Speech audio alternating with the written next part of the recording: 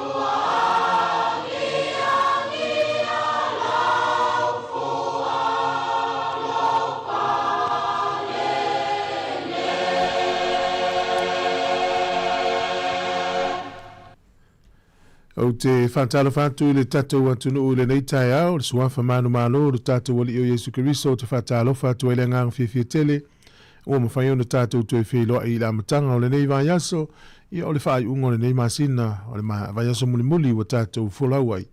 Whaftai e le tua lo nang le lei malo na lofa i lana ta inga mana na tausinga i lo uso i fua molo ola. O le au nang amata le nei a le siu fonga le no mua au tatou e le asong fua le asa luas fulu mali lima le masina o me lua fi luas fulu mali ono. Ai o la tatou pesen whanongonongo le vi inga o le tua, a mai alea ia o le whafonga lea peua, tapina ina le tatou sauninga lotu, e a matalia ia tatou whaasara laungo le nei a sofo ta lofa lava.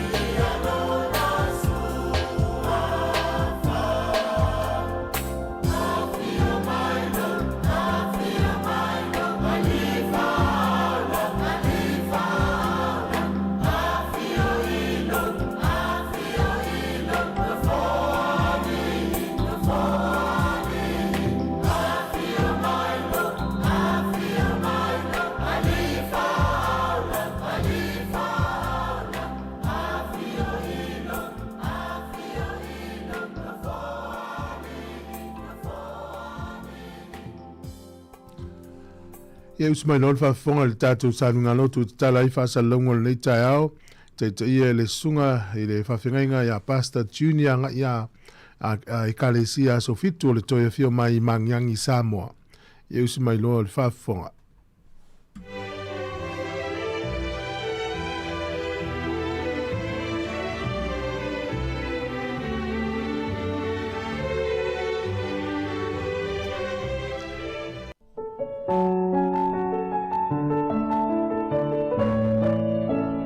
Kalau Fatuma, kalau Fatuma kai kai folk, kai vaya sekolah tatu dia ni pemelan ni tua, natu sa untuk mawa matatu mawa patasi se weekend sekolah apati sa family di ia le tua ni lei lei tu mai ifani ni lei yang tama ko ini ni vaya so kau ni tu fia mai ai fa so wo mai tu wina lei tai ni le tele maleano no io afita udi ya o yai fo ila ngona ma manatu e ko dinga mai ai wa fa lu fesasi ma u fe me ai to tele ya ma u yai le la ngona o fe mu mi ai lo lang manatu ta ya le nei fa manatu tele le o le tua lo tatu o na yai ele o se tua na te foi se me ai fa na mun e tau no tatu mana malama ai ole e au le tale le ia fa manatu pe ia te tanto ia ide nei fo I ta au mo nei vai sfo ia mai le fa so il tisile a Paulo le kale si e cornito mo cornito sfufa ia alona foi ko tor sfuto roma nino al fa mtalanga le apostolo Paulo fa manatu ai le kale si le ke sian fa mai foi po tor sfuto au wa ole tua e le ole tua ia o le faso esa a o le filemu fa pei o le kalesia uma le upa ia o le mafu anga le tusia i Paulo le tusile se i toi momoli ale fe au le kalesia ma toi fa amanatu le kalesia lo la tu tutu ia aua ne i tu fa atasia ne i fenumi ia i le tale le lei ma va aingo le lorlangi o le winga o le upu le fenumi ia i po le e o mai le upu le papelonia paper le taua ho ile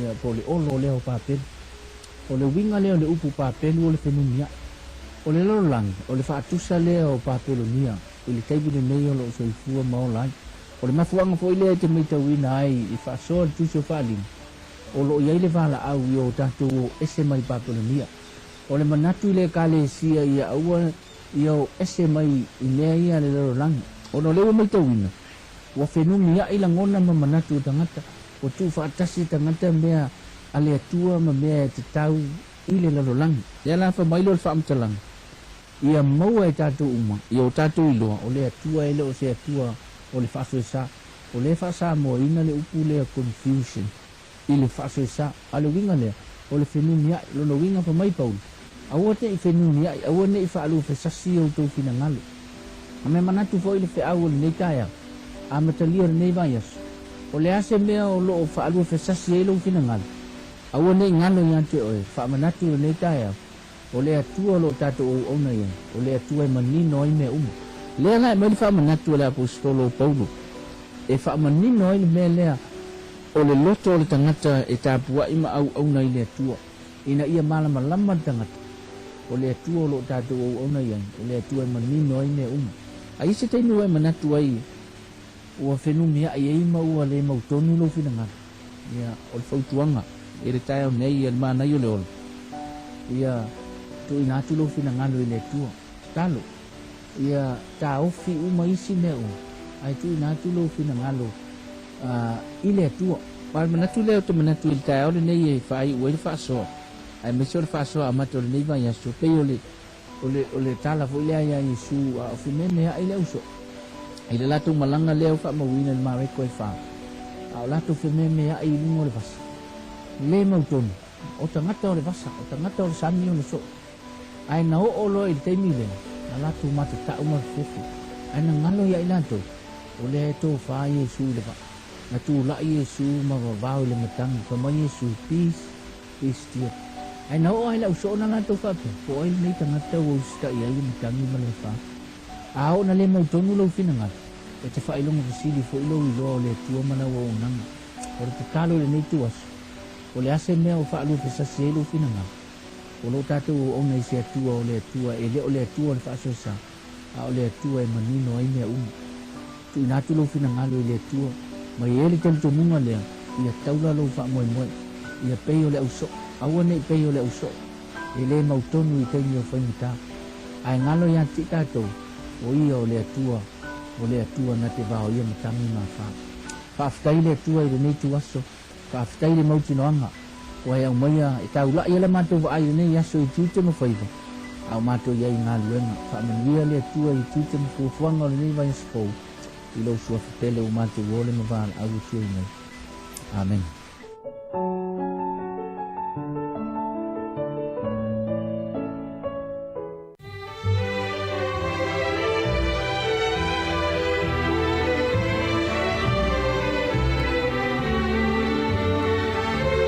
O le na ua whaafonga le tunu i te tātou saununga lotu o le nei tai au i te tala ia tātou whaasalanaunga saunia le sunga i le whaawhingainga ia Pastor Junior nga ia e ka le sia sofitu o le toia fio mai mangiang i Sāmoa. Ia o le ngang whaaftai muri atu ma le whaamalo ia mnuia tele lau sunga ia miset wharitua ma le ngali i le ngate leo le ka le sia whaaftai mo le tātou sauninga lotu. O le taimi lea ua sifuru toru menute ua te nei fitu te tautua le siufonga le laumua ia o le vi ingo le atua mai le kalesia sofitu o le toia fio mai ia mai le si o vatu le ngo le Eddington i Christchurch o ina ia i le kalesia ia maripese ua whaingoina o mai ina whaamanu ia o na whangasolo leo le tātou porkalame le minute i luma whafonga lea i le tātou porkalame o le ata o le taia o tā lofa lava.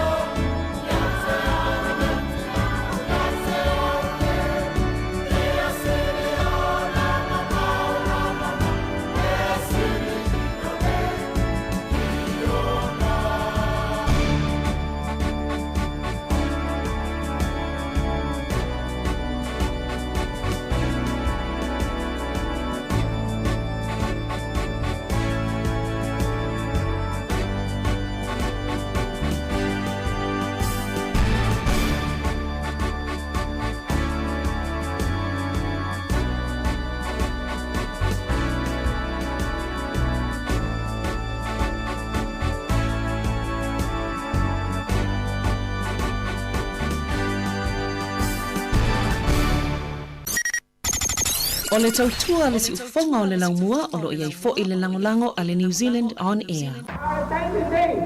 O le a wa ma ku le tato pa bia. O le a to a le le po. La ko ma va wa ko to le tautai e seno na. Ma o le a o pese a ku la o pese le. E ka ua o le laula o si. O na po na mua. E mua le laula o si ba. A una to o pai mai si pese. A una to o pai mai si pese. Le a laula o ko mai boa i le ma ko laula o si.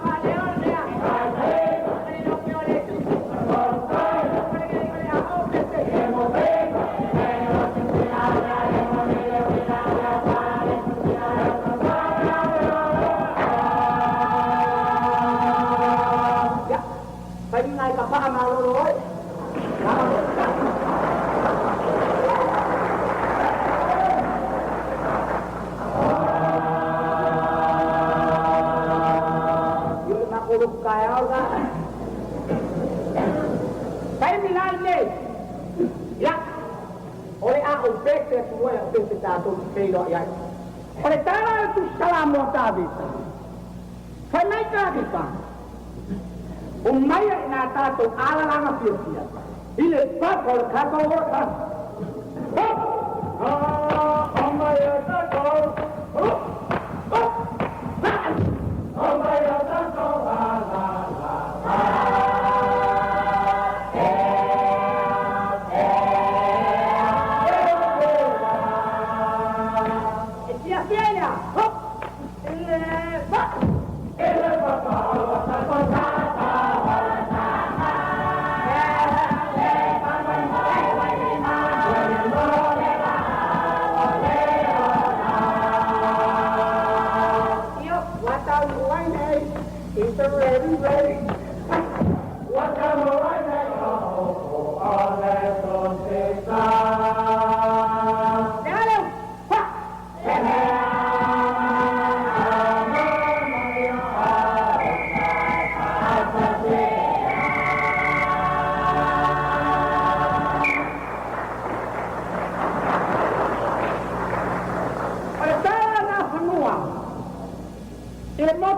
mātou sa vai.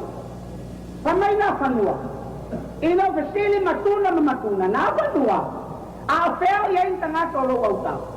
Tāle in tamai tai. O le vao, ua tangata a toa. O le vao, o le vao, o le vao. O le vao, tangata a toa. A toa.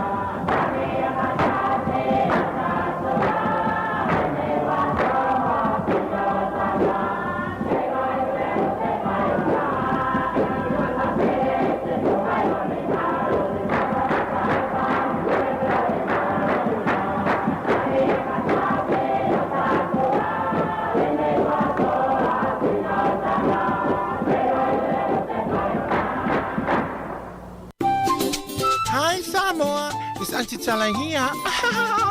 Instead of Fifi Falo, ile atau le tayao. Laugh of the morning. Sufong lo mua, atau le tayao.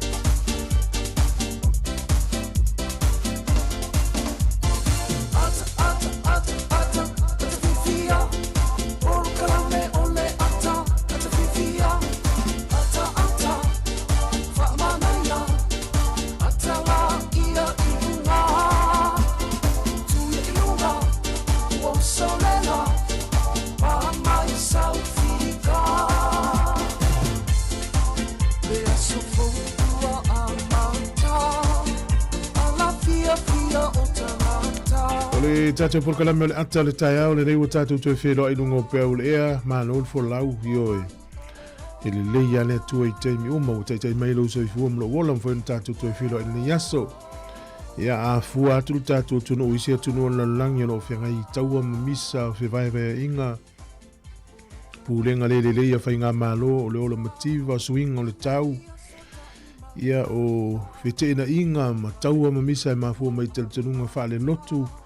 Ia o le tatou tonu ne New Zealand ia pe foi tono polirua ma Wellington e atua e tali tonu sa manuia ia tapo inga o le aspa ia le tua nafi le walo atu ne tatou a inga ia Amerika Hawaii ma Amerika Sāmoa ia la tu tapo inga le yaso ia tatou ia le wa ta pena moa onga manga luenga ia wala matanga le vai fo le fai unga por verso muri le masino me eu folo fa 12 pot tatou por kalame ma Patalo fatu ne tatu matua tausi umala vetono a inga fale mai ia moto lo tausi e utou ia ringa te le malo se le tudu mana i whanau ta pena whanau ni yaso moa onga ia mare lasi o tatu tuno i fuafuanga tanga telewa ia o e malanga ia meo whamoimoenga fale a inga mturang whapena ia leo tatu ele tau le song fua le vai ia masani ia tatu yaso ia le aso fatu tu ngata ia le nei ia manatu atu sa umaso ia tatou asong fua ho matanga te whinga luenga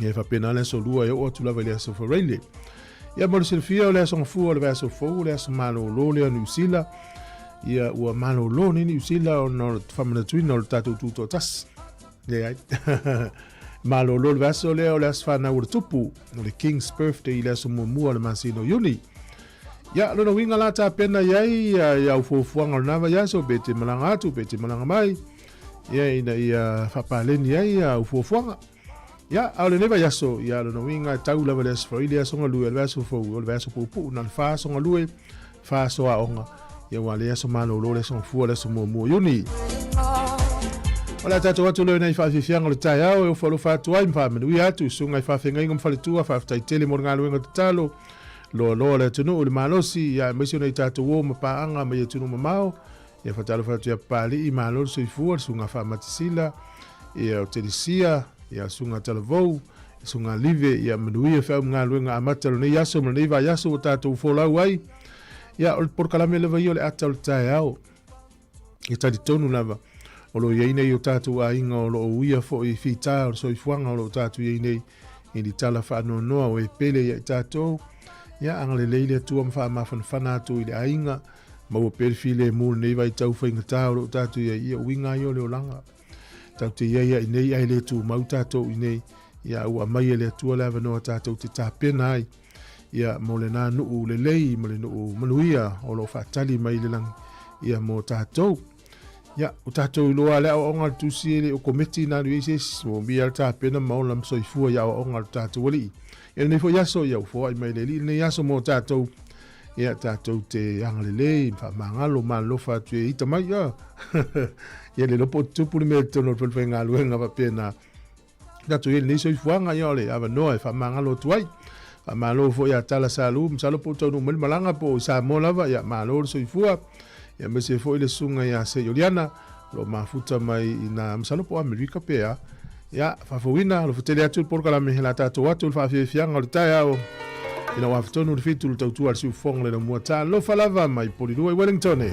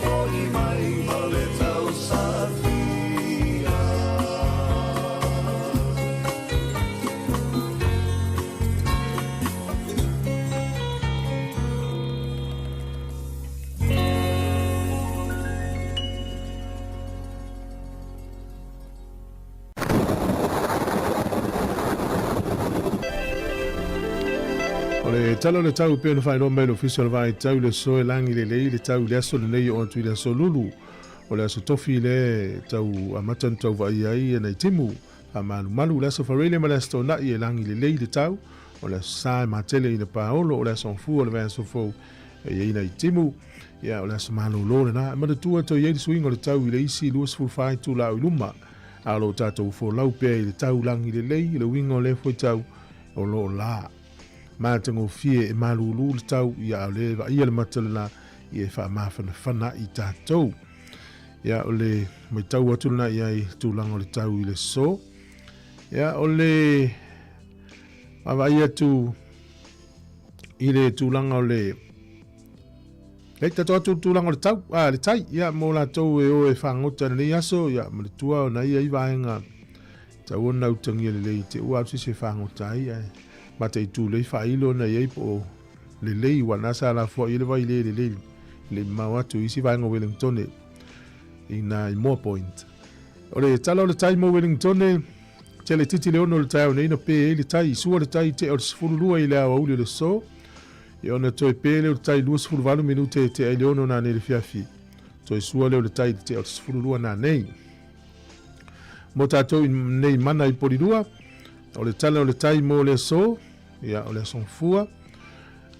sua le tai nei le lata le lima le veveao pe le tai te o le sfutasi nei le tai o nei ia o le toi sua le tai le te o le lima le viafi ia o le toi pe le o le tai i le toi sfuru minute i le itu la e se furutasi na nei le po ia o le tala na o le tau ma le tala o le tai mo le silfia e le tunu ia o lava la fola na se leni nei aso ia malo ole au mafola tasi tala ni usila ia mawala utupe Sāmoa e tala limas fursene ile aso nei tala limas fursene tala fiti ile o tala lus fufasene tupe Australia e valus fursene le tupe Amerika e lima fitu sene ile aso nei o tala fiti ile o tala lus fufasene ia male tupe tonga pa tonga testesi male lua valu le pa anga tonga i le aso nei tupe Sāmoa le o ye tala limas fursene ia pe ala fo lau tupe New Zealand i Sāmoa ia mano la vale anga le ia tatou se mai la no family anga soifua mo la to umar soifua nei aso fa tar fa tu por kalame ia mana tu tele tau sanga wang le tu ia te o fa popo i lo soifua mo wola ia o tatou email level na mo asfa na upe afia mai aso fa na at samoacapitalradio.co.nz aso fa na at samoacapitalradio.co.nz pe afia mai se fa menu yanga ia nei la solus furu male lima ia o tus fai taulo mo le mo ko ni tus furu lo fe upe lu furu no pe a fai ti ngale tasi tutino ia ti nga fa tasi e tutino umalava pe vi ia le tasi tutino ia oli fa tasi e tutino umalava ia ua fa talaina fo tatu oli ia fa pena o nga paulo ia ole fa tusa ia ile kale si ile tino le tangata ese uma ona i tutino tofu maleo nga na lela fa mel fo tuanga fa ti ngale tasi tutino ia ti nga fa tasi e tutino umalava Pavi ia le tasi tutino ia oli fa tasi tutino malava. Ia ta uan mo ngal lu fa tasi. Ile yaso ia malu ia lo waso ifua ia pese nei family to waso ifua.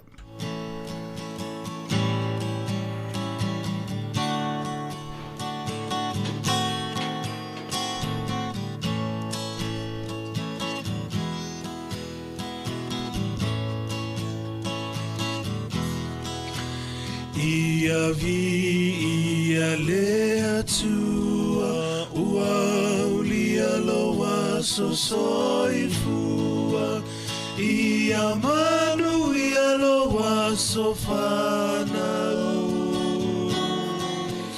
famanu ia lea tua ia lea tua ua ulia loa soifua ia manu ia loa sofanau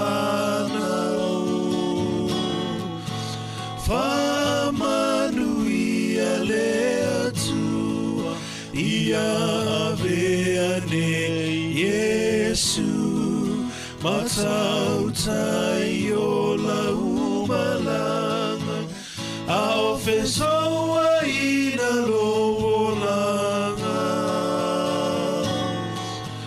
O Yesu le tai ala, ia aveane Yesu, matautai o la umalanga, a ofesoa ina loolanga. O Yesu le tai ala, a ofesoa ina loolanga. O Yesu le tai ala.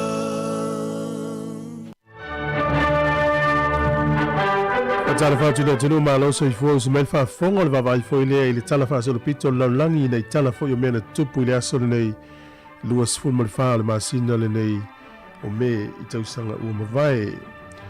O le aso le nei le tau sanga tasi ono valus fu mal tolu na fai ai ma fa vaina le museum a le University le Oxford University to tono Englani.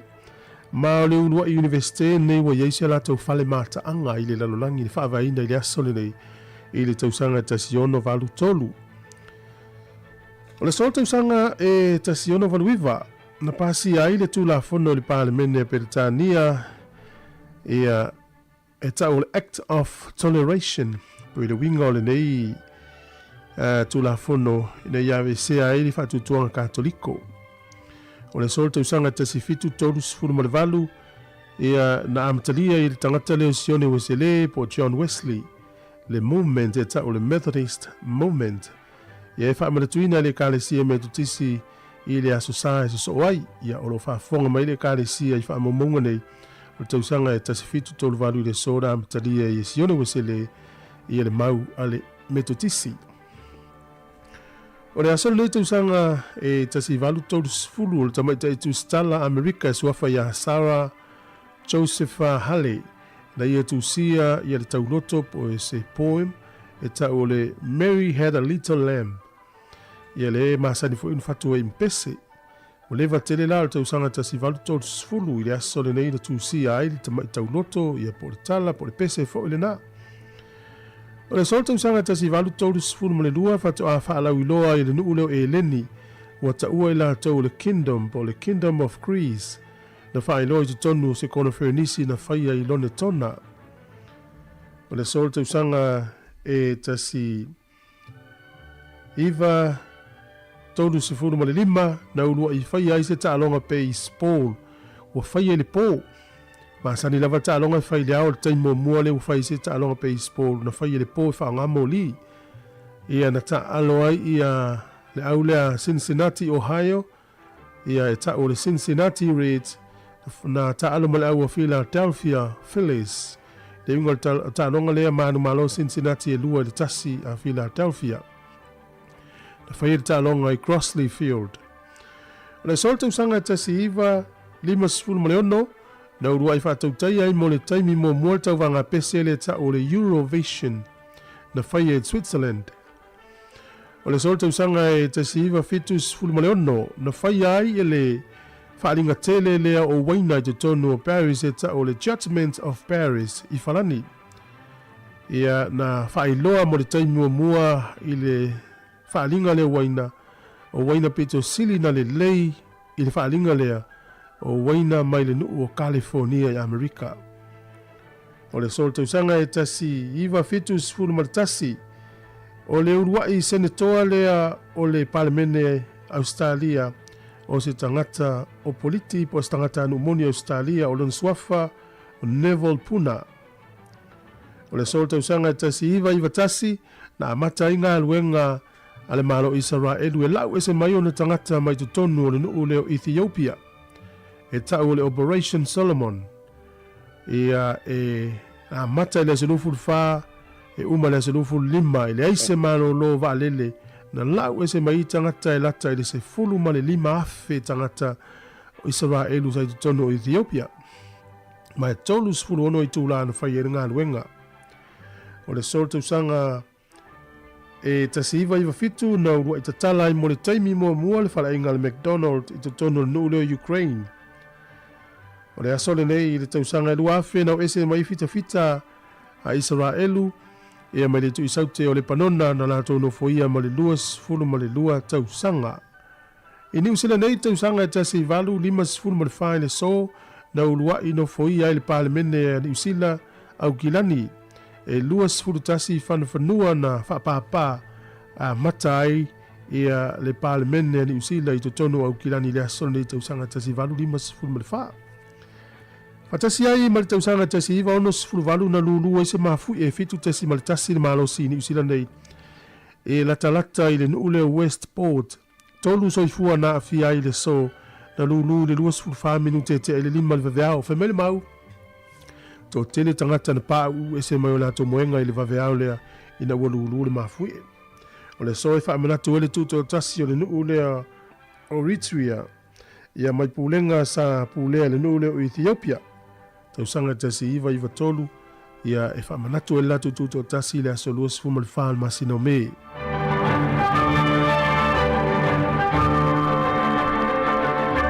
So no le whapoponga o tātou tala le te masani whaftai lava. Iwa whamal tau tual si whonga le no mua le ua toes fulima minuti el valu. Toes fulima minuti el valu. O ia nofo manuma tamaiti ta pena e o le aonga.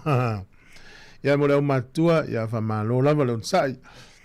Na tau ia ua manava mai, mano lava le wha manlosi. O le mele o le whenga luenga pō, so le e te nofo atu e peise maunga te lele tū mai au luma fo lele. E mese o le mane i se vanga mastan loanga. Ia a o le matua e la ngona lo fia eva i le vanga al tō a inga le wha. Ia mese pe a main malanga mai Sāmoa. A te vatu le teimi la tal te mwhenga luenga. Ia na e alu lo lea. Ia e whenga tai o le mele o nga lue le pō. A lorna. Ia o le te fia eva i le vanga, watu o le vanga ntua manai ia sauru koko. Ia lingi mara koko, whawewela mara le koko. A leu watu o tasi fururua, e te amata lima le vaveao, po le wha le vaveao. Ia o le ala ua e fia eva, ua ta tauna whaise mana o longa, ua te usu le vaveao, te whainganu. E whape nal, so i fuangalo tato ia. Ia ma ue peana whape whaingaluenga, tangata le au, a ta puni whaingaluenga le po. Ano no fo matanga te ia inga fa ngale po e vai mfia i mta male ainga ngai pangale yo swinga lo langi lo tatu ia e te tau ana ngaosi o loa mfaianga luenga ina ia mautinoa o lava e le sapalai o lo mo mia tangata uma wa alenga luel po ia lo winga o tupul vale ton ia o le lava ia o loa ma ia o nanga au ona tuai i tangata fatalo fatu sunga Filipo no mia ma lo so i fo mluia ia sunga se yuli siuta sua ia papea ia ropeti mai lata le mafuta mai salue manono o matango fio le motu i manono i tai au fape nei wawai atu le manei o le tai au le anu le upenga ia malo pesunga fafuina malo le soifua ia Ellen alof te lea tu manuinga luenga le yaso sunga sione tupai ia papea sunga saulo ia malo lava ia le fionga nai malo ia manuia le tai au i fia unga luenga ia malo loa le tatu tunu ia o ki male tio falongolongo mantua e fa awala i moli to itato faselo tato website le na o le www.samocapitalradio.co.nz o le tato YouTube channel Facebook ia ma le frequency o le tasi ono tesi ma le tasi fa mo te maua ia tato faselo nga pa vi fianga le tai au ma le fepese le va eva ma le motele se la fai sfuru minuto lo toi on talia le itu la valu le ta pena mai ta tu telefon tal valu fatalo fatu lupe maluia tele tai au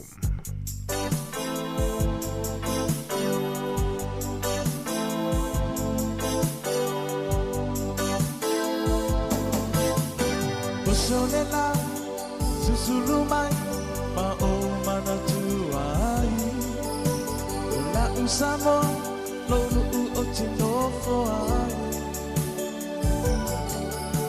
te fa apepe na ngalo tu o ele mai Samo o le penina o tivia fia iai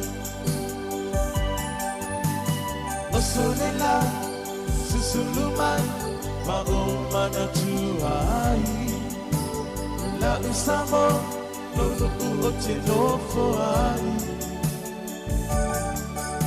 Te whaapete Nangalo tu oele maai Sāmoa o le penina o te fia iai Angi mai se tangi e mamali atu ai Ano whai raku Sāmoa matalasi Angi mai se tangi e mamali atu ai Ano whai raku Sāmoa matalasi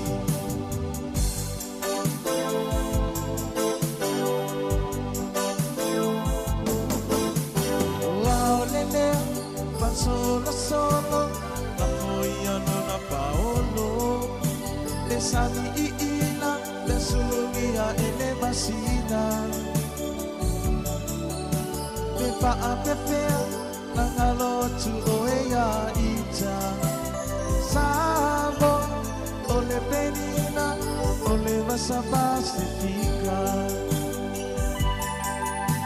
o ao le lea ma solo solo la foia non ha paolo le sami ila le sulungia e le masina me fa a pepea la ngalo tu oea ita Sāmoa o le penina o le masa pacifica Angi mai se tangi e mamali atu ai Ano whai raku Sāmoa matalasi Angi mai se tangi e mamali atu ai Ano whai raku Sāmoa matalasi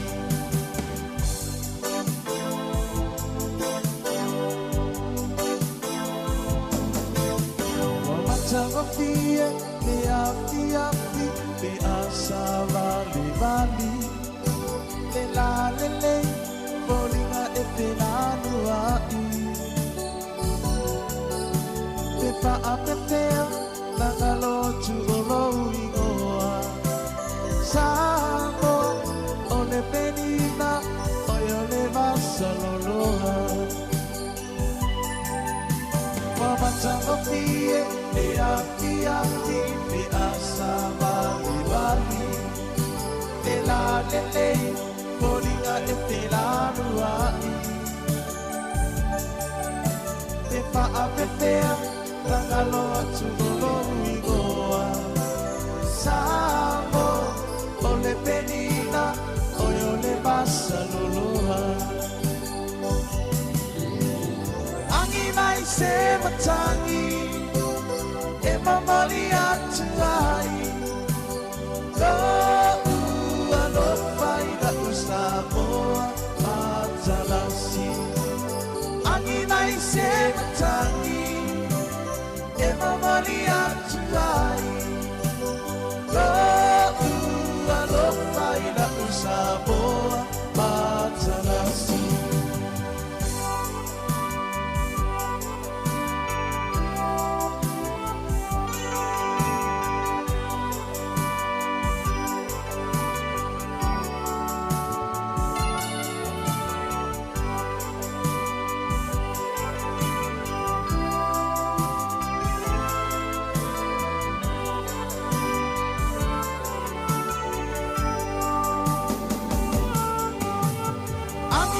Se matangi, e mamali atu ai.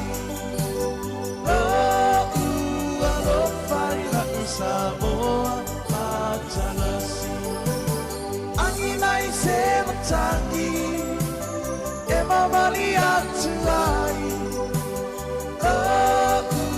Ano whai raku Sāmoa matalasi. O le pese na tusia e le sunga e pestali o tuanai na o tuelangina lo pese le eva ya o le atunu pele o Sāmoa hangi mai se matangi se momoli o to yo lo faanga i so tatu tunu fatalo fatu uso ya fiso toe le mafuta mai Sāmoa ia fai malia le tai au uso ia matalia lelei ia filifili lava o le tusi na umomo atu ma le tusi tāua fai lau filifilinga ia filifili lelei o fatina lupe ma lo lava ia le tai au lava ia le songfua ma sani tatou iaso ia e fameltoina wa ile taunga na ia nafi e toi favela mai ia ole tai au la nei o le songfua ia le na tele le tau mafa nafi le sa o se fuanga waso la maso nei waso la ia tatou lo lava nei o tatou a inga i Sāmoa ia pe tau lo tu to mai ti o matua to na i mawa e le lai al temine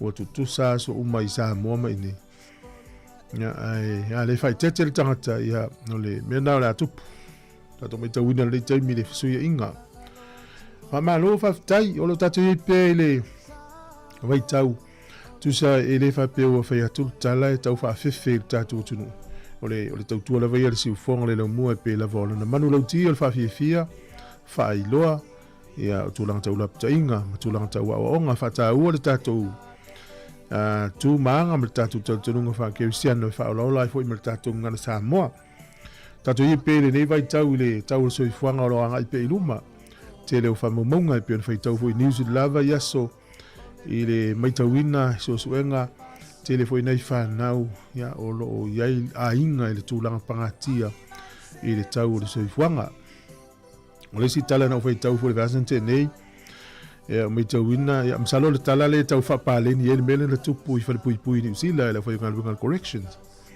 e va pe o to tele la tau e o suru atu i o nanga fo i su e mai ni e mau tau mafafua e o le ainga lo winga pe tau ta soifuanga pe ya mo la to ye o ki lani wa te lo no fo ile West Auckland fa tenga te no fo Henderson te fenga lo ngal manukau o le matua tong tal pensini le alu mal to fo ya mal to fo ya lima so te fenga lo ngal oka ye pe o le tu langa na ile tau so ifuanga fa popo mai tau so au ya wa fa pe na o tatu ile ni time ya ale wa mai le va no ta u le ni time ta to te fu le ya ta to me to fai mo le me le to fai ya lele la tatou se atu fa fi fiang le tai au le o te pena mai tatou telefou to fa minuto lo to le tai le valu to fo lo fa tu programme fa minu ya tu le tai au le tu no ta lo fa lava o le tau tu le si fong le mo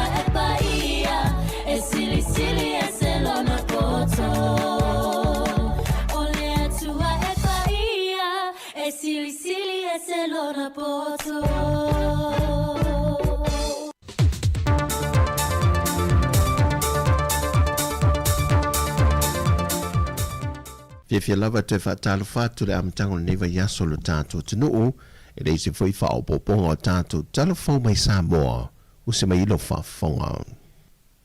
Wa mai a whaata oto le porokala me atoa mo tawurumanga o le whaamana tuino le ono sa fuma le whātou sanga o le tuto o tasio lo tātou mālo.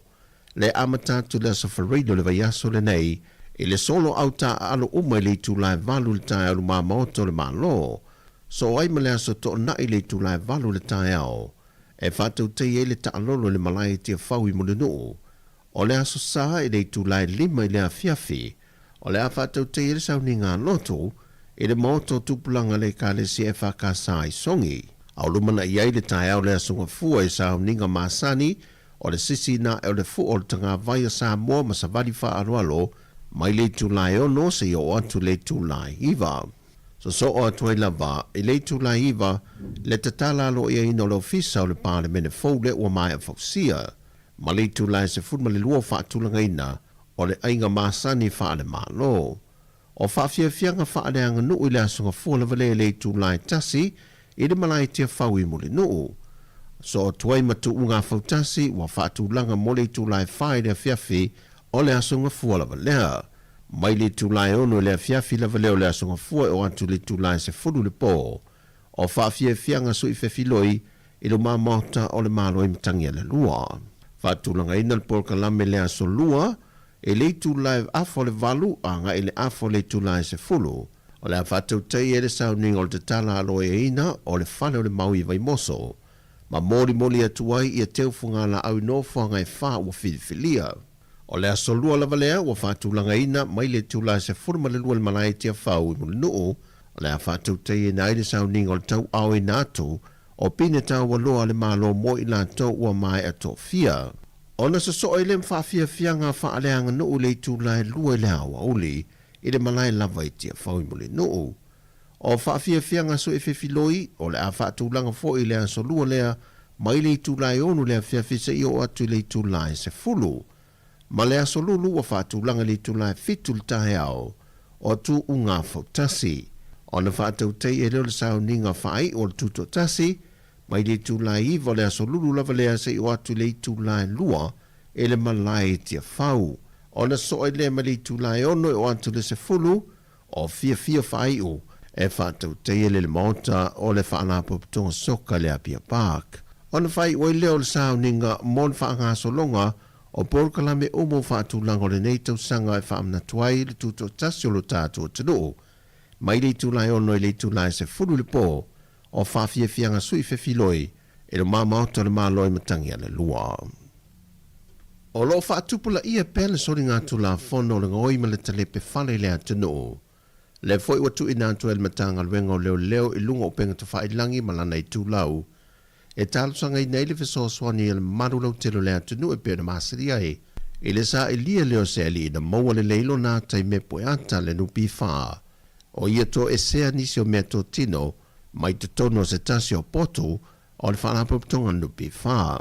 E na ua fisilingi el mtanga luenga o leo e le toi alia e ma whaa o popo le whai numera, o ia i tu ai ngā sori ngā tula whono, ma whaa i loa mai ai, o le tele lava o sori ngā tula whono le talepe whale manangoi, o lo mafuri lava le tūpao tala vau, au i lātou nei, a le o le toi mawhai o na whaawa wina o a onga, o le ai o ni ngā luenga. O le soli tula whono le ngoi ma le talepe whale, o lo o mō lia i le ali, pe a whai atu i nātu i te tonu. E nātu tasi i le swinga i le laulawa whono le fontele le kāre si e whakasā, i na ua mai ala na whontanga o le neitau sanga. O le sunga ia vise si o sanga, o tōwhia i le tōwhinga o le teu oa, po le teu tupe le kāre sia. Ai o le tōwhinga te whono lua whirua ono lua whirua sifuru ma le fitu, o le sunga ia pāle mia tau ili, ma le sui te whono, o toi pālo tai nei le sunga ia ene whatu le sā. Ma le sunga le whailau tusi ia tai pisia le lua. O le sunga ia vise sio, wa sui tu langa i le sunga ia mele pone i sara. Le foi wa tofia e ngalue le nuu. Ua talia le whaamasinonga le tālosanga le runga li e ana le polokalame le moto vi inga mai au se tālia. E toi whaawau le la polokalame i lunga o pengta whailangi e pe on tālosanga i nai e maua se le ni whaawau viso swani lona a inga. Ai o loo whaawau i nei lalo o tuutuunga e tapu ai o no la toi tāngo fia pe talo no ina se vaenga e tasi o mata opu ua fōrasia mata oto nei le whaamasinonga. Ai ua te ena e le whaamasinonga le tālosanga a le tamaya a siata vaoliko e whaia mai eila na mōri mau whaonga ina o pengta whailangi ai au mau lava i New Zealand. Mau atu ina atu e le whaamasinonga le aso lose fulma le fito le maasina le nei e te tau ono o atu iei ua o mai i Sāmoa e tu la i lumo le whaamasinonga e whaatino eila na mōri mau. O le tangi le tamaya a siata le whaamasinonga ona o le whaalenga ina o le tamari anga o se tangata e ala i whaasalalonga leunga li i le la porokalame le moto vi inga. O le atuli lo pēr au telefou le taunu unga o lea fo i mata aupo. O talafouia i e leanga le leo le tua le amatango neva yaso lo tātua tino pele whaasoi foia.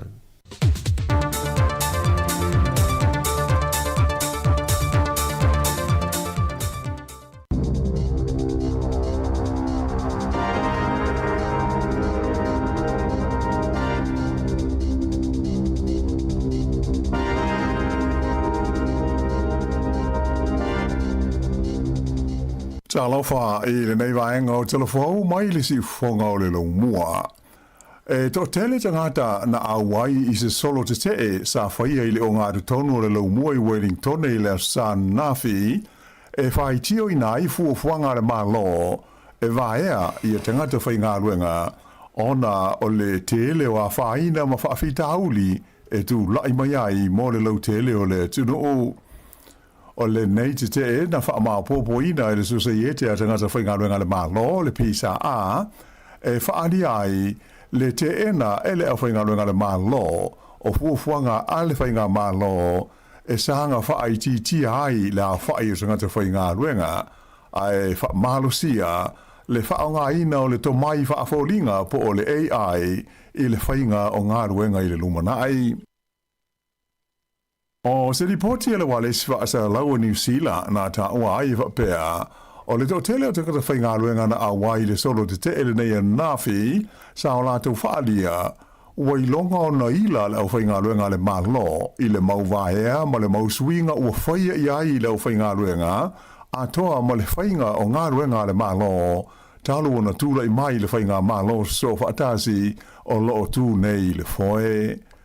Whaalia e stasi o tangata ua tele te usanga o nganue ai le malo, o le mea o mai te wina, o loo tau ma whaile whai ngā malo lea o loo ta ita ia le national, e le peti ma whaaleanga le mau mea le lei ua tele te usanga o whaatino i au nanga a le malo o New Zealand. To tele fo i le o fia i le fuafuanga, e whaata ua ina ai le to mai whaafolinga, e whaatino a inga ruenga ia o loo whaia tangata i le taimi nei. Wa umana whailo mai atu ngalunga o le pule o Wellington ya Andrew Little i le te leo la whaina o le whaititia o la whaingaroenga le malo i la ti na e o pisi nisi la haiti te tonu o Wellington a e whape ai fo i maisi ai uma o le tu malo tele o Wellington ai o se manatu whaalia mai le whailo tusi au hao le pisa a ia Fleur Fitzsimons na ia tawai o le neifo whanga le malo o se whainga mauti noa e ta lepe ai le mao pōponga o le malo a toa. Ta ua e te maita i whailo tūsi, o isi vaea sa whaia mua e le malo le nei, e ho o maia e le taimi le nei, o loo tele lava a fianga wha le tonu ma le mau wha a fita hauli, o loo mai tau ina i pēa. Whailo mai fo e le pelestene o wha la pōtonga o unis so whaatasi a tangata whainga ruenga, le Council of Trade Unions o Central Grey, e le ai se vaenga o le tunu o le asao, mai a whaina ma wha le tonu, e mafua mai i nei whai unga le whainga malo. Awa o le mea moni lava o le atupu nei, o le wha malo lo lea mai a la tunga luenga, o le to tele o te ngata whainga luenga le malo, mai lava i kaitaia i le tumutumu o le motu i matu, e o atu i le e a ai o Invercargill, po o le nuu o pito i saute o le motu i saute o New Zealand. Tu sa male kuata o tangata uma ia o lo o maututongi whale o isi tangata I New Zealand le teimi nei. O lo o halu le toru se 4% o la tupe maua pe o le silia tu foi e te tongi ai ia whale. O ia wha mau maunga sa wha I lo mai se li poti le matanga ruenga wha mau mauina foi no mela le malo New Zealand le stats and said. E se 45 ta la le o le a si itia iai e le whainga malo ia le tupe feso soani e te tongi ai whale o le malo o lo no fwai le tusa o le se lau se fulmal tasi afe o tangata e maua lalo o la tupe maua o le feso soani lea e ta ua o le accommodation supplement a le malo. Pe taila e valu se fulfa afe le a whai o isi tangata o lo o mauru tongi I whale nei o le malo o le asi tia le tau o la tau whale mai le 25% o la tupe maua anga I atu I le tolu se 10% o lona winga o le a taungata pe whaau pōpō I a leisi tolu se 10 lai le vai aso I le tau o le lato rent o loo iai I le teimi nei.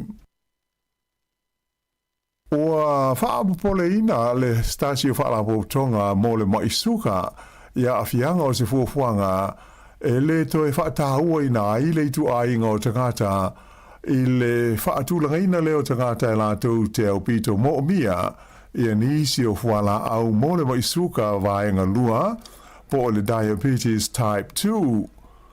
O tangata Maori ai whapea ma tangata Pasifika e whaingo fia o na maua maa fia lātou I diabetes type 2 mai o le tausanga I luafe luas futasi lea na whaataua ai ma awe le whaamua ia I lātou nei mo nisi o whala au e tonga fiti ai lea ngase.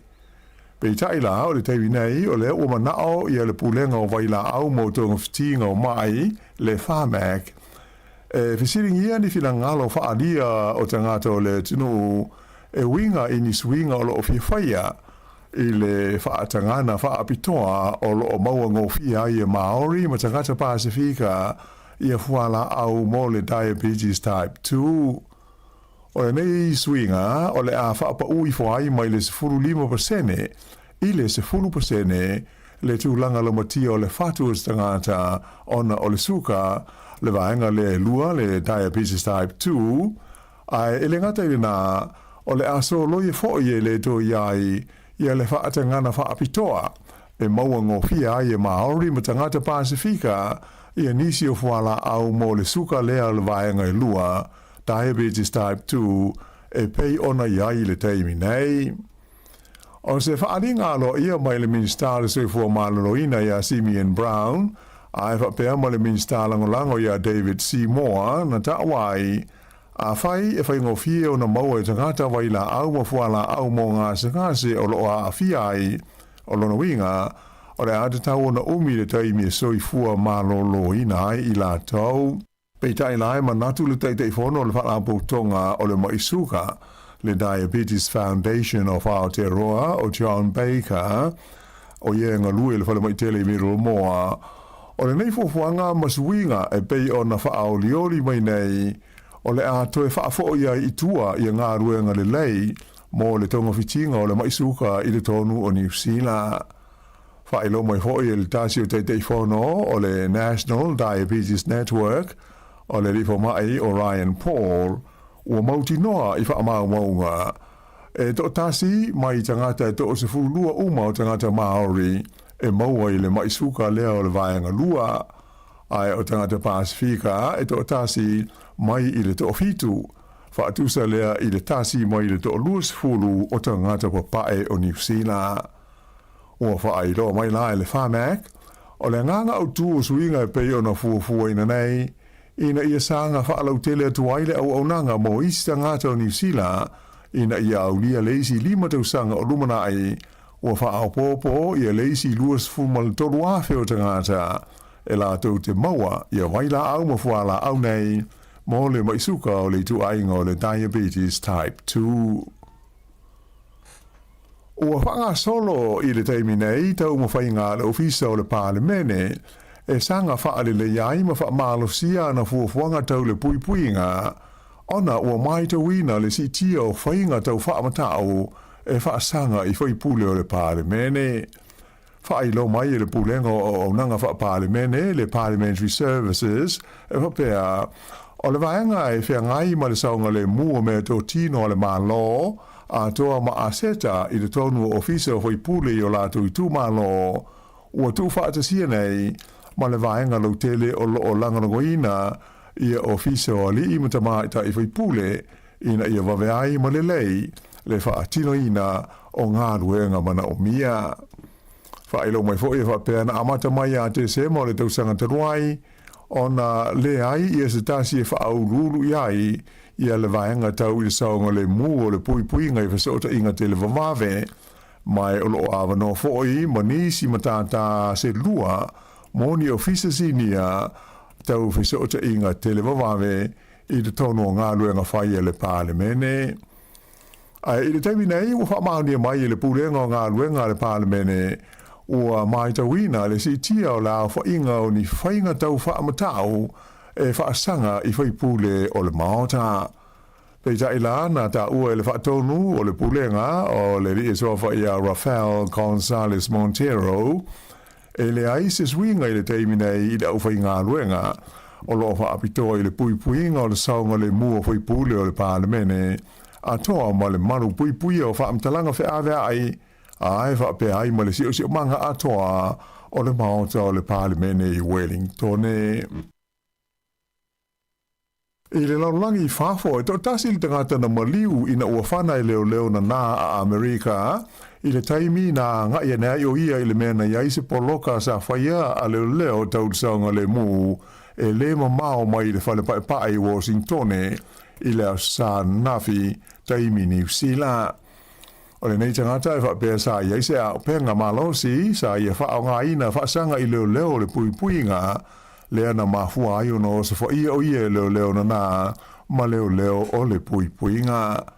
Whailo mai e se sui o leo na nā, po le Secret Service, o le teimi lava na whaonga ina ai e lea tangata se whana, whaasanga I leo, o le teimi fo le nā na o sa whaia ai o ia, ma manua ti ngā ina ai.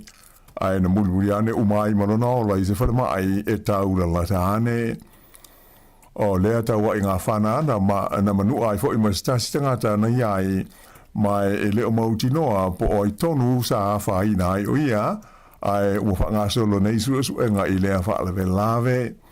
E le ai ia seisi o le vaenga o leo na nā whaina ai ai na whailo mai sa iai de tonu o le whale pae ia le pelestene ia Donald Trump I le taimi na tūla I mai ai ia lea whaalawe lave. Ta ua I se lipoti le CNN e whapea o le taula lea ua maliu luas fultasi tau sanga le soifua e ngoa I ana Sia Bass o se tangata sa fia foi I seisi mata aupu mua atu mai loa le lei o ia le FBI whapea ia le vaenga o leo nana Amerika. O le whaiunga o le tausanga nei, e wha umalo ia ai, ia le tofinga o le li o lo a venei ma whaurulunga o le wales whaasa lawa New Zealand, po le Radio New Zealand. O ia lea o le li e soa ia Paul Thompson, o se full toru tausanga sa so o a vea o ia mo pule whaatonu o le Radio New Zealand.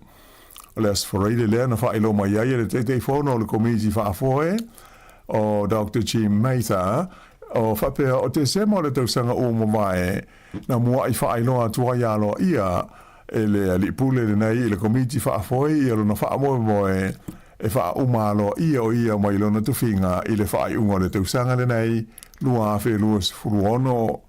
Sa ia le fuafuanga e whaatoa whalawa I tele mai le komiti whaafoe, le nei tūlanga I le vairuanga o le tausanga le nei, aina whaalia le teitei whono, ua wawe o na tuina mai le whaasisilanga, ona o nisi o tūlanga le ma alofia ua ali ani mai le nei taimi. O le amtanga o le masina le na wha ilo mai ai le wha tio ina le sui pāle mia o ia foi o le teitai o le partia le act o David Sāmoa o le pulenga o le Radio New Zealand le na ia ta awai e ta ua tele le mauti noa e le lei tangata e vea ma sui a wai o le komiti wha afoi o le wha lapo tonga le malo a wa o tangata ia e le tau na la tau whaien suinga I le pulenga o lea wha la poto tonga o si moa I lona tūlanga o le sui pāle mia o se tasi o le au whai sea o le Radio New Zealand wha pe ai ma le TV New Zealand. Le fo i sa ma fo i aini ana whai tionga e wha pe a wa fia i mea wha aporo kiki. Ua suia le ingo ta longa wha i tu ma loa Wellington e mo tangata mātua o le wha moe ina i mawai la vanoa mo le to tele uis tangata uma ua atoa le ta i onus fundo sanga le soifua e a wai i a ta longa. O le ingo fau o wha ingo ai ta longa nei o le active at any age le o le atari malo ai le Wairarapa Event Centre i le nu o Carterton i le aso lua o le vai so nei. Whailo mai e sui le community whaafoi a mi e le Walker, o le nganga man wha moe moe au tu, ina ia una ia la umarutua e a waima a fia ini ta longa mani Paul Kalame e wha ngā io iai le tino. Na ia ta au foi o le ngona ia mo mua o ia ta longa o le Senior Regional Games, sa pe ia ia fōlinga o ni ta longa e su e aini pine mani wha ai longa. Ai o le aunga man wha moe moe, ina ia manoa mo so stasi e fia awai whaatasi atu iai ma toleni ma whaamalo stino ai ma mawai ma le fia mahuta i isi ta ngata mātutua.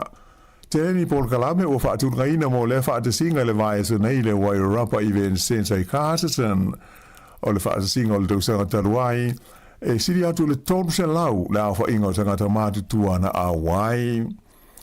I isi tala i tā alonga na tumu le o ngā tono le ayo au kilani le sa nafi e tangata sa whaalia lo la tau fia i le manu ayo le au soka le Black Knights a le Auckland FC i le Siompini o le A-League i le vaenga o li o le ata longa mata ina i le Paulest o nai i le Malaya o le Go Media Stadium i Mount Smart o se teimi mumole nei o whaia mai ai i New Zealand le sa ilinga o le Siompini o le ata amito sanga.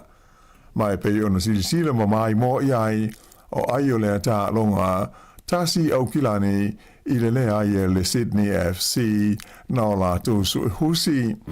O le aule nei o Sydney o whaalima o na Siompini ai le ta musanga le nei o le A-League i le vaenga o li ai o le au kilani o le teimi mua le o Siompini ai i la tau talu ona ofi atu i lea ta amisanga soka Australia i le lua tausanga ua mawai. Sa whaonga aina se pāsi e malanga ai le au ta alo ma le ipu a ofa ai tu o la lua i le tapo inga i le Queen Street maanga i atuai i le ongātu tonu o le taulanga i le sa anafi. I kirikiti whaalawao mālo, o le tupao ta mai tai, le ana malo ai i le White Friends of New Zealand i le awa engelani i lona lua o lātou ta'alonga o le series, o le vaenga pupu o ta'alonga ta ilus furu ova po le T20 i le tai ao le Sanafi. Santa Momo New Zealand ma o lātou ai se lau fitu se fulu ai lima le lātou pē. O na tuli ai le engelani se lauli maono ai na maua ai ono la lātou pē.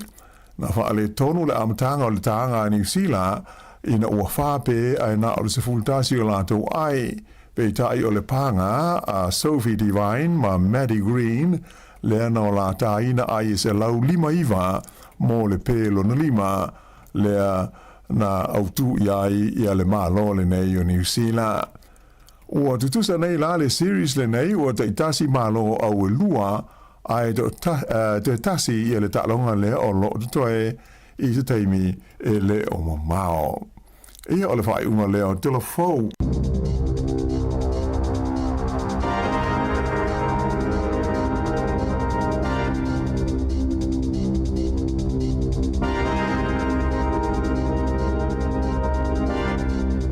Le rau whaafonga le tunu i tātou telefou a mātona nei tai ao, pe ona tāpinene le whionga la wana o Tilawa, ma le sifonga lau mua i Wellington, New Zealand, tala mai Sāmoa, sunga ia tāse Salem. Sem te whaafonga le tūlai vale tau nei.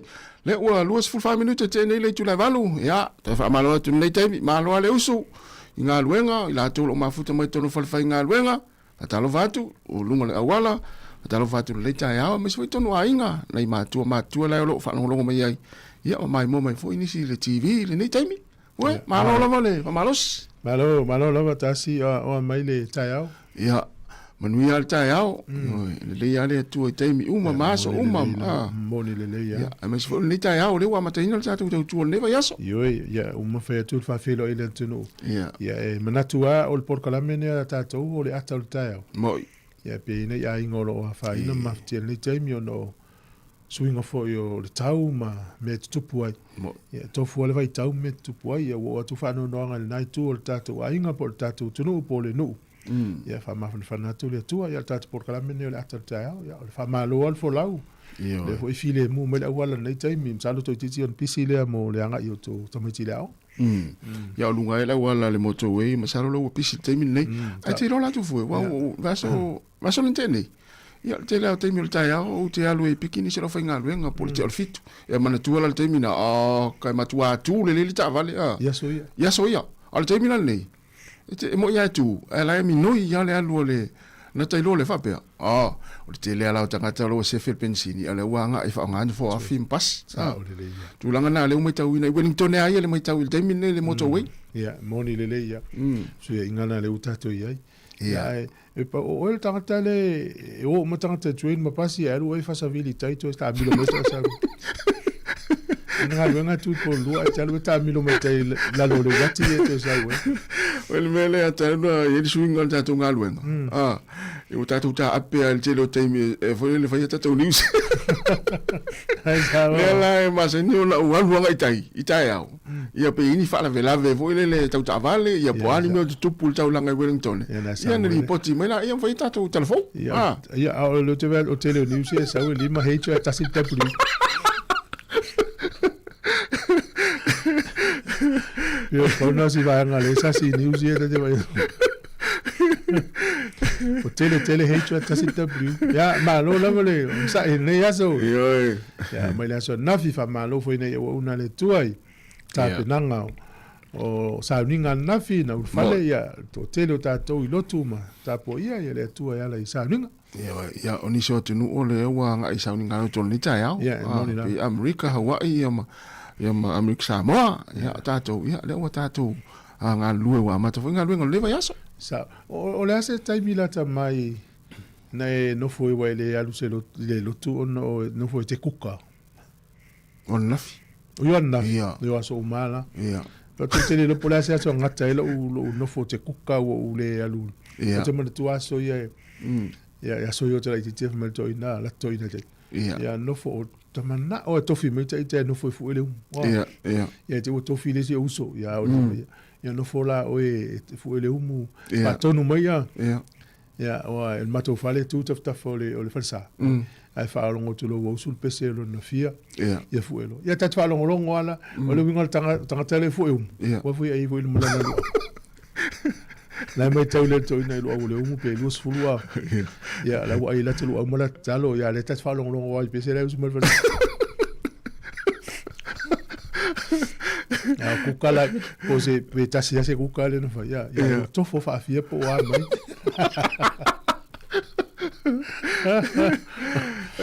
ya mola to ye fa longo mai tu ila ko mi Sāmoa ya to fo le ya o zona ti o mai la kuka o le ato ya na inga senga sa ta pena o lo le popoto ya tanga te ye kuka fa ya la tu tala te mi foi to na ya te fa longo tu fa mai ya e fai fe ola tafia ole kuka ai on te mi ai si ole la ngona so tafia ai manongi ole mo tu le te tono na tala so e sa oi ma se no fa longo ai o ma se no fa longo tala le ia wa o te na kuka ai sa ole le so e ole ale tele ko ole fa le mana nei o me ai tu lo ni tai ao ai ata kuka ia e on te mi fo le o tana nau ai le me ai le na to so le matua tili te tono we ngata usala o ma onga sa o ma ona sa o kuka ya ma lo sa na matua ya inga talo fa ya o maluru ta to ni tai to no yo ma fana lo potu ma lo moenga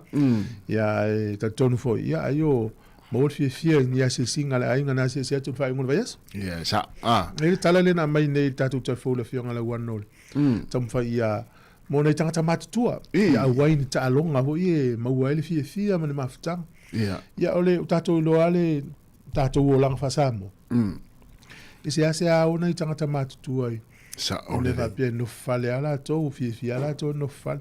Yeah. Ia, maualawa noa e.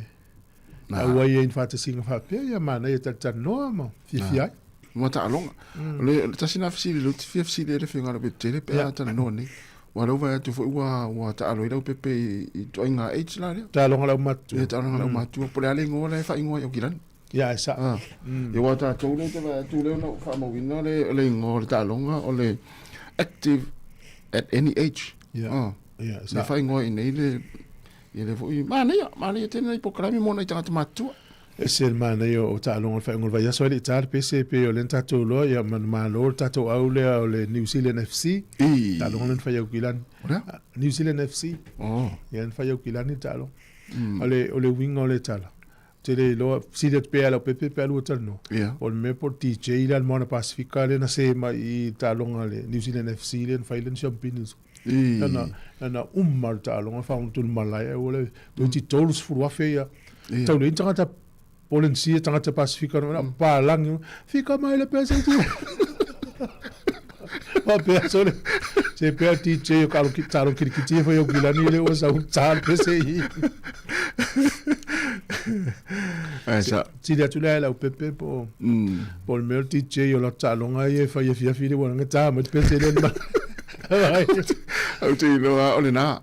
No inga lo te lo te le plus mais sta mais alo wanga I le au le soka wa. Al me lo tala mal tu a champini se au so tala fa so pito.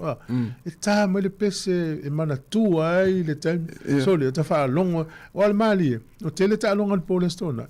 E fe tau ya le kia ton mato TV a skolo a kiki lo le koula ni usila la ula ta to ni usila alu ton no le net ya. E fe tau ya le kia tu ai malo mertalo o te falo mo la fica mai le pese ai ma no le suena le au fai pese sole o va tot o por DJ el mon pacifica le o sa fai pese al va ya malo ya total te metalo ngal va na ya te le aula ta to New Zealand FC so ya le meti atai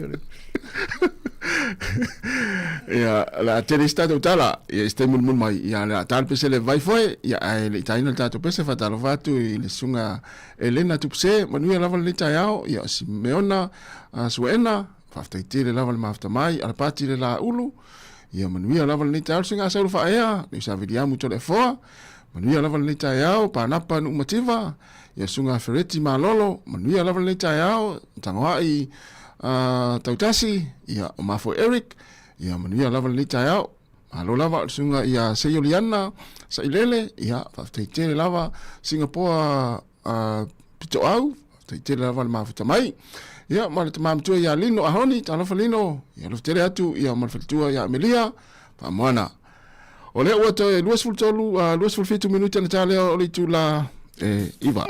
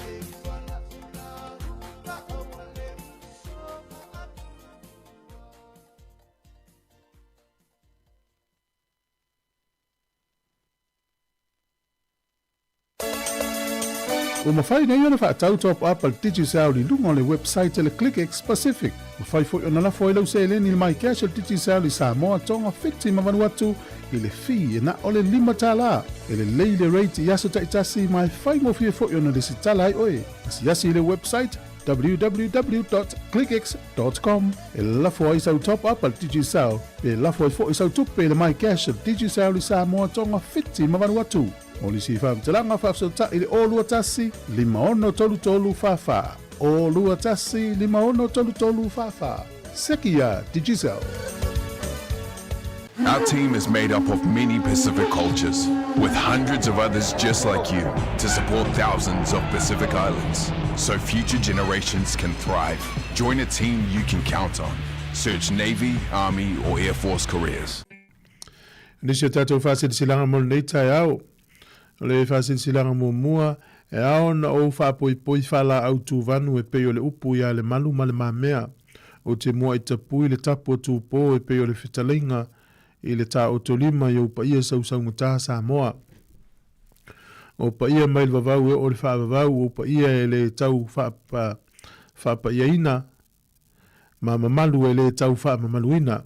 Au le nei whasilanga e whasino tonu I le au langolango o tūlou lava, le au langolango uma a le HRPP Wellington nei. O le a whaiel tātou whanotanga I le aso whareile, ia o le vai aso nei le aso luas furuiva o me I le ono I le fiafi, I le tuatusi le nei o le whaiva a man Kevin Avenue I Porirua. Fast furuiva a man Kevin Avenue I Porirua. E whamanatu atu foi, o lo iaia tātou tusi lulu o lo totoe. Se furu tāla I le pepa, se lau tāla I le tusi, o whailonga mana nei nei, whailonga mua mua kuata eka, lima whailonga tupe tais furu afe tāla, ono whailonga tupe tai lima feta la. A mana mia se pepa lulu, fa mole fa so tai mai na nai, o lua lua, o tasi lima, i va tolu lua fa. O lua lua, o tasi lima, i va tolu lua fa. Ia pol tai fono susunga ia sulunga, o lua tasi lua, i va fa tasi o. O lua tasi lua, i va fa tasi o. Male fa lo lava fa tai o lo sa inia lo wa fono. Ma malulu atu inisi o fa leongo swafa, ma vaengana to lo watu na ili sasi le titi. Fa tai lava. Fa amana atu ia tui pui mo le aso atai au le a fatonuina le fa moe lea i le BIPC no kise house in Newtown. O tui pui le fulu mo le tau malulu, tui pui le koviti, tui o le talivivini, o tui pui o le misela mo tangata mātutua, ia manea le awai umo a inga ia le aso atai au. A mata i le afole iwa, e watu le afole lua i le uli. Le aso lua se fulu ma le ono me. Ia o le puipu ngalawa o oe, mo lo ainga ia e maise i o le community o lo e ia i le taimini nei. Ia mo nisi whamtalanga ni whaafesili te fia mna o mia e whaafesili ai, ona e wala aulea le sunga ia lafu eke nā sio. Le numera o lua tasi, o fitu lima, wha valu tasi lima. O lua tasi, o fitu lima, wha valu tasi lima. Whaaftai. Ia, malo. Nisi nao tātou tautua e whala uloa mo leita au si ufonga neo la mua. O lea ua mai tauina ua matau na iai ni solo te tai Wellington e. Ia. O le ua matau na iai. Ia i ele tautou nunga nei te ua tupu pea solo te nei. E mesi ele anga ia tu i le onga po le masina fou. Ia mai ulai. Tai mi o le atal no inain ma folasial paketi lua lua fitu. O le whapea wana nafi le na ina i tangata o le Public Service Association. Ia na iai i tai nisi o la tau sui a matal sol te a nafi. Te o pena e iai a nafi tai pele. Le mai tau atu fo i o tu singa fo i mai lungo a la televise. Ia le solo te e lea tangata whainga luenga, nisi o tangata whainga luenga. Ia e masalo o le la anga ia i mea ia pe awa pe ua le mawhai a tangata o le tali mea le o le fia i le vitele o ngā luenga vaea, ngā luenga le malo. Ia mai se o isi vaenga tate vai atu ia e tele tangata le o fia i le whangaina o leo le AI. Whai ai ngā luenga mafuafuanga lo whanga solo teimi nei, ia e sui ai ngā luenga. O le isi vaenga e mai tau atu e. Mana tua e whainga luenga e le tangata le whaasoa fo le news le lunga o le TV1. Mantua e ngā lua se ngā luenga e whememea i e le mautu le e sautau wha matau fo i le. Mai le sangata le atu seo le ngā luenga le whainga luenga i wha le tau sanga restructure, toi whatula. Ia o lato umai whainga luenga, e usuru tae au, e le mautonu, sau le wha le mautonu, i nei tau sanga i wha. O e o le amalolo, o e o le avaea. Ia, tangata umai e fierce fulu wafe le wha malolo, i le paia inga le te mine, ia le ua tola ulau, mai le isfo i vaea o le asau. Ia, o nei tangata na e le o no fole le ila ato. O nei fo lau valo i e tangata e mai tau ina le tūlanga Wellington.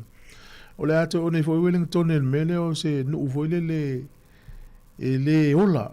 Mele tu avaea, pata inga avaea sfuru wafe. Ia, ua misi uma i pokofe, masikoni, muffins, malatou kuka, matau mafutanga o le uri. O le o e whaanga ua unanga nei i ola ina i pisinisi e Wellington. Ia, o le a pe e mate Wellington e la le intangata. Wa vai se nu te vai se nu le man tangata. So nga me me na va pe na lunga. Ya tarusia. Ai sa ole le afina ngalo nei tangata ia. Ai fa ngaluenga se ngaluenga ile mautu. E te le lo po o le o le email pito silina ele fie vai wala fo mai awe. Ya o ele si le la bel vai fa ma vai mai. O le la to fa sa la ulo wa no. So o maliele ne fa so stasi fo yo sona fenga luenga stasi o fale tupe ne ni usila ya nei tau sanga atu e po le tau sanga ne te nei po na tua na mai ele pasa vali mai le tusi tono la tonga luenga o le a te lo la tonga luenga la ave initia e fa yai ya ale mela mali ele sa no si usone o le mai o tanga mai initia koleni i nei ni usila a koleni la tou ya la vaia. But tainga o le ua mai olua ma chewi ma intia. Ale la koleni ha olua. Umalong ko leni walo lo fa ngalwen. Ya ave se lo man ngalwen a mau lo ngalwen. La so lo se fitau ile. To le fitau ya. O ko leni ir tangata le la tuli se man ngalwen pe vai. Tangata le avela ngalwen. Ya fa fitai ya ususo le ya tangata fa tu fo la na fa ya ngalwen matalo le di so son ma. Ya na umana to ma wala ngalwen ala o tu so telo la tonga ngalwen ave intia fa ye. Te vai ya. Yo tong fa ya se fe ya tupe o te lo tong yo tangata o fa ma intia ma ula lo tu tangata ni. Ya. Fu ole tali o tangata. Lo pe vai fa tong le fa ngalwen tangata o fa ma intia. O le si tu ma li fo yo ta te no fo ni usila. Ava au se call center po se company valele po se bank. E te fa along o le accent po tau tala ngata le au stangata asia o stangata insia. Le wa ave call center fa tu inu ula wa tau ngo fiela tau lipa. Mo ilile. Ya mo mena te fiu te le mamlamba po atala le fa mai wa e tau le lo e tangata la. E tau le e se fa le ngo la to upu. Ya. Na.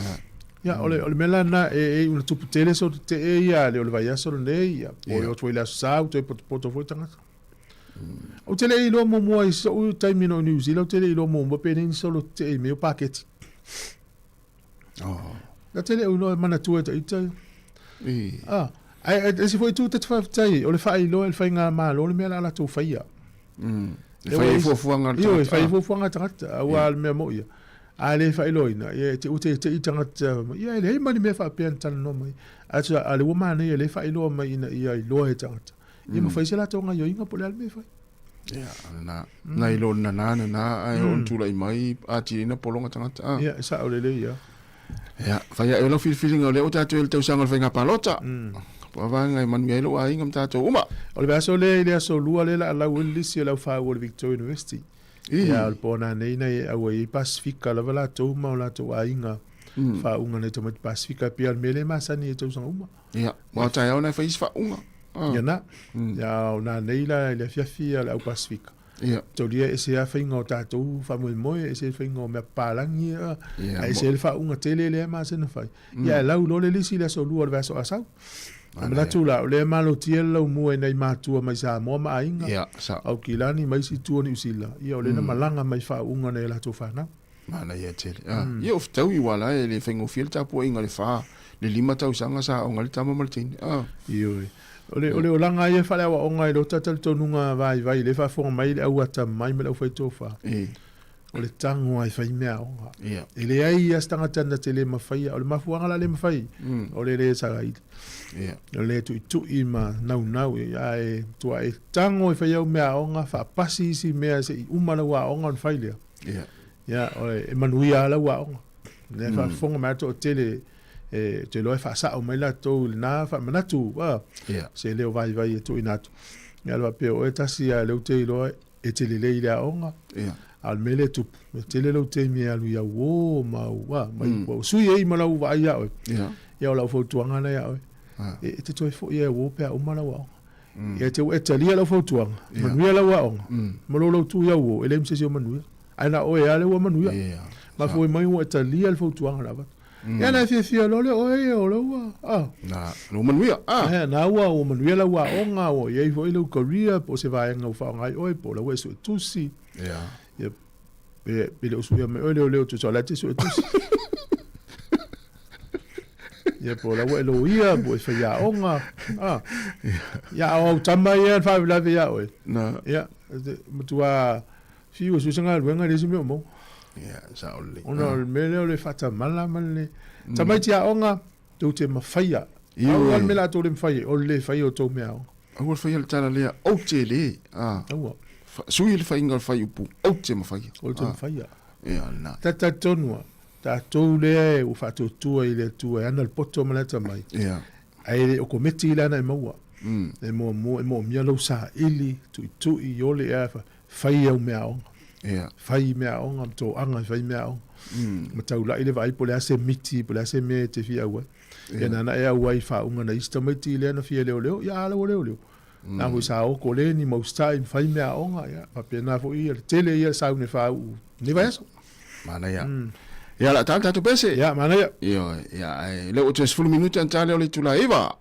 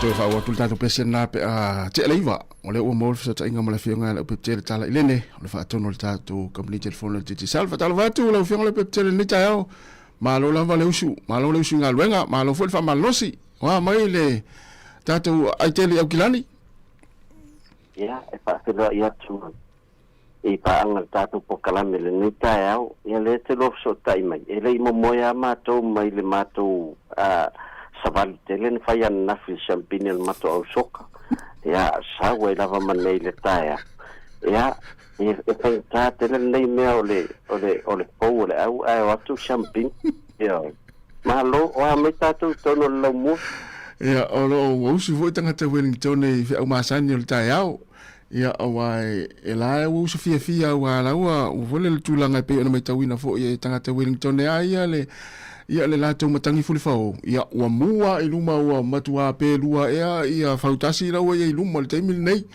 ia e faafetai me sili na ua foi le ua talia foi se tala na avatu lau fianga le pepetele le po le tolu le fava ia so talu ai le na fai atu ai mana ia le anga i loa langolango le tatou au na le New Zealand le au soka wa ila le mana ia na ua i manuia o le ngole au o le Auckland FC le New Zealand le New Zealand FC o le melo wa i o tau e o ko le mato au le Warriors pai ya le Auckland Warriors au to man na o sui le New Zealand Warriors on le to au dik ya ai le pai na ya ai fatai o le va ya o man le tenel mo le mambao du mo le o tu langa wo o ye la to au ai ko isfale to le o tau whainga le Chiefs ina ia vai po fia tonu le ila to au ile Crusader ono le wa sau madia i lubul sale o Crusader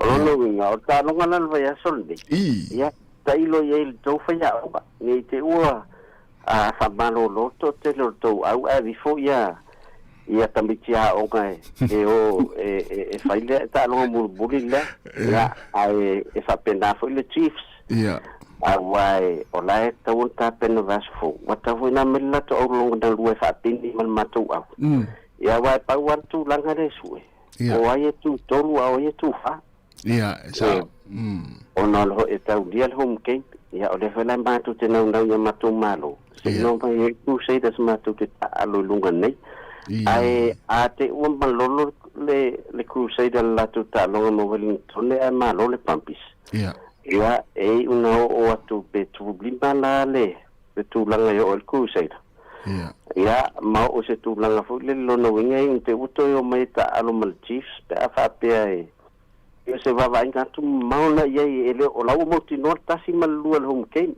so tu tomu le fatata ia e sa o le ia tu langa na tu tolu mal tu fa na fatata ri pe fesu ia tu langa ia ai ole na fisi mai tu fu mai se fisi to fisi to ya o le tu langa na moli mawina ina u mai al ta longa le au soka ta to New Zealand le fa ngol vai aso le na manu malo ai pe ole TJ le na fo le na fa nga le taimi na ole tai mai ai le ta longa ole TJ le sa ta mo Pacific le sa le tani mo tanta New Zealand va pe o se pese pa la ki foi le o te le va longo fa mai fica mai le pese su o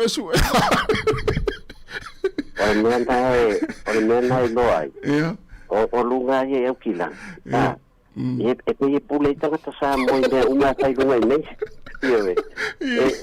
e le ma sa mo ta lo le awal o ale Auckland FC ya al TJ mi tanga ta le fenga luega mi tanga ta la vaya uma ye nei o paka e pule ya ta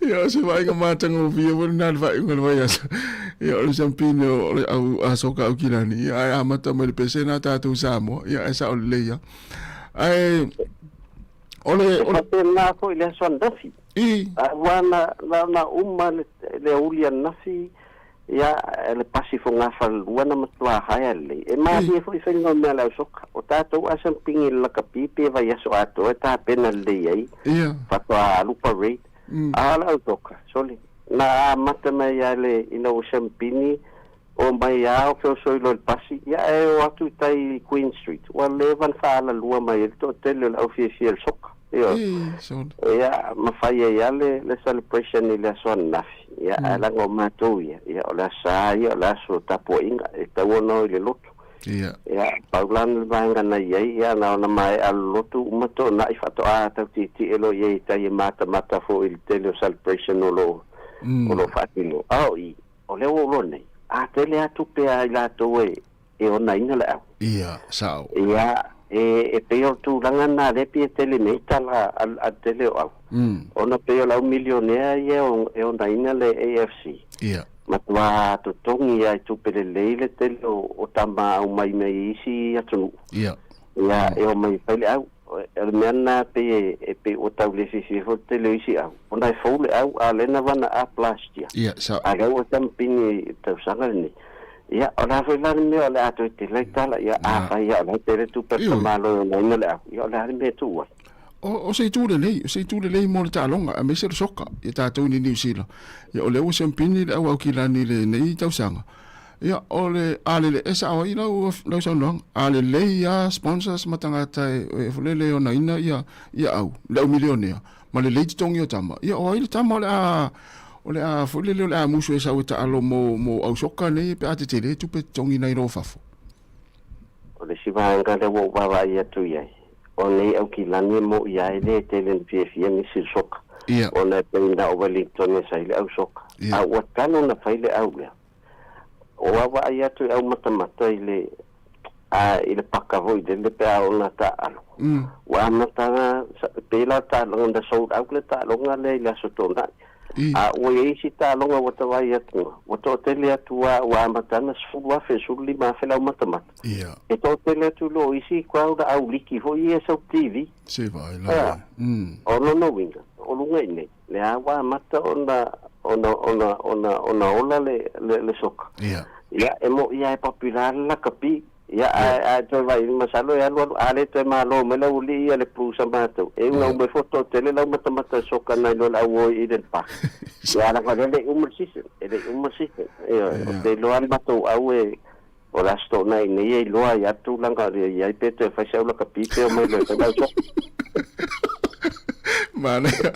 mana ia sa o le a tonu se lu i fo ina mo au la kapi e me se au ia super la kapi ia e pe ona i fo to au le plus e sa o le sa no ia a va pe ia ta fe la le tau sanga fo pe a va pe o le la wa le wa sempini nei au kilani le soka ia ta fe la le lango tangata le langa i malai a wa le ta po ia le au soka au kilani ia ona tatu taimi lo fe ona pe tele ia me se au nanga tatu tatou tautua ia se whaelo awa fo lisi fia tatou tenu whaona mora ia o le vai aso nei o lo tam fai whamautu ai tūranga o tatou promotion folk te ale a tāpena atu masalo e tauna o atu vai aso lea ia wa matona whaelo fo le malo la tunu o tam fai fo i tāpena lavani tatou sei ina ia fai ona toi fo ia toi whamanianga ia i lātou o lo to anga lava e lafo to pāpina i ainge Sāmoa ia le ngata fona ia la foi no selen pe on fa nga ia tatu fainga pa anga male click x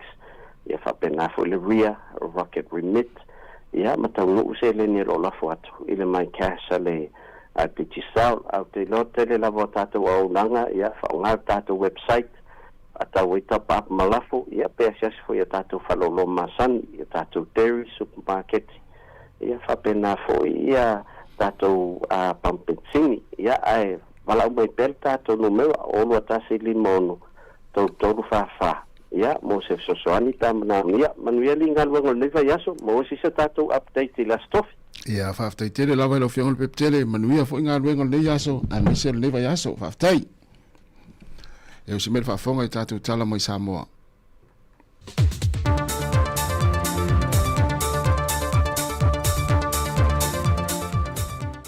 Fia lava te whaatalo whātu le amatango le neiva yaso lo tātou te nuu, e rei se fwoi whao poponga o tātou talafau mai Sāmoa, u se mai ilo whaafonga.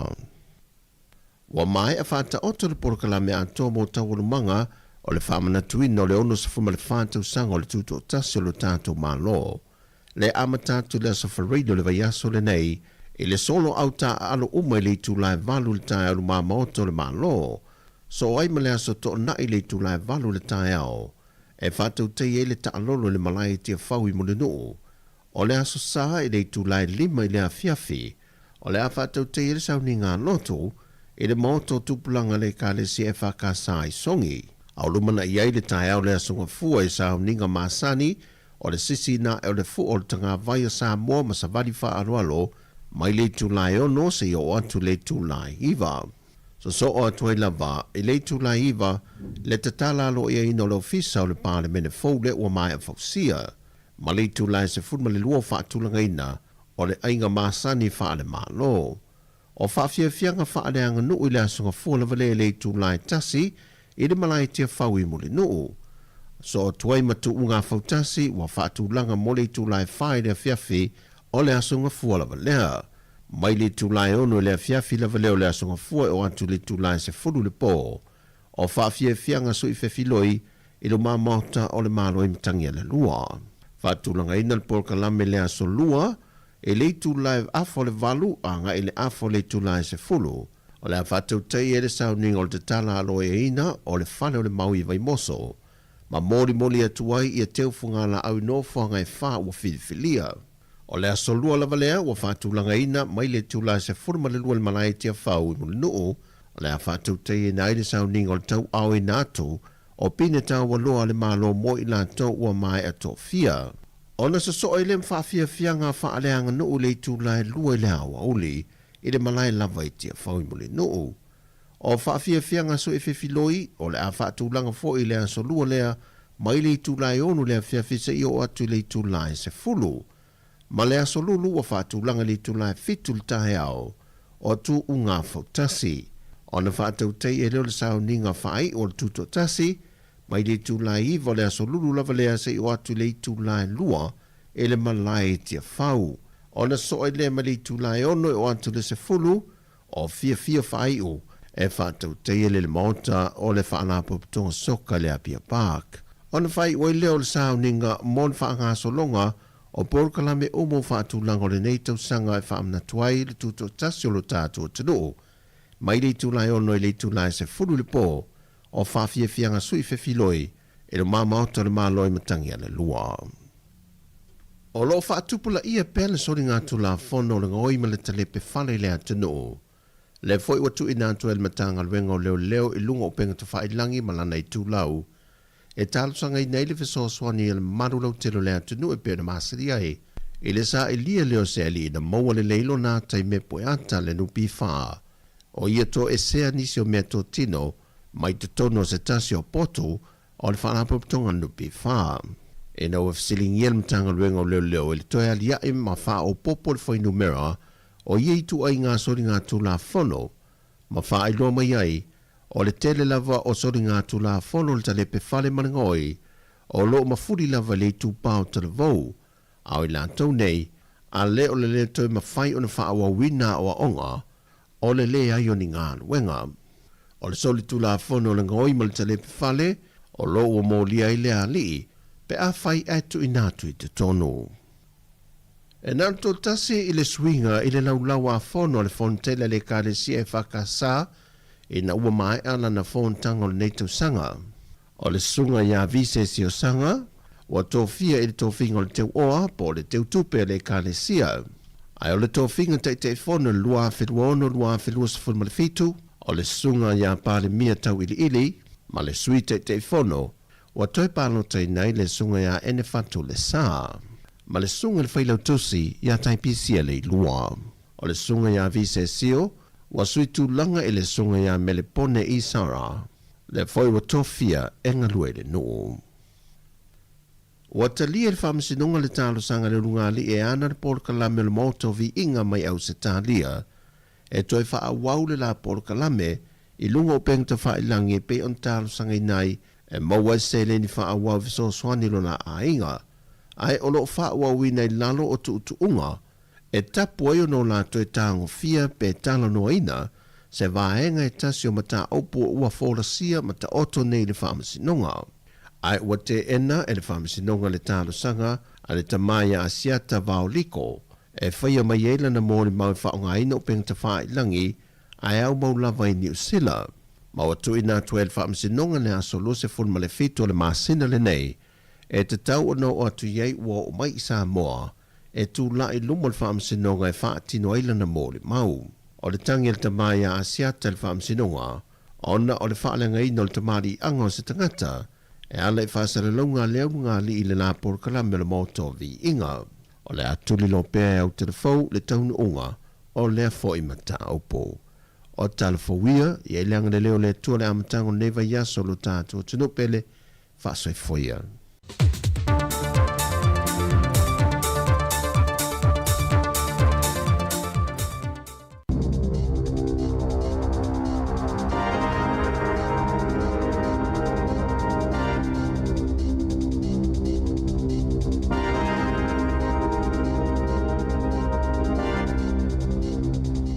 Talofa i le nei vaenga o telefou mai le si fonga o le lo mua.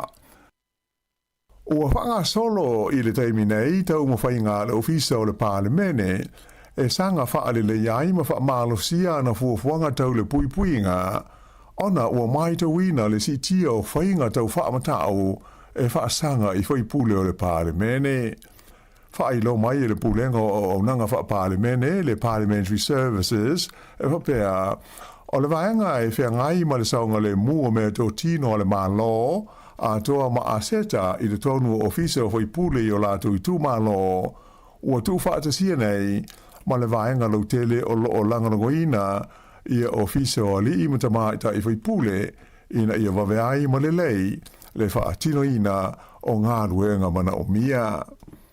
Whailo mai fo i whapea na amata mai a te se mo le tausanga taruai, ona le ai i se tasi e whaau ruru iai i a le vaenga tau i le saunga le mu o le pui ngai whasota inga te le vavave mai o lo awa no foi ma nisi matata se lua moni ofisa sinia tau whasota inga te le vavave i le tono o ngā luenga whai e le parlemene. Ai i le teimi nei ua whamaunia mai e le purenga o ngā luenga le parlemene ua mai tawina le si tia o la whainga o ni whainga tau whaamatau e whaasanga i whaipule o le maota.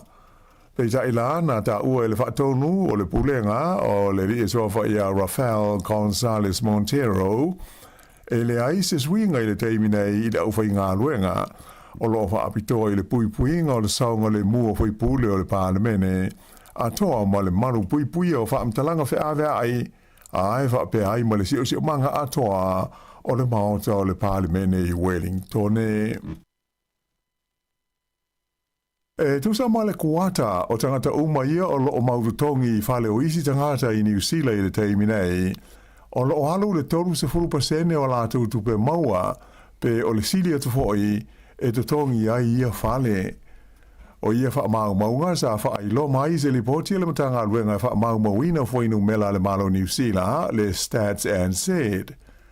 E se furu lima ta la le o le a si itia iai e le whainga malo ia le tupe feso soani e te tongi ai whale o le malo o lo no fwai le tusa o le se lau se furu maltasi afe o tangata e maua lalo o la tupe maua. O le soani lea e ta ua o le accommodation supplement a le malo. Pei taila, e valus fulfa afe le a whaai o isi tangata o lo o maurutongi i fale nei o le malo o le asi tia le tau o la tau fale mai le luas fulu 5% o la tau tupe maua a nga iatu i le tolu se fulu pasene. O lo na winga o le a tau ngata pe whaau popo ia leisi tolu se fulu ta lai le vai aso i le tau o le lato rent o loo iai i le teimi nei.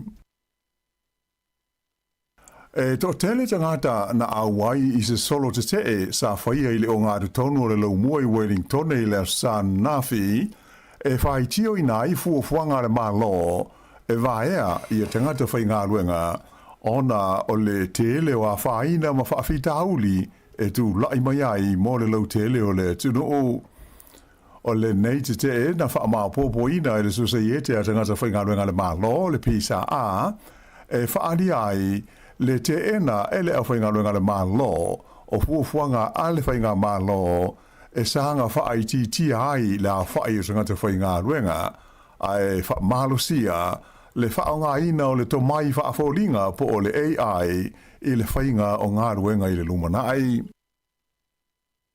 O se ripoti ala wale si whaasa lau o New Zealand na ta ua ai whapea.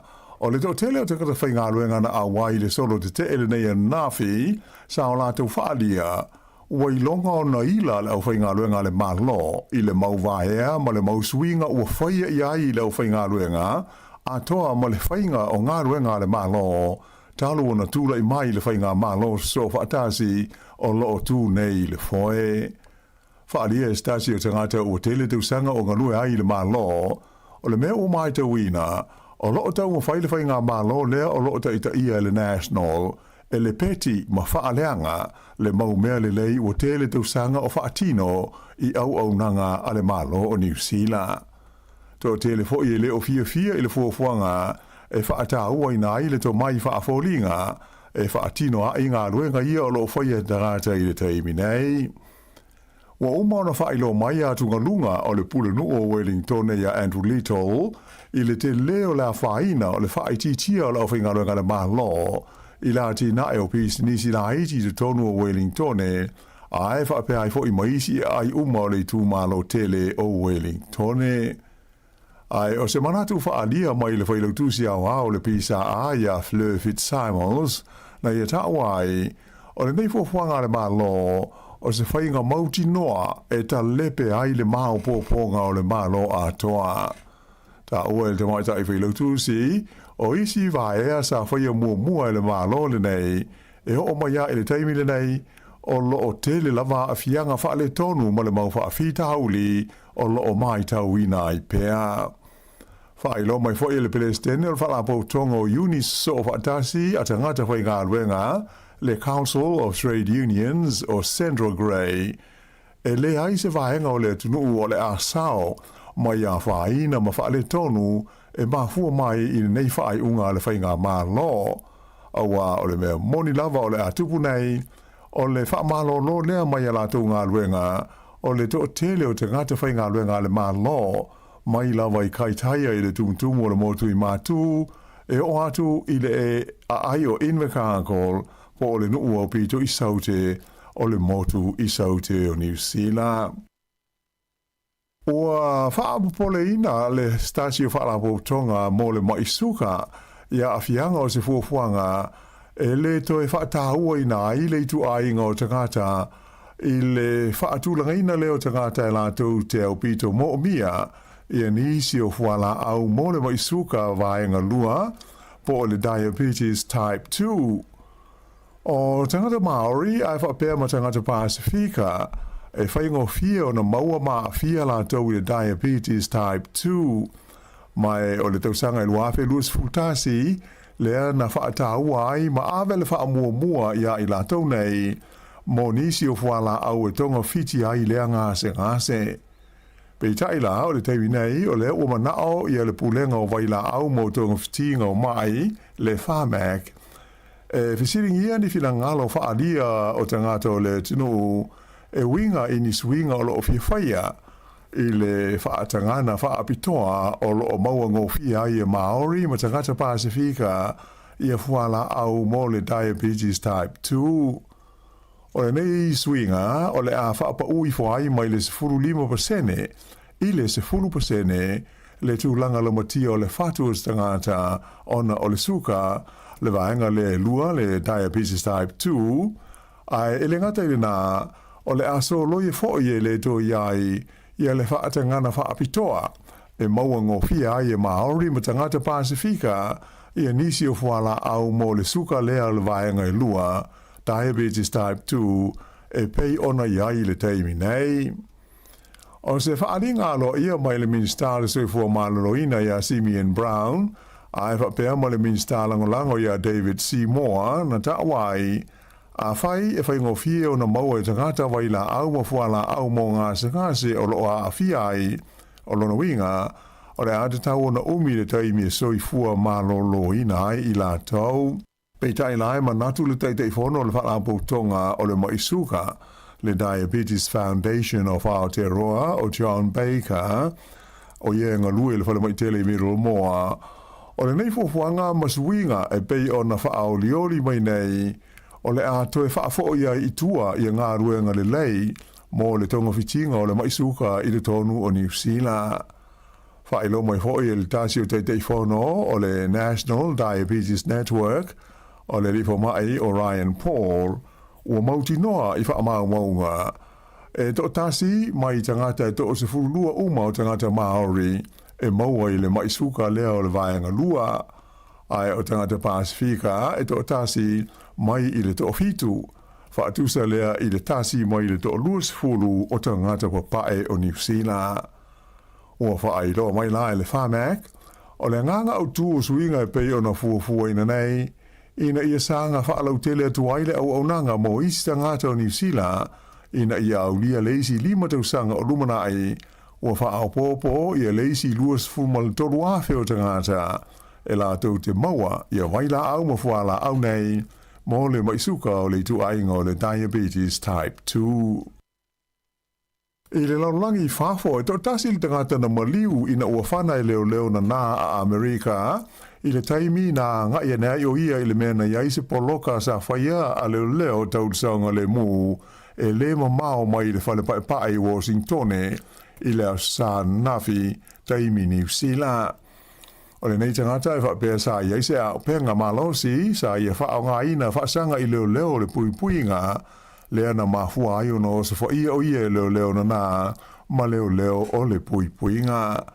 Whaero mai e se sui o leo na na po le Secret Service o le teimi lava na whaonga ina ai e lea tangata se whana whaasanga i leo o le teimi fo le na o se fo ia ai o ia ma manua ti ngā ina ai. Ai na muli ane umai manona o lai se whana mai e taura latane. O lea tau wa inga whana na manua ai fo i mastasi tangata na iai mai e leo mauti noa po o i tonu sa awha ina ai o ia ai ua whanga solo nei su enga i lea whaalawe lave. E le ai i a seisi o le vaenga o leo na nā wha ina ai ai na whaelo mai sa iai de tonu o le whale pae i a le pelestene i a Donald Trump i le taimi na tūla i mai ai i a lea whaalawe lave. Ta ua i se lipoti e le CNN e whapea o le taule lea ua maliu, luas fultasi tau sanga le soifua e ngoa i a Nasia Bess, o se tangata sa fia foi i se isi mata aupu mua atu mai loa le lei o ia le FBI, whapea i le vaenga o leo nana Amerika. O le whaiunga o le tausanga nei, e wha umalo i ai i le tofinga o le li o lo a venei ma wha aurulunga o le wales whaasa lawa New Zealand po le Radio New Zealand. O ia lea o le li e swafa i a Paul Thompson, o se fulu toru tausanga so o a vea o ia mo pule whaatonu o le Radio New Zealand. O le asfareide lea na whailo mai ai le te whono o le komiti whaafoe o Dr. Jim Mather, o whapea o te sema o le tausanga o mamae, na mua i whaailoa tua ialo ia, e le alipule le nei i le komiti whaafoe i alo na whaamoe e whaumalo ia o ia mai lona tuwhinga i le whaaiunga le tausanga le nei, lua awhi luas furuono. Sa ia i le fuafuanga e whaatoa whaalawa i tele mai i le komiti whaafoe le nei tūlanga i le vairuanga o le tausanga le nei, aena whaalia le teitei whono, ua wawe o na tu ina mai le whaasisilanga, ona o nisi o tūlanga le maalofia ua ali ani mai le nei taimi. O le amtanga o le masina le na wha i lo mai ai le wha i tio ina i le sui pālemia o ia foi o le teitai o le partia le Act o David Sāmoa o le pulenga o le Radio New Zealand le na ia taawai e ta ua tele le mauti noa e le lei tangata e vea ma sui a wai o le komiti wha afoi o le wha lapo tonga le malo a wa o tangata ia e le tau na la tu whai en suinga i le pulenga o lea wha ala tonga. O si moa i lona tūlanga o le sui pālemia o se tasi o le au whai sea o le Radio New Zealand wha pe ai ma le TV a New Zealand. Lea fo i sama ma wha i aini ana whai tionga e wha pe a wa a fia i mea wha apolo kiki. Ua suia le ingo ta longa wha i tū mā loa Wellington e mō tangata mātua o le wha moe ina i mawai la vanoa mo le tau tele uistanga ta uma ua atoa le ta i onus funtau sanga le soifua e a wai i ia ta alonga. O le ingo fau o wha ingo ai ta alonga nei o le Active at Any Age, le o le atari malo ai le Wairarapa Event Center I le nu o kātatan I le aso lua o le vai so nei. Whailo mai e sui le komiti whaafoia mi e le woka o le nganga ma le whaamoe o tu ina ia una ia le au marutua e a wai ma a fia ini ta longa mani polo kalame e whaanga io iai le tino. Na ia ta au foi o le ngona ia mo mua o ia ta longa o le Senior Regional Games sa pe ia ia folinga o ni ta longa su e ai ni pine mani wha ai longa.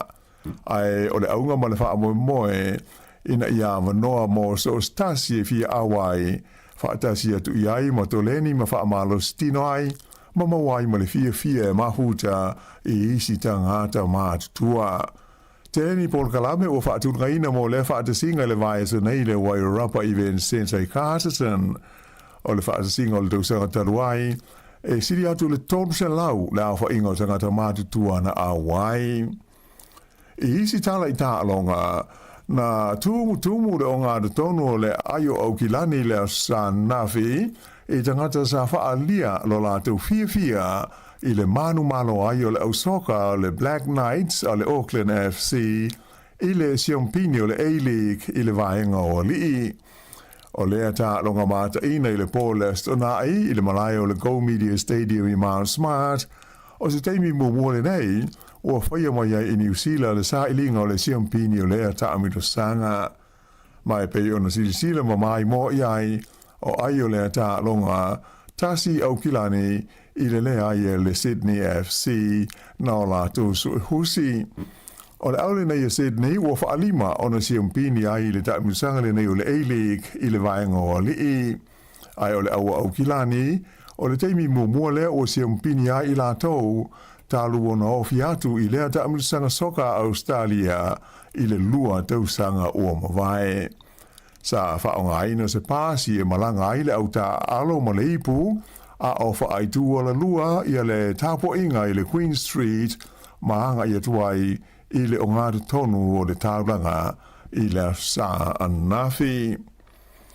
I kirikiti whaalawao malo o le tupao ta mai tai le ana manu malo ai I le White Ferns of New Zealand I le awa engelani I lona lua o la tu ta'longa o le series o le vaenga pupu o ta'longa ta ilus furu over po le T20 I le tai ao le Sanafi Santa Momo New Zealand ma o la tu ai se lau fitu se fulu ai lima le la tu pe o na tuli ai le engelani se lau lima ono ai na maua ai ono le la tu pe na whaale tonu le amatanga o le taanga New Zealand ina ua whape ai na o le se fultasi o la tu ai pe tai o le panga a Sophie Divine ma Maddie Green le ana o la taina ai se lau lima iwa mo le pelo na lima le na autu iai ia le malo le nei o New Zealand.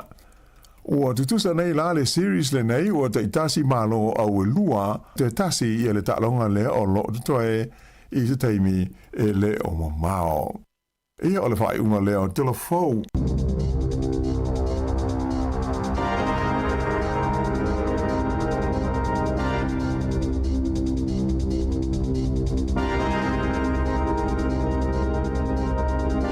Whafonga le tula se fulma le lua I telefon tala mai Sāmoa le ua se emal tatu teimi lua se fulu 5 minute o te enei le tula iwa o le tatu e per proklame le atal tai au ia ai pole ali piti le tai au pe toe e whanongongo mai wana nei laf mai tufu e toe wha ma whanwhana ane ia taunga na ane toe mea nafi o le upuna na whanga ina sao le o le taunga le se atinga wai se upuna ina e sa wa e sa e le wha mai o i o lei ne te ua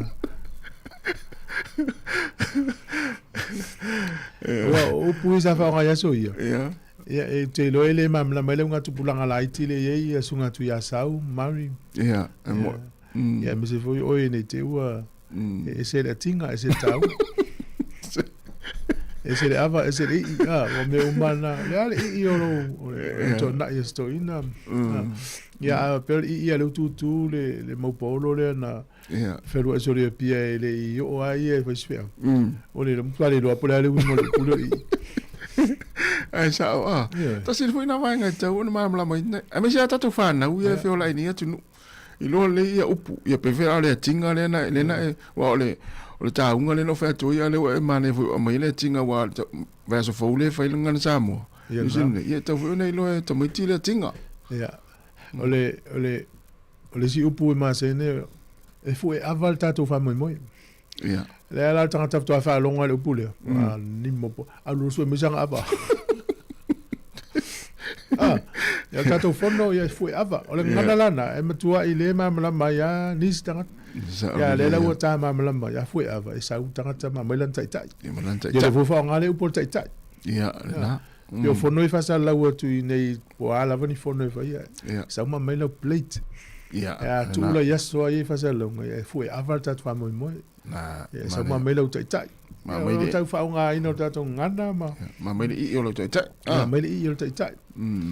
Ya me uma va pena. Ya wa e dice ina ya lu le afoi. I to na i vo tau le. Ya na o ile me le felto na i fa ta vale me le ni dum. Le fai ai le lu au le ai sta mu ma se uru ala la milo mal pito le ni nga ngo fo ya la u ko la nga sale fa ta vale tu tu ai tau le la iti le tu. Na i ai le se ina. Le se ina. Ya wa nda se na upu ina. Mo. Ya na. O le tato ngana Sāmoa la vas fo ya le tu le ngana Sāmoa mo tato. I ma le vo. Ya e a fua mai maunga te tele manui o le nu. E a fua mai maunga te tele manui o le nu. From the high mountains are the blessings of the village. Yeah. Ya o le winga na e peita te tau mai tau i le autu. E o le ano no mai i salamo e fitu lua feo pe tolu. O le salamo e fitu lua feo pe tolu e whapea. E fua mai maunga le manuia mo le nuu. Ma maunga iti e fua mai i le ami o tonu. Ia whapalangi la i le salamo le fitu lua feo pe tolu. May the mountains bring prosperity to the people, the hills the fruits of righteousness. Ona no winga. E vai ne salamo na fitu lua feo pe tolu. Yeah. O maunga, e ma maunga iti. No inga o maunga te tele ia, o maunga la te tuatu ai. Ai fua mai maunga iti le ami o tonu. Ma fua na maua maunga iti le ami o tonu. Ma maua mai maunga te tele. Na la tu kopi mai ia winga ma mela e fai maunga te tele. Ai fua mai maunga iti, e fua mai le ami o tonu. E te mai tauina leia, e se whanau vo le e se fai mea le o le fesili ale fesili whanau ai nei. Pe ata mamai le a onga, pe le lei au la tu inga o le fesili ana, se whanau ai. E tau o tu lo, mai o i le tio. O mātua o ta mai, au whai langi to ina malam tu, o whai, ia o mātua o ta mai tila ia mama. Ai ei fo si tato fai se mea le lei. E so ai lon ta maa. O tu inga talana e fai. Usai le ofua mai la me tonu maunga iti. Ya ma fua mai ngol me sa fel mo tele. Ya le autu no ma ne tele autu ngan sa mo ne tau sa. Ya fai ngo fia fo i mo tau talanga ta mai ti pe fai ni la tau talanga. O te fai ni tau vanga tau talanga le. Masina fo? Ya e fo tau sa mo fa tau i maunga tele a. E i longo fia maunga tele to el puau. Ai sa o le ya. Ai vai nele puau. To mai maunga light. La mani no ela vai atu. A maunga tele. E tele o lo atu na to el puau. E na i lo puau a u sina tangata ma matua tau sanga lon soifu. O le tele fo la lon soifu le o langa le tau te. Tama fo ngale le so na sa no no fo. Tasi al sa no mai. Ma a uli umal man mile na ia male a patu le na yos fa moi. Ya na te ai ya sina na o le tu le wanga e tu i matou ni mana ya le la te va tu lo wow ya le mo te anga e tu mena la si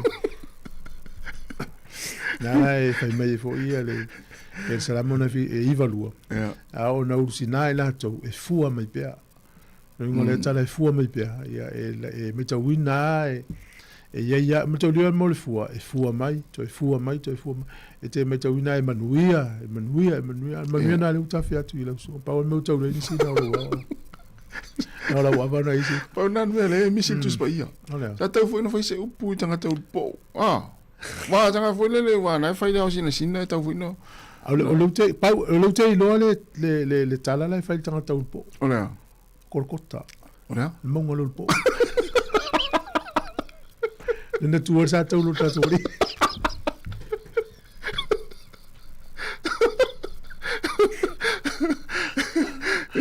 O ia taua. Ia wala tua sa tau lo monga lo po.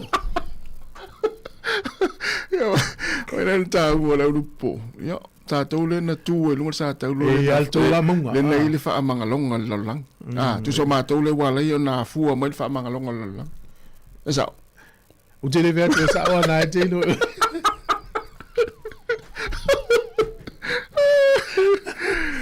o naua o tatou au tūlana ia mana ia tatou fifuria i whala au mawhai lava ia so pe au lia ma neve aso tapena i sau solo mana ia ia o lea lava se po sau pese Pata tau lau tūna e a fua mai maunga te tele manu i alnu.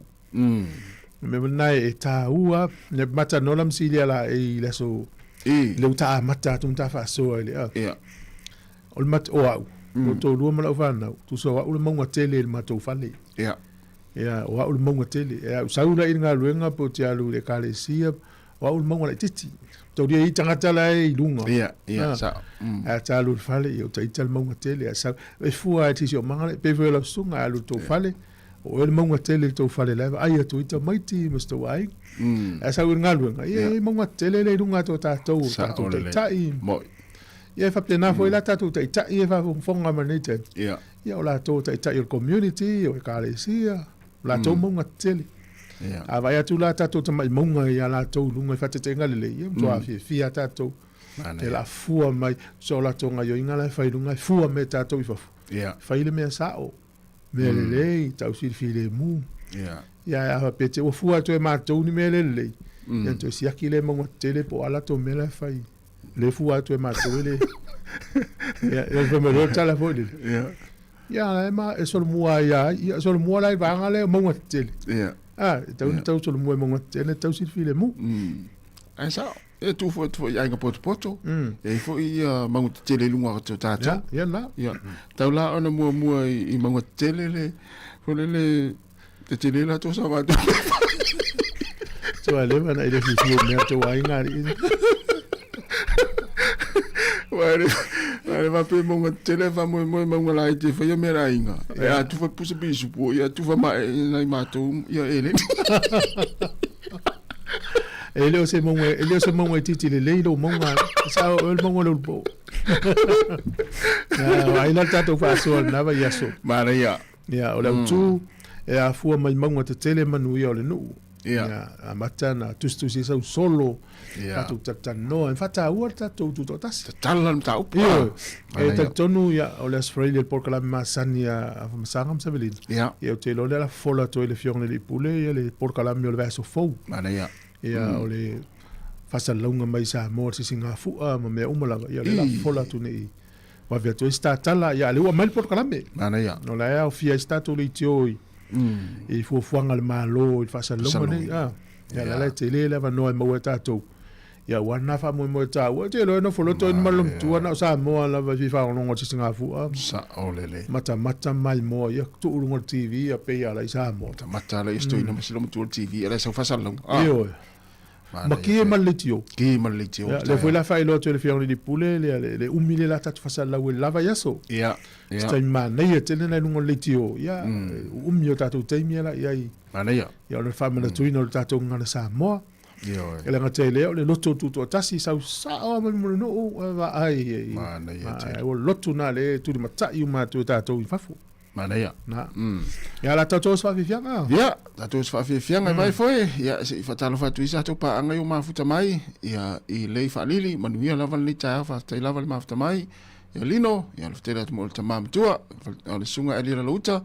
Manuia nga luenga le ta dia. Ia o le sunga ia Isaiah Brown fa talo fatu. Fa tai tera lava le mafuta mai. Sunga Italia sia opo. Manuia nga luenga o le ne yaso o yo Amerika le mafuta mai si vaenga lea. Manuia ia sapati ni yaso isalinga lotu amni fa moana fa tai telenga se ngari kapeli manuia lava nga luenga ni tao seu ia sunga vaonga tas maringi te tere lava ma after mai ia Amerika tonga taua to mata te tere lava fa mati sila manuia ni tao ia jiva sio te tere lava fa tu aline fotu Ia manuia le taurine, ia sunga Sale Tyrell, te lava sunga tone tau moe whatalawatu, mai au kilani, manuia lava le taia whatalawatu, Luiva Masua, ia o le sunga Risati Alisa, ia manuia lava le taia au, te lava le mafuta mai, ia ma le sunga ia, palatua ia Epi Marina, manuia le taia au, ia mafo Eric, ia whaaf te lava.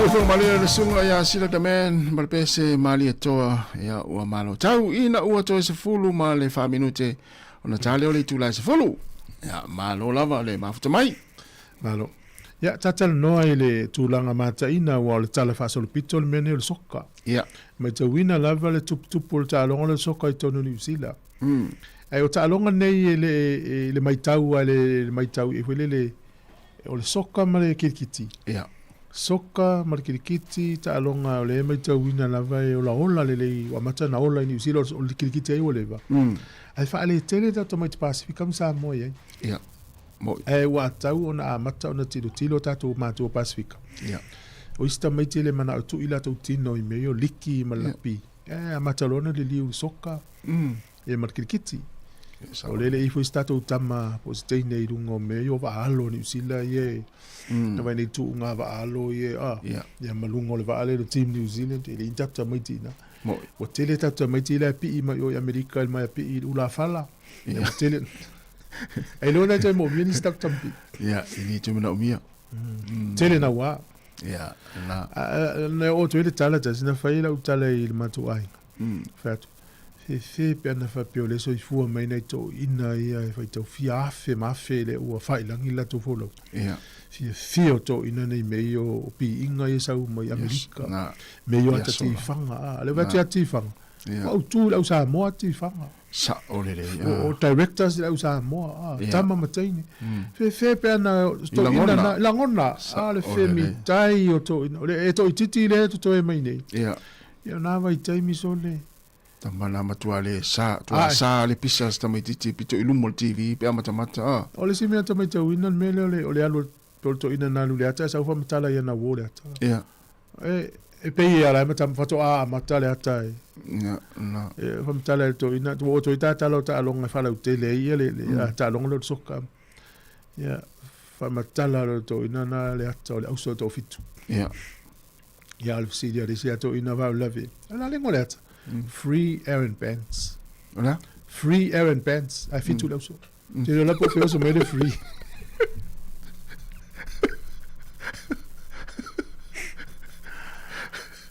Ya. Là tu faut imena il ta longa le osok.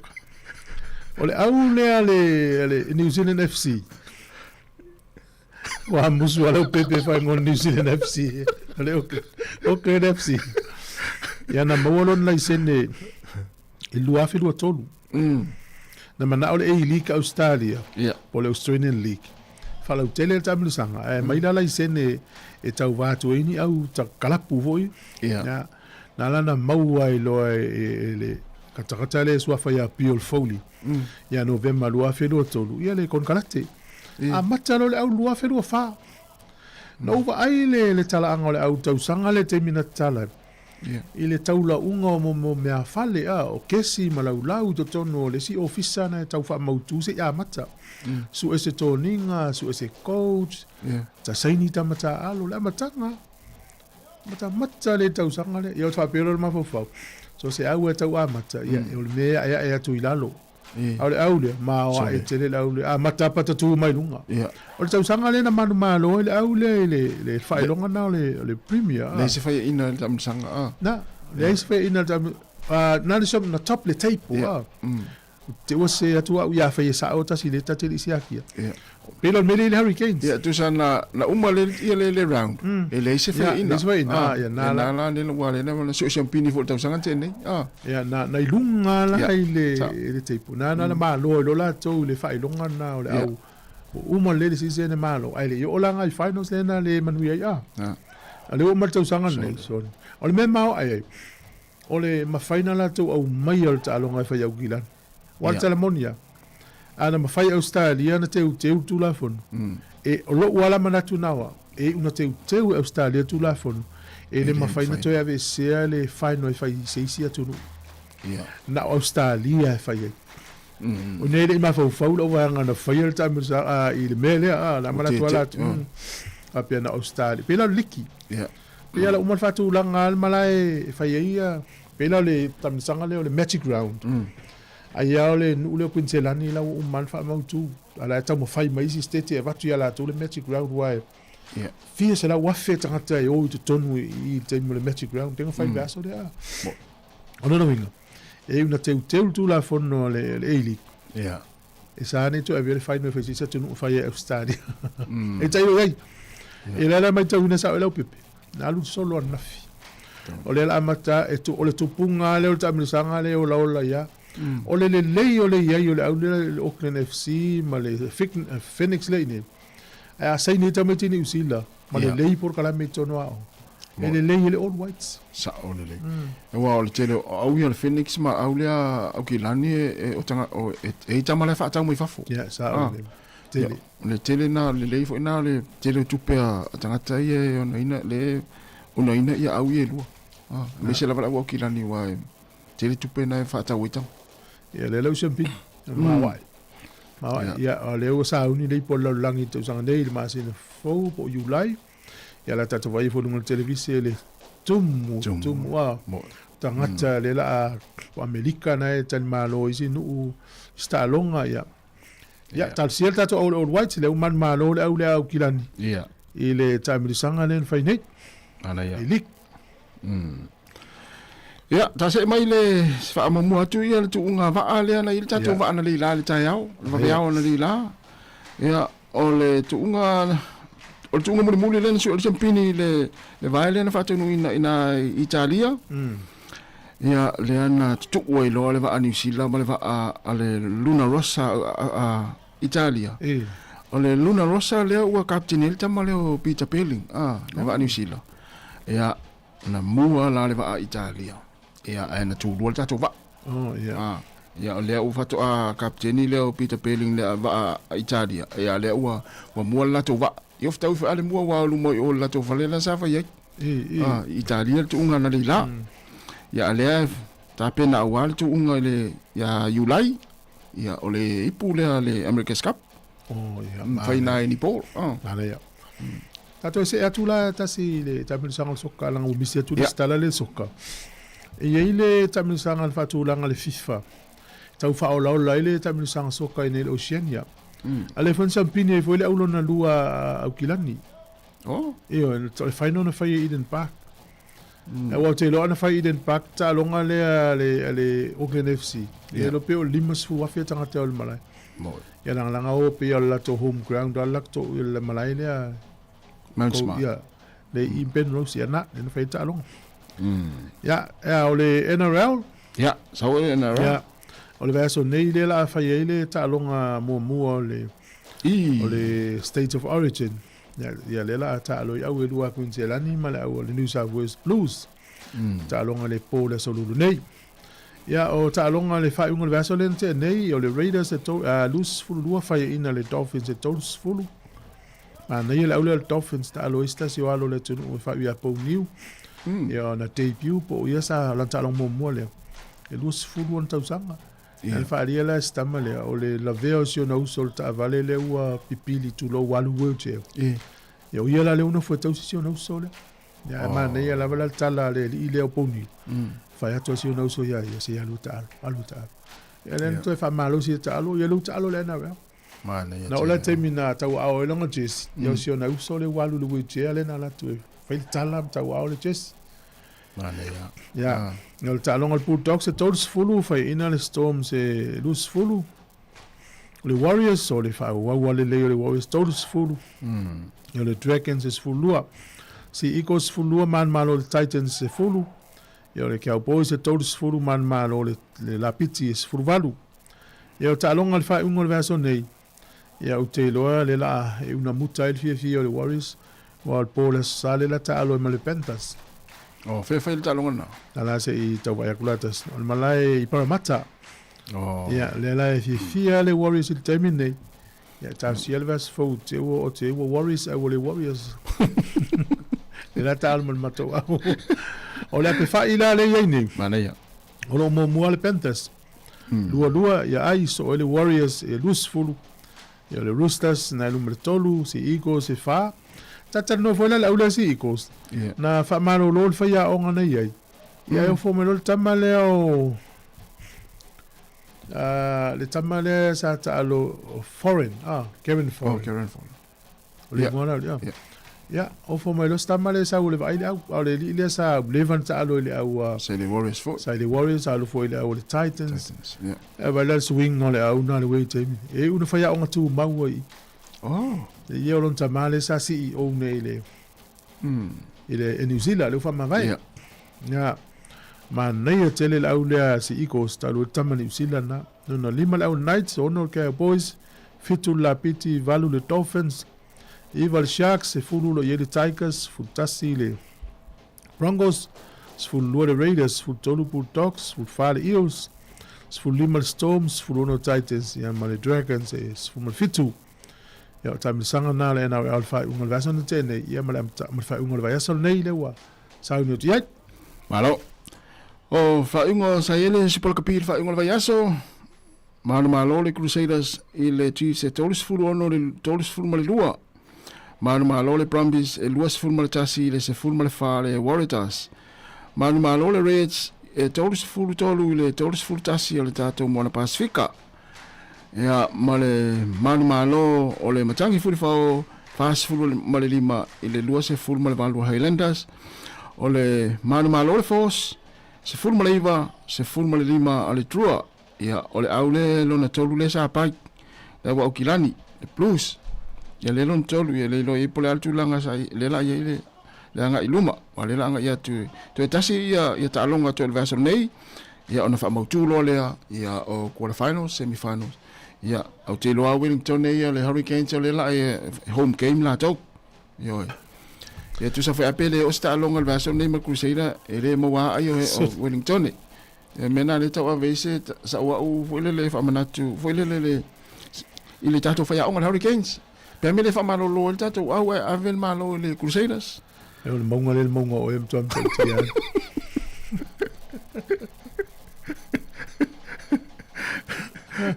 ai se feta ma mo le quarterfinal mai se matangi te o malo se le ngi ai le ila se o te tua ia o e pe se me tupu matangi tau zan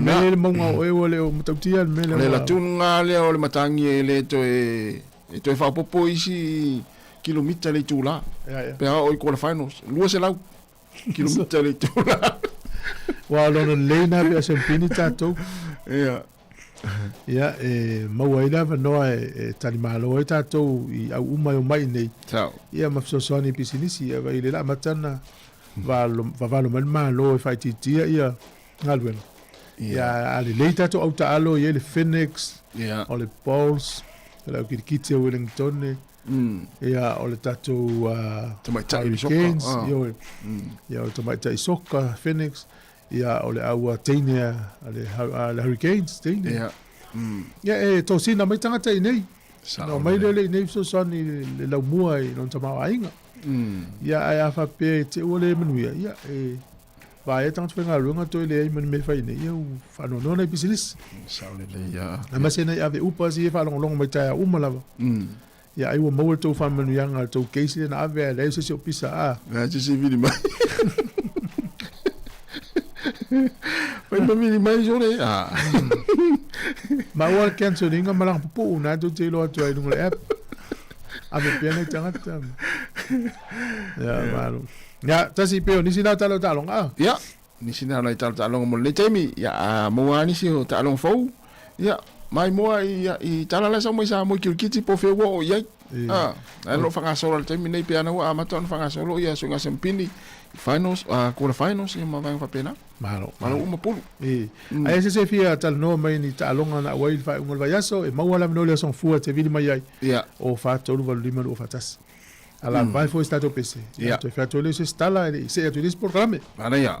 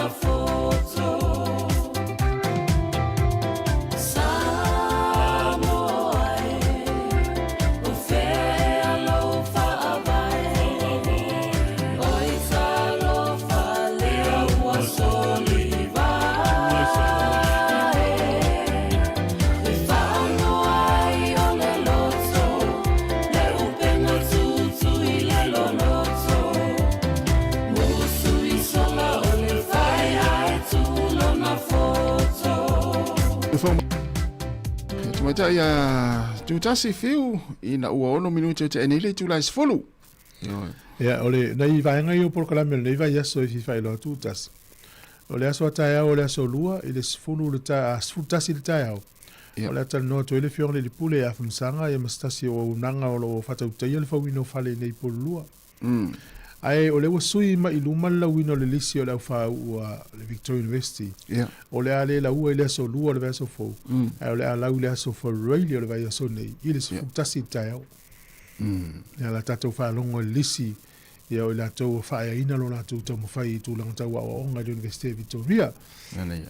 Mitim tanga leo tato Sāmoa fa time le inga ile tua wa anglele nei tama fa na ula tunu Victoria o ki lani Canterbury Waikato ya o Massey University ya o Otago University Fair Lava Polytechnic ese fa ya ina tama fa na ula tunu ia e fuaie na o mai ana I tatou matua I Sāmoa whaonga le malosi.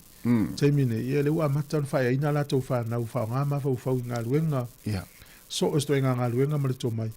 Ia, a manuia le tele o tau mai tine, ia e tu whatu la tau tō mai whaonga I tono e kālesia. Whatainga, a ini lo ia se kālesia, e se tele sao nā lo ia le kālesia. O le siu e tusi, o ni whaia onga.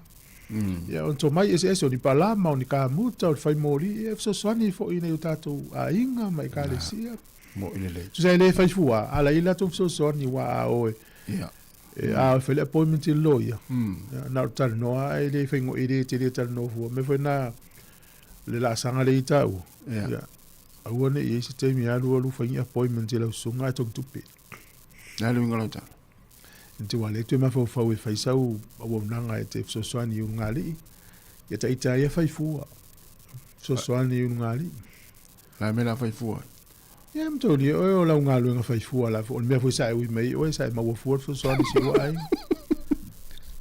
ai la tanto o pala sta muche a mo mi fo che wi so swani la wa ai nga ta fai fua na fai fua fo ya ai va vela pe ama to tu ni matomata upu ya te oi te fai fua Oi. Bana e o te loa o le tangata wa lava to mai I tulang fape. Le lava so mai to. Ele vun me va pe tu pu ya te. Ai ole so nan tato maua mai tato matua. Vai sa wa te lo uri ya so ya. Ya le la wa pe. Ai fai so to lum sat fa na. Ra me la sa wa ole ya le la u tato matua. Utato le fate te men fai boy fai mo tele ya so ya le utato we fai tala wa lo te lo ya o se wa inga e tangata e le monga la e le wa monga ole que fai lo ta monga tele al mato ai ngata ya ole ala no fo su ya I monga al mato ai te sa mi mita mai ku ka le monga mo walu ya malo solo lo te vai atu le wa na ta le o Stuart Nash le fina fa le sa mi stavo le parti le lepa ale le wa la ta mo e mai le tu malo le o nei pia le la lo fa malo le New Zealand Fest so e volta tanga Alfred ngaro mostama o le di Cook Island ya le sa I le national ya la uta mo e mai foi o le New Zealand Fest ila wa ai ya o tangata ta to tonu I fatu tonke usian o values pomata o pu e te vai to e tai lenga tutus o le New Zealand First ila uia va ya wai me voi le tonu nga e mafaiana e le meleta tonu e te vai pa fai po fe ave la tua momo e tata pe o stama nga lo fai fia wa ya o starta ke usian ya na la wa alu ile tu na sa ya o le tu langa lava I parti e lango ile o langa o fai so o so ye pe le di fal pacifica lan mumu ya sa ya al vanga le la fai pisinisi mai la tu ye o le tu le tu tamtau le lan mona ya o le New Zealand First la ta ya mai tau ya ma tu ila tu fing fa vai pe ye ya na la wa mata o la tu foi na le fa mai te mai le pili le fa mai yo po ai tonu ale ali o le tamatai po le fafine ma le tamaloa ina ia umatu tatou ngā tupulanga ya la i tonu a o man pasia wai le uta to ilo ia mfa ana fisu ia itu nei time ya wa vea li ifem tamai tai fai mali ia ma yo io le mele ia na le to ia le spisa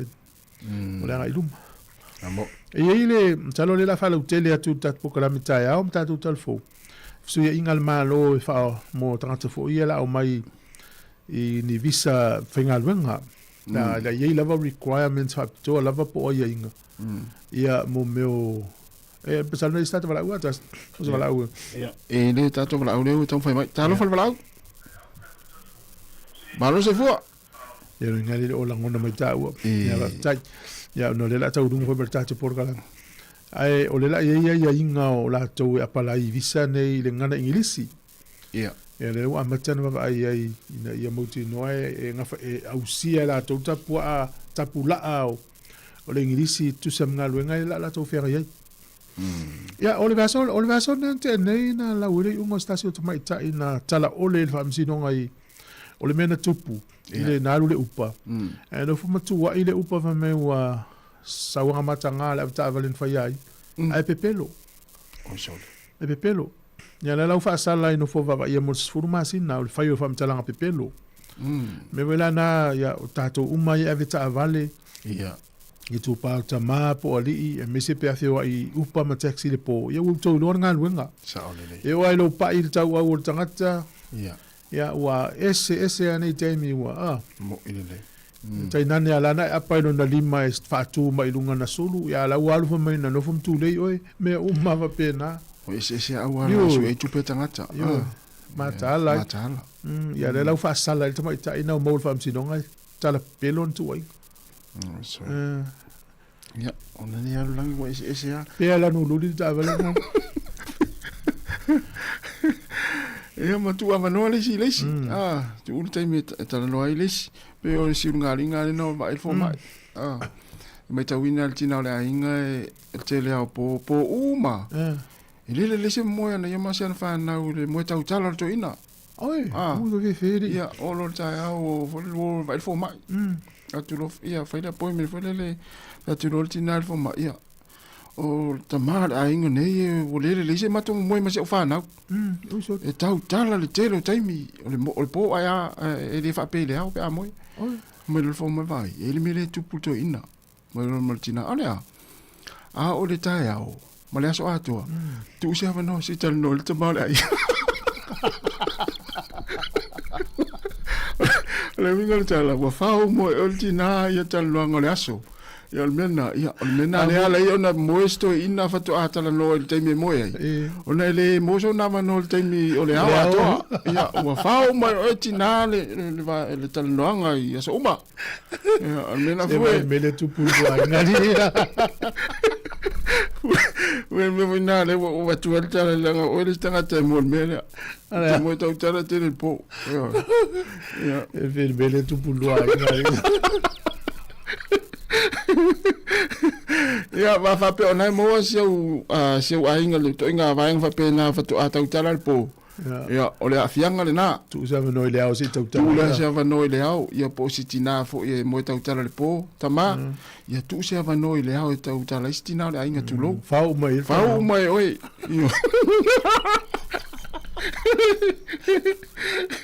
ya tala na ba ya tu ya le fau po tamata no wala ta penal tamati dale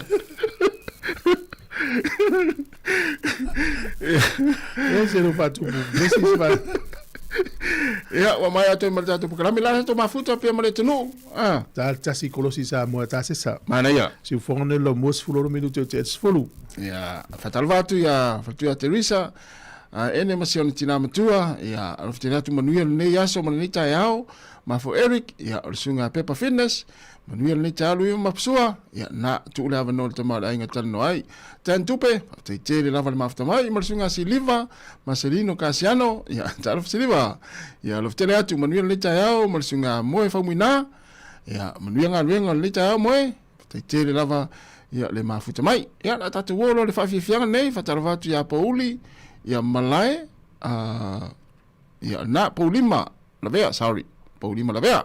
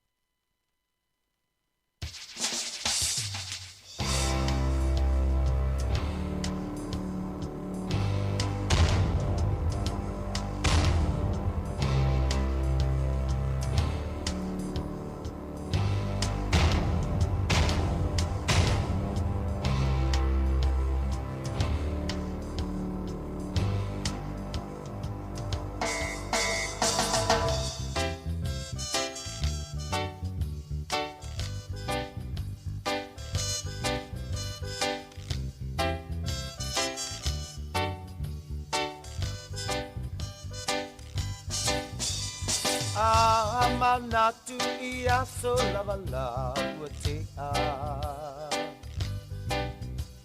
ele mawhai na ngalo e ui ualeva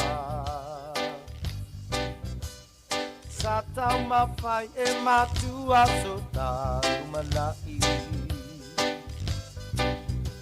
Penei Sāmoa ua I una e tu to atasi Sofa ina I tua Salato wa samai me vao fita Sofa ina I tua Aloha moni ia Sāmoa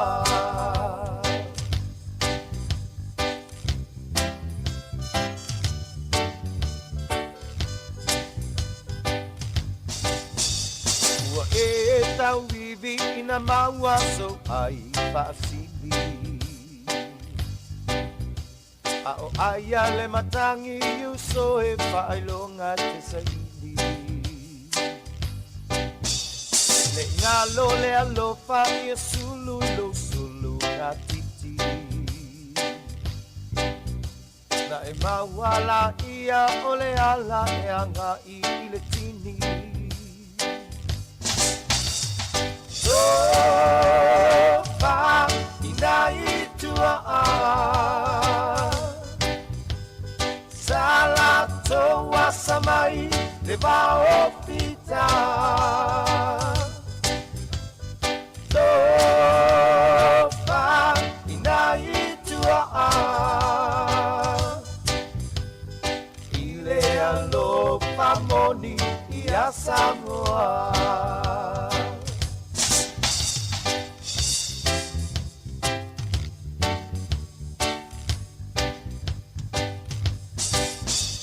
Ole upu ia seu ole manu atangai ile ngalu Wala nei Sāmoa o se manatu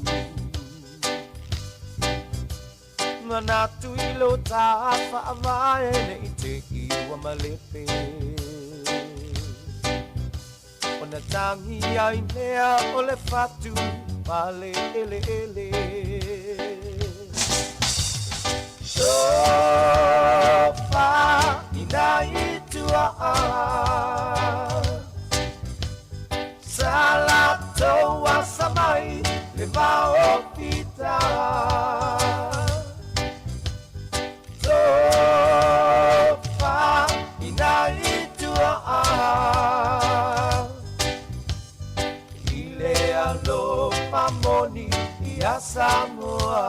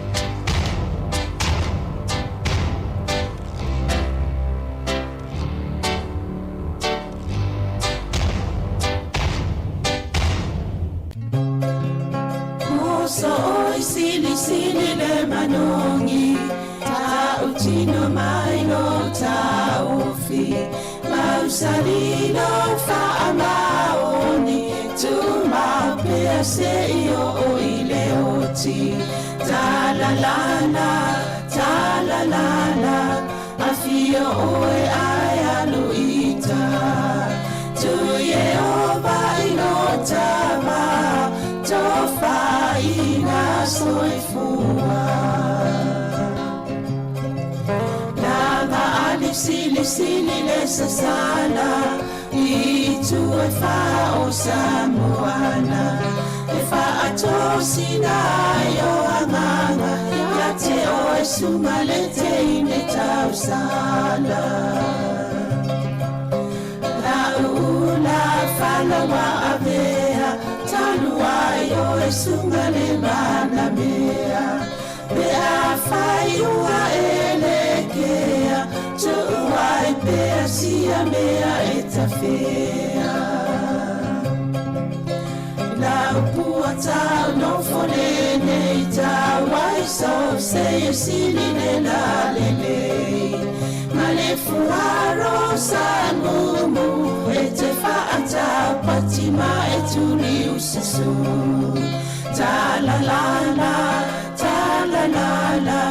Afio oe ai aluita Tu Yehova ilotava Tofa ina soifua Ta la Ia fifi lava tui whaatalo whātu nei tai au, ma lo lava soifua, ia tautu umalava o lo mwhai o na whaafonga mai bea le tautu al si fonga lau mua, bifo na iei le nei tai meo pol kalami o tala la walunga o le vai aso. Tal noa toi ma le fionga le li pule af masanga te al moresi, whalau tele nisi o tala fausa o tau whaafonga iei, ile nei lava vai aso e le ngata ilea, o hafo ini lunga o lo iei le ngaluenga ale si o fonga lau mua, ia e toi whaatalofa tuai malo lava soifua ia te utu lava ia malo lava soifua masanga talofa talofa fo ia sawalina whaatalofa fo ile pa i maulungo le tato whaafonga ni tae au ia malo lava le soifua moma langi ma alo ia pia utau mawhanawhana mai ni tae au ia whaiasi na vevelo le temperature kapu ia ai lai me siri fo ile vai ato le tau lai fio lolo e ioi si amate tano ni se foi vai ngo meu tato ngalwenga ni ole o mai ani fat singa tato le tio mo ni so tato fa fonga in Purua Hutt Valley Wellington in Newtown ia Mamaston ia ole sa fa iloa tu Lovestel way ole fa mo pama se no fi ele o tu se to o tama fan fa sina Masih si o awala fewa. Ai si o le amatanga fo i o le fai ngoni tau sanga i le taimi o tau mawhanwhana i o na whati noi leo vaenga leo fufanga leo. Au nisi o whatanoanga mata upu ngā ruenga tau tua si fongo lau mua. O lea la e sa whaile mato a onga ai ta i le fiongo i a la wano. Tasi i lawa. I le tusingo mene o news. Tele tausanga o ngalue ia lawano i Sāmoa i le tio to AP i whapena mo le TV. Ia sa i fwoi taimina mai nei ma whaiea o onga i le tusingo mene o news. O le malea la ma topo kalamina whaina matoa onga o mai la whainga luenga nei. Nea la umana malama lei ma to tusingo news. E iei mo 5Ws, why, what, when, where, me whapena fsiri whapena who. Ia e tawana mo mawaenga nana atoile o lau talafo tusi. Whaile malamato whate ta inga ia anuta ngata whaimela na ia homework matusi mai. Ia fo Sāmoa na wai mai lunga le song le whainga o koleni ne loa i tūla le aso. E whai ai tolu ia fo ia workshops na whai ia po awa o ma whapena whai lova aso mwai. O le telefon to whafonga ni tai au ile ia tom mai ava. E ua whai manu ia fo ila nei tau whainga vema leo leo. Ia na tusi e tasi mai ava le news. wa le sa o ngai foi mutasi le whaingo le 5Ws le ama ia o le leina o le ala o ilo umane e mato a e alu po fea se me te iei a iei se me tupu e me whaiana e no wholalo matusi a e mo uma vaanga i o le 5Ws nei ia nei lo vola ia le meanga i e whamtalanga o tala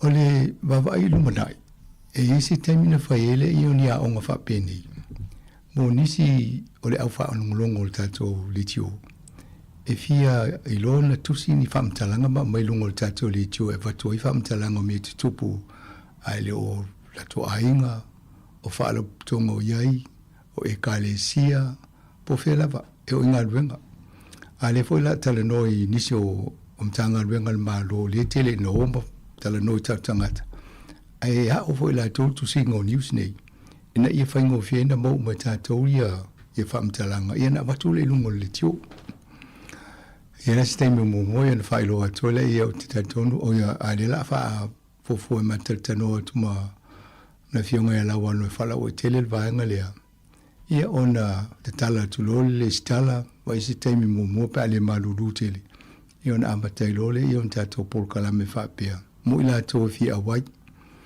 o te tono te o tato a whalaputonga ma me tupu. Aile o miloa to te lo laulangi mele ngā e alu e te leo temi o tato. Ia o amanoa ia a whaingo fie ma onga fo le whaingo tu singa o tala ma whailoa. Ia na wha maua e lola ia wao. Tauso lela a tae lungo o tato social media e wha maumongo me tupu a leo to wainga o le tau nuu o whalaputonga. Ia na whaingo fie lo leo na maua tala mo le lumanai. Ia mea na o tau loto ala ma tau mo mea ia lima. Tasi ale si vaenga na whapopoi.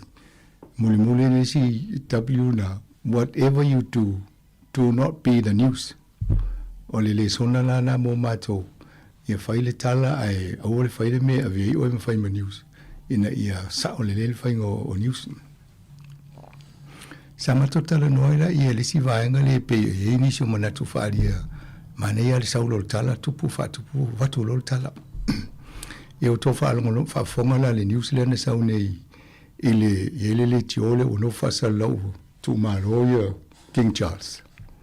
Ia wafo ne tusi mai le mena i lungo le Facebook ai alu la tōli tio whasalau. Mena le anga so nau so vave ai le siaki le tala mamoa. Ia o vaenga umana ta wale awole vave. Fai tau le lei ma fau masu siaki lei. Ia o na maua lola ia ole. Ia pe o le si vaenga na a. Sabrina ma le tele tato polkalame lea. Ma na ia tele matua e o te loa tato me se foi mātou ia le tusia ia i telefou.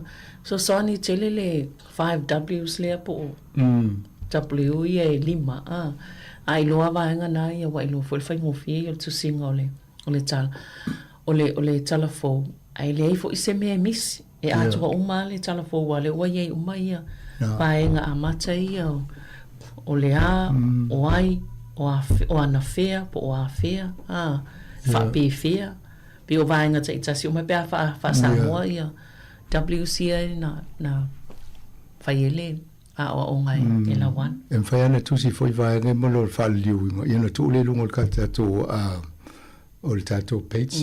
O te loea o ngā uma po ai ala e whaini la topo kala me a mo uma vaenga ia o na manino ale ia o tala le watu tangata fo ie. O e resi me no voi fa tupu stala e tauna ia ima fo anga men tupu ia fto a watu e lola ia. O le sila me ta ua e whata ua mātou mo le whawha o ngā tato whanungungu. O le tato le tio e tamo whai a te ai o tato soifuanga i tonu a te rone. E wawaila mai tō i tua i ngā talafofo le ngata e wha i lono puili ele malo le tunu. Ai e mau e ma se mea o ngā mo tato. E pe o le si vaenga na le tamo whai i tato e mo le anga i luma. Ia me siri o whanong longo mai le news ai fo i tasi le tae o ne umtoa i ato tōl tu singo na WZR. O ma le Ia e tae au wai mamai umale au whai news ia e taimine ia whalongo mai wa Whai atu e. Whai atu le wanga le ni Tasi tatou telefone. O me mali e. O lana a fo i so tai mai mata se na a onga mai mai lungo le Zoom le so le internet. Ya te fo mai sa so tai fo i mai wanga le ta o le back mass o la tole le whai tau tua mai Australia mo Pasifika. Ia no fo tu le fai fo le onga fa pe ai fa lungo to e fo i WC e lima le ta mai. Ia le ase se ngo me lai fai o le me ia le fai la wano wa sa o ngai fo ia. Ia pe o le au ngana o le te le fo le sa o la wano le la fa ngai ta to e fa le ia ti le ta to tau tua. O le si vaenga le ta to polkala me mai Sāmoa le utala no fo ia ta se sa matana fa tu langa ia fa salo ina mai o polkala me le taimi o le tuto tasi o Sāmoa le whamna tuinga o le tuto tasi. I o lo onga lua i fo la tasi se Sāmoa i leo teimi momoa na whai lo matu leo por kalame le vai aso.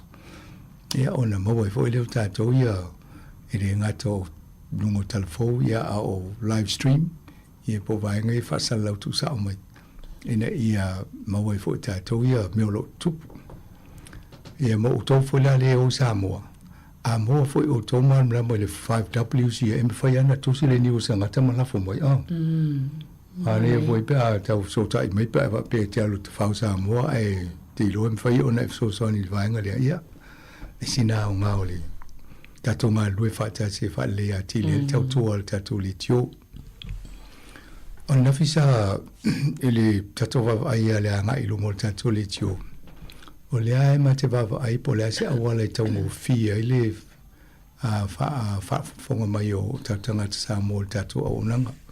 Ia inisi o lau a astraitasi mo ti mweli telefoni i ona whanongo longo mele i tatu. Al whala milawe. E alua tupe le data. Whaongango le telefoni. O le alai vava ai po le ase awala i whaingo fia i. Ona maua la tau tatu whasala launga i upolu msawai. Ia mo manono ma apolima.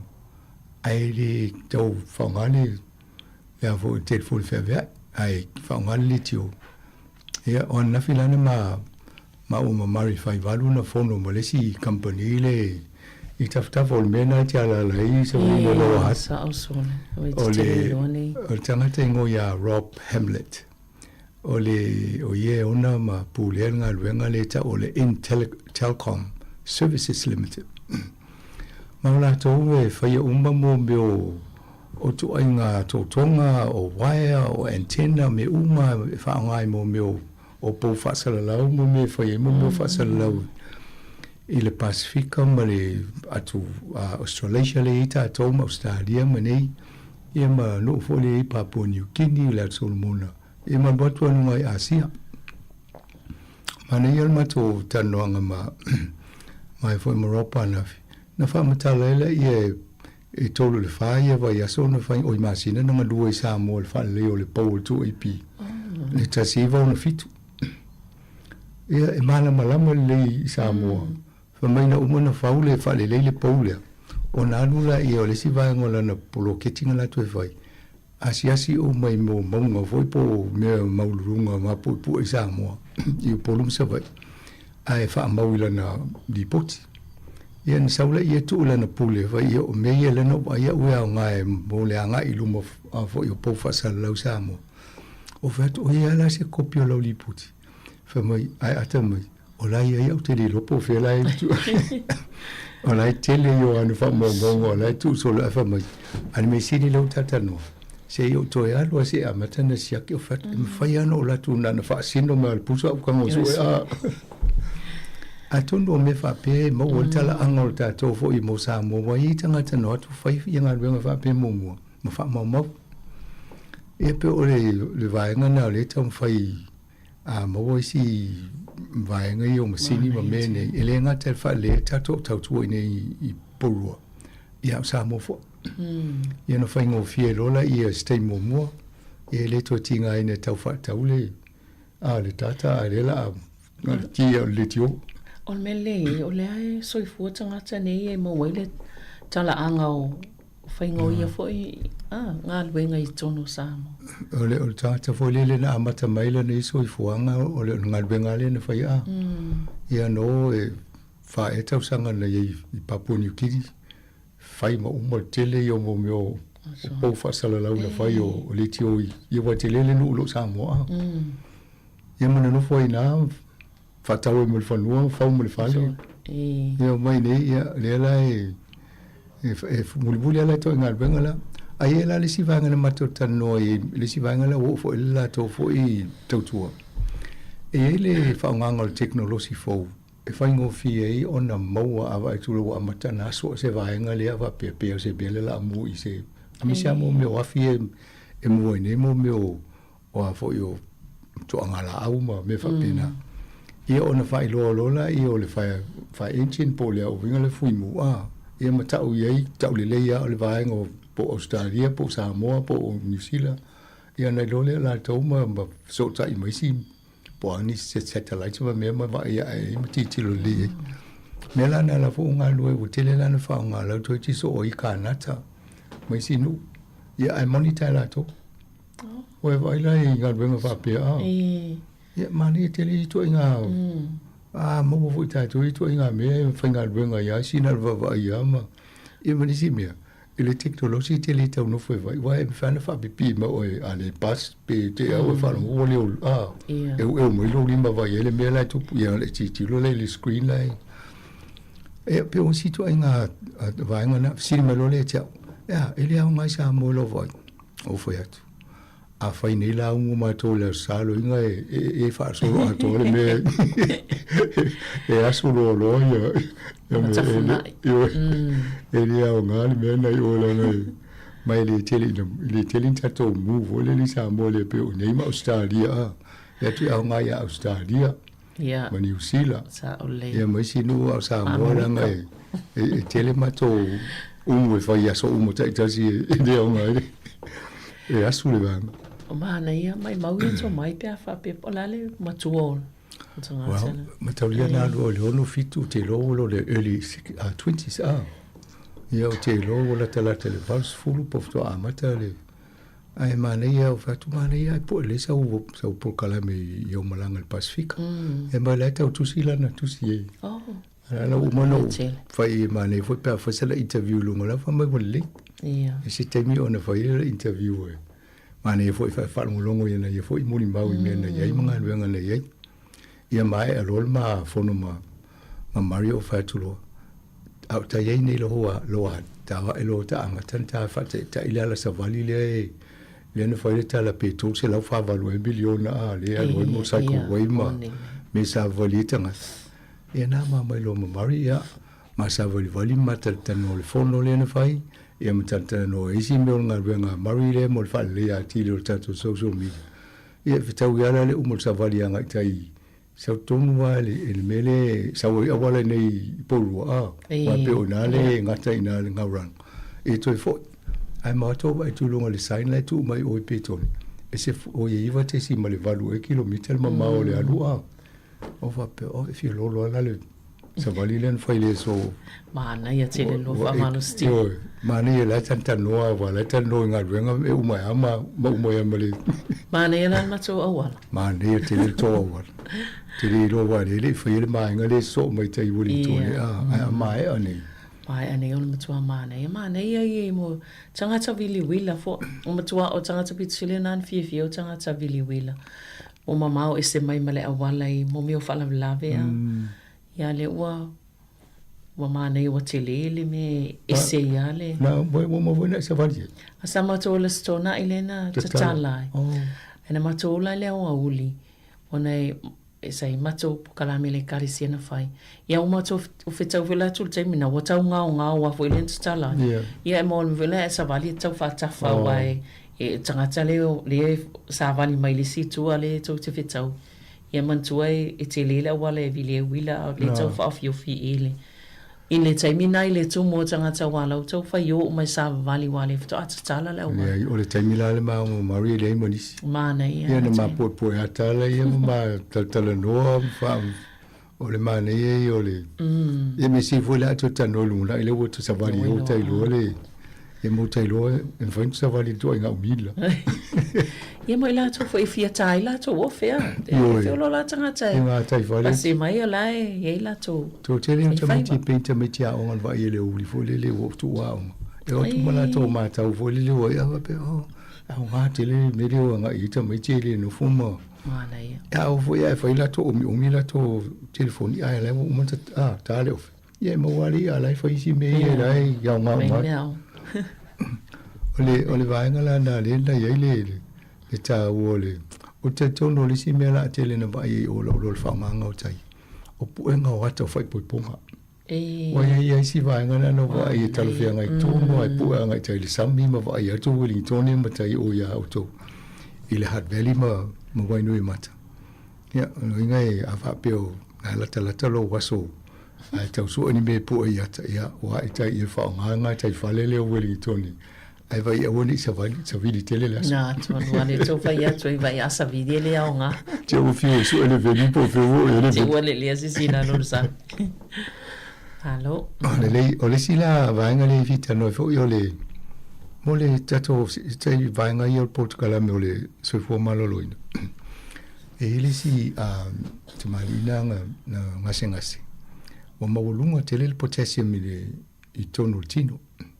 Na watu le su ai mo wa o le tele o le inu le coconut water e mata o dio me le fa tau i supermarkets e o le si la fi le inu ia no folo fa tau mo le lua ia pa popora ia wo inwa umasania no inu no ia la ai le lo fa pe o ete fa de o le o fatunga ia alo alma mau to inga me inu nei a tonu mo tatou wa le o te le ale ava noa e so e ia tau mafa ese po le ale au ngalo pe ye ni fa ni me ono e fo le e lapta ia tatou fai o walo se kuko la ale po le ale me tonu le le fo le coconut water ina ta uma ia to ale ia o walo kuku ave mai high concentration of potassium ia lo ingol to tele ia le potassium e tau wala na e fe tango ia wat ia almena mo to e afia i tato i mo me fatunga ia alo mama e se amole vaenga le mai ia final so fo malolo tu sole me le suole niu io pe ala le niu pola le se nga le niu o te lo al metas ia tato fo sa mo ia te va ia ele o inu ia so uma ta io sa ole ola fo ai lo le tino e Pangana tanga te malanga tui fafu. Alula to saulo le to mai ai lo mai le. Malo, ya. Ya pe mena mo to ta. Ole fofanga le a poriruona le la tumula to le vaenga la fo ila pis. Ale pe folinga mai ole wo male le longa male sailing fo le to atu mai fina ngalo tanga talau tele ya. Na atonu fa fonga mai o to po rua o te tono la vo i fatala no inisi a fio angai e va ai la to po le ale tu le taimi tu mo le vai ngale la fo ia o le la e o nei po rua le va le lua fe tots food ia le lua fe los food no a ia to i fata usanga ia le au nga lo me la ia utu o le la o le va na fa ia nga luenga ia la to e va ai fatala no mo community ia tanga te lau tele nei pōrua. Po le hai ni nia fo i nia wanoa ni options po ni fōfua ngai ono tau na talawhea ngai. Ai ei ma le whautuanga po le ngona whaadia o le o tau nei pōrua. Ia le lawa mai u te loe e whaamanino nei e le pule no pēr matana no le masina fō. Ia e le vaenga tonua lea. A le mea tau o le nana pia watoa ni o ana nafi na whai e le whai unga o lau o maua le tasi. Ala utaya uma ya fina ngalo o to na faadia ia ai siril matala no faata si male puli no na matu sa wale i el fam talanga e moni em faina over to melen to stusia ai siril te ole mai puli no wa la yana la etala no faata na no almta ai on me siril o mo o el fai unga o inga ol puli o to o to le lo o to lo ia po lo o to tas o ele swing ol me la fo ila pisi o to fa tai foi mo la to pe a fai o ye ni so fa fonga mai sa fa ali o la to fina ngalo e winga wa mta pia le te lua talatanoa ma le pule nuu maʻava atu iai e fai mai finagalo o tagata lautele o lea lalaina ia lona uiga e taunififia tagata ia na fai o latou finagalo e o lea ua o lai totonu o latou manatu i toʻaiga mataapu faapenei faigoa faaiʻuga mole o le sia mele o tfifia le pule lo porua mo nei al pulenga talu ana o fatanoa lungo le tiu e tele le tau ma fai loa ma fisiringia ia finagalo o le atulu ina ia fau faatase ia polisi e fai ia atonu o le mea foʻi na iloa i la e lelei ia o le fai e le o pule tutua la tau faapema ia o le tatou me le fai ai ai le talanoa mai tagata ua o Rachel e totogi tagata ia fai moiga aluega nei sa o leia ia malo faasolo mai mataupu ia i upu fai o le malo ia pe o vaega ia lea e tatou faalogologo ai foʻi i o le folofalaga le minista o tupe o le foi latou ia ala latou fuafuaga e toe faaitiitia foʻi tagata faigaluega le malo e le uma ia ma ai pe o lea na o Winston na o mavasa manaia lea mali e tele faafogaga le atunua saulfolsaga le minista o tupe ta'u mai e lua tesi ma le whapiliona tāla le tupe le tausaʻili e sefe e lona winga o le latou tala e o'o atu i le afe o le valu afe fituselau ia galuega e avese faitiitia i tagata faigaluega le malo e o'o atu i le o gatonu o le lua afe lua iva ia loiga tolu tausaga ia ua umana vaia tagata ia mai galuega lai e nei ia saulo ma le fofoaga loiga la atipi uma paketi office on malo ia sau ia vavasa manaia famai e le tipia le paketi lana tagaluega foreign affairs ia ma outou lalo faigaluega le foreign affairs ia ou te pole laugaluega ua lau famai mui se pictures i le lavia laugaluega a o isi tagata uma le official malo e o longi o latou le la amoa le finagalo le minista o tupe e toe faitiitia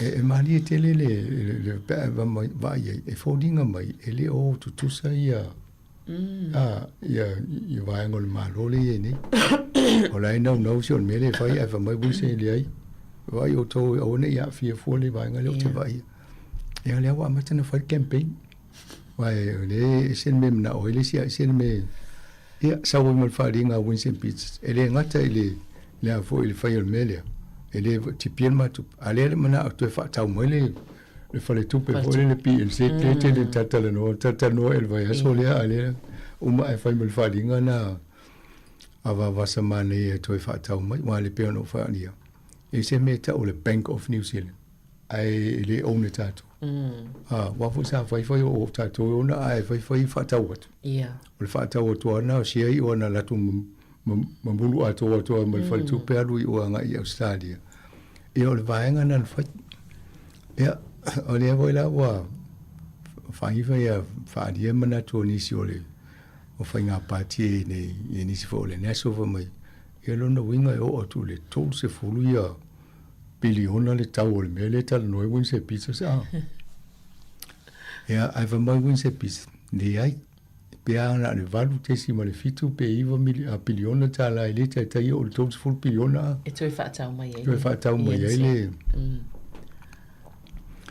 ia mo wa ia tele politele pe toi fa tau mai la lo bona vatu ai atoi mai ina fatau ia le toi fo i langa lai anu malingo o le Bank of New Zealand pa wana me toi fa tau mai na mai le o lai ia alai ma fo fo i tau na mai le ia vai si ngoi fa ngo fa tasi ma le Kiwi Bank ala wate to no on twice man nei o le ngol Kiwi Bank lai e ma toi lo le bank ta to wana ni ia mo le Kiwi le manu le Kiwi ni se me tau su e fu ia ala te awai le manato ole no fa pela ia po ala strategies o ame ma fo you Winston va vasamane e fa tongole e wa ia wala ma fo ava pe tau faita to e le campaign o se o matanga te New Zealand le Kiwi Bank o le PNC ia la fa ti tu pe le PNC ta sia la me mana o tanga tala ona le bank te mi to fa ta wat ia to mai lo le to pe ko le wala ti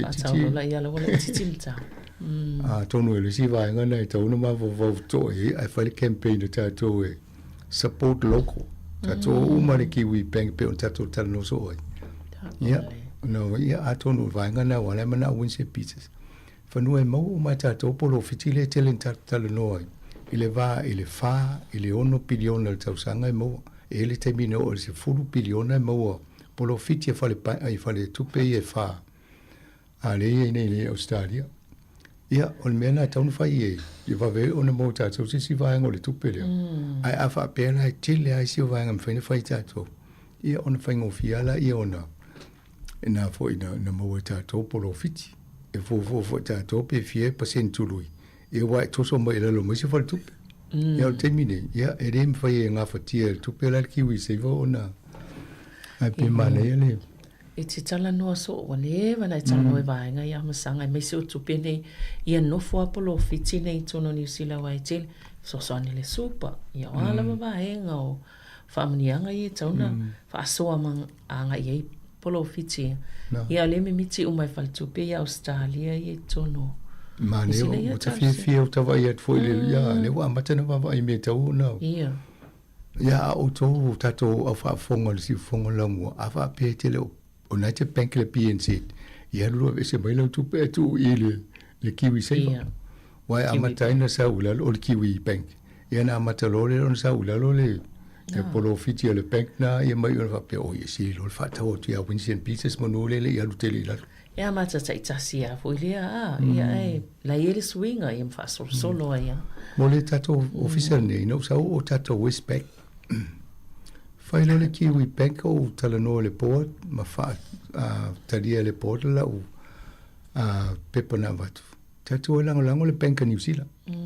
O tato to veta to tu pe ia ma tam fai mo tato campaign tam fai tato o mo kiwi bank ia o le ai mo i le i ato tol mo le infrastructure fai mai singa lu au al termino o le se mai au malo o le tele i o tupe ave fai to tong le au fai ngal wenga a onga ta fanga no le panga wenga onga ia ai le kiwi bank na i o le Westpac ia no fa pele ato so mai betu ia e me uma ngal wenga fai tupe al malo le isi ai mai mo kiwi bank. Ia ona vavela ia ona mo se atol mele na o Winston Peters. Te fa wa tala i vaenga ia tu pepe atu fu me sanga si le sina malo longa pupu.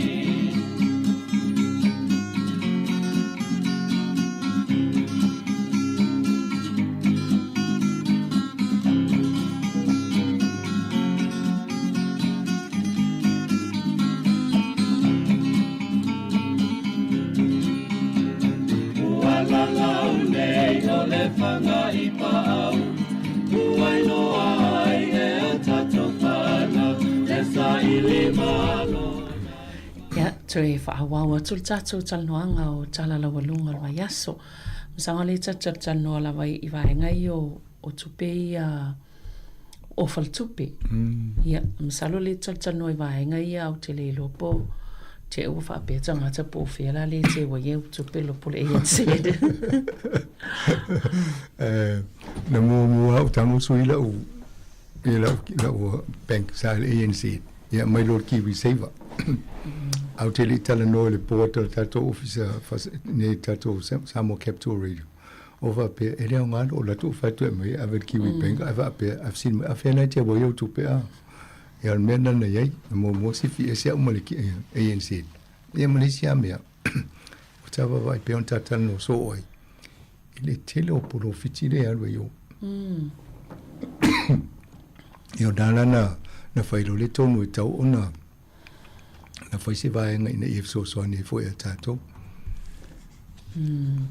ana ia wai e pe ole fautuanga foi ma vai ngai tano so ia e fo ua fata ita e toi ma te waile ma fai e te ngā tupe Kiwi Bank o fela na ye oi o le Kiwi Bank na le tele vai so ani atu ai te mai o New Zealand o lo tai fa mai polo fiti tele ia ave oi i Australia ale e ia fal tupe New Zealand ia tau fi tupe tono New Zealand o mele tau foi stato campaign o amata tu i tata po kala mene o levanta tano ai tato ole amata wa o foi la no foi tu stupid ma fana ia vai o mar Kiwi Bank e ola fat oni to se mal Kiwi Bank o le bank na tato you wai Malaysia mai si fal tupe e pe o fo ye si cooperative o pe fal tupe ai tono New Zealand o le cooperatives public service investment savings account amata mai yasola isa wa ile faya no ona to tas pe se fal tupe ia la o ta o cooperative bank e foi mai sia fal tupe na le e ona tangata New Zealand e pe o fal tupe na tangata to o ye pa wale o fala i fina o si i fa mtalanga isi e fa ngo fie mano o lo fa la o tala fu si fa le tupe ia ai voi dai pasene na sa sai o pe ali no to ia na si le tu langa fa pe na mole e mane ia e pule ai le stafune le la lo na va e se tina na tala no le tom fa ngala fa ngole o le mo ke se o lo na fale e Kiwi Bank la ia sa va pe le fa longo tala tanga te finga tati e na alua fai ma e mai ele mas finta na po a me pa wal me le mau ma to me e mo mia na uma e fai go fie yo na fai e leila ina ia fa lo tele tanga tau fa to pe ia New Zealand yo le fai go fie fai e me ne a tau finta ni si le mam na le wingo finta e na finta o le a to o me fa mo ni le fa ngol tar sang e la se ngo I mo lo tu fo le si fa tupe e tawa ona fa mtala a to ia va nga il fa ngo fi la ia o le tsatsal no ai fa tupe e pe o va sone le vo sa yele le sai li linga po le lo longa va nga le consumer New Zealand ile tu langa fa amalie no tangata fa tau po tangata ye fa yala to fa nga ina o nanga fa tupe o le na o mai le la tau sai linga le o tai mo mone to no tau sang o le mo e se fal tupe le la tau fai longa le People's Choice Award ona le fa mali ina tai o nanga fal tupe a fale tupe no foi tau le poti no ma fo le va pe o le tonu ale le fe o le tau o mai ia wa e te alo e tala no tanga te fa ngale o nanga al fale tupe a e to te leo tanga te mine o le wha o ngā ia to inga o nanga masani le masani tatu e wha tupe mta tutu wha tari te mi o tau le nisi wha ila nganu a la tu nei wha tupe le e de o le to te le nisi ngā ruru e mai na o e amale e lono minga la e fo ila i to inga tanga tantala no e pe fie tanga tana a wai a wa ana wha pe o lo ia ia le teim fo le mumu o lo ina la a to fo le o nanga ma le tau tua wha le tupe ia te mine ia ratu o isi va tapuni ia ai o fo e pe tasi to ro tanga tala tu mo vole mo tanga tala sa tu mo fali tu pe o sola onele ai le on va nga nai va vai fa le ia o la wow o le lu tau le te va vai mo ta to uma o le mele o scam le mai ma voi tu pe tanga a to no na to no ta to na ma o e se fe lo va ngola fole le lo password po le pine o le numero le fai ona e ulu fale. A wole fa so lo istangata ia e o tangata lo ainga. Ia ma one so na tu o te o a fia lo tupe. Ia ma ia mo me o tau fa se ia la tu ai le Facebook o le email. I te o e mau e fa pe vai e ma nei o lo le ti vai ia te solo ia te o mo mo jo fa mo. Tu le ia le ia te o mo e ma. Ia. Ma lo so ta tu na mata tu ia vai nga ia. Me se fo ia i tangata la i fa ngai nei ia me o app fo ile me le upa eats fa te inga. E se fa ngo fiona ave o fa mo nga te te fi tu inga. Apena o lo fe fa nga me nai. Ia me fe ia no fi nga ia se le tu pe ia ma tu le tu pe le se me pole. Ai Telepili ai telentu. So fo i mai am sanga i le vaenga le o ngalwenga ia pe na tala no ai ministai. Se ave isem fa titi ai pe o le si vaenga le mai fa tu moi. O mo me o fa la tele ni fa ngale ai pol potso fa folinga le fa ngai computer ma tu langa fa pena. Io ole ai le mai ngol fe au le malo. O le la vai tanga te valua fe fitselau se fre lo te si mal fa biliona. Ai e fa nga ai le AI artificial intelligence. O fa pela ia. O ma fa faula le malo se polisi e ka vai tanga te ia valua fe fitselau le la lingalu. O tala no fo ila le malo i company le billionaire, tech billionaire si ona le AI le la mai fa nga tato. Po le asa la to so ni sanga te ia la sui e computers e wai e mana ia le mai mo e fa nga fo tato initial thing. I don't know fa ta sini policy fo i ole mai ai sui tanga te fa nga benga ola tanga te fa fe no la wai. Lo nga la to si tele i tanga te ia fa nga lu ia. I don't know mena I don't know e fa ngo policy. Se i fa tala no ani se o fa o minister ma fasili e fa ngo mene. Po la to no ia la to fa ngo fa unga pe o ye se o ma fo tu langa fa pe. O le mena le fa ia se fe le tupe ai le o se fe mai. Ya o le la lusi si mo tanga te yo ne fo so le me o si la o Australia pa vai ma.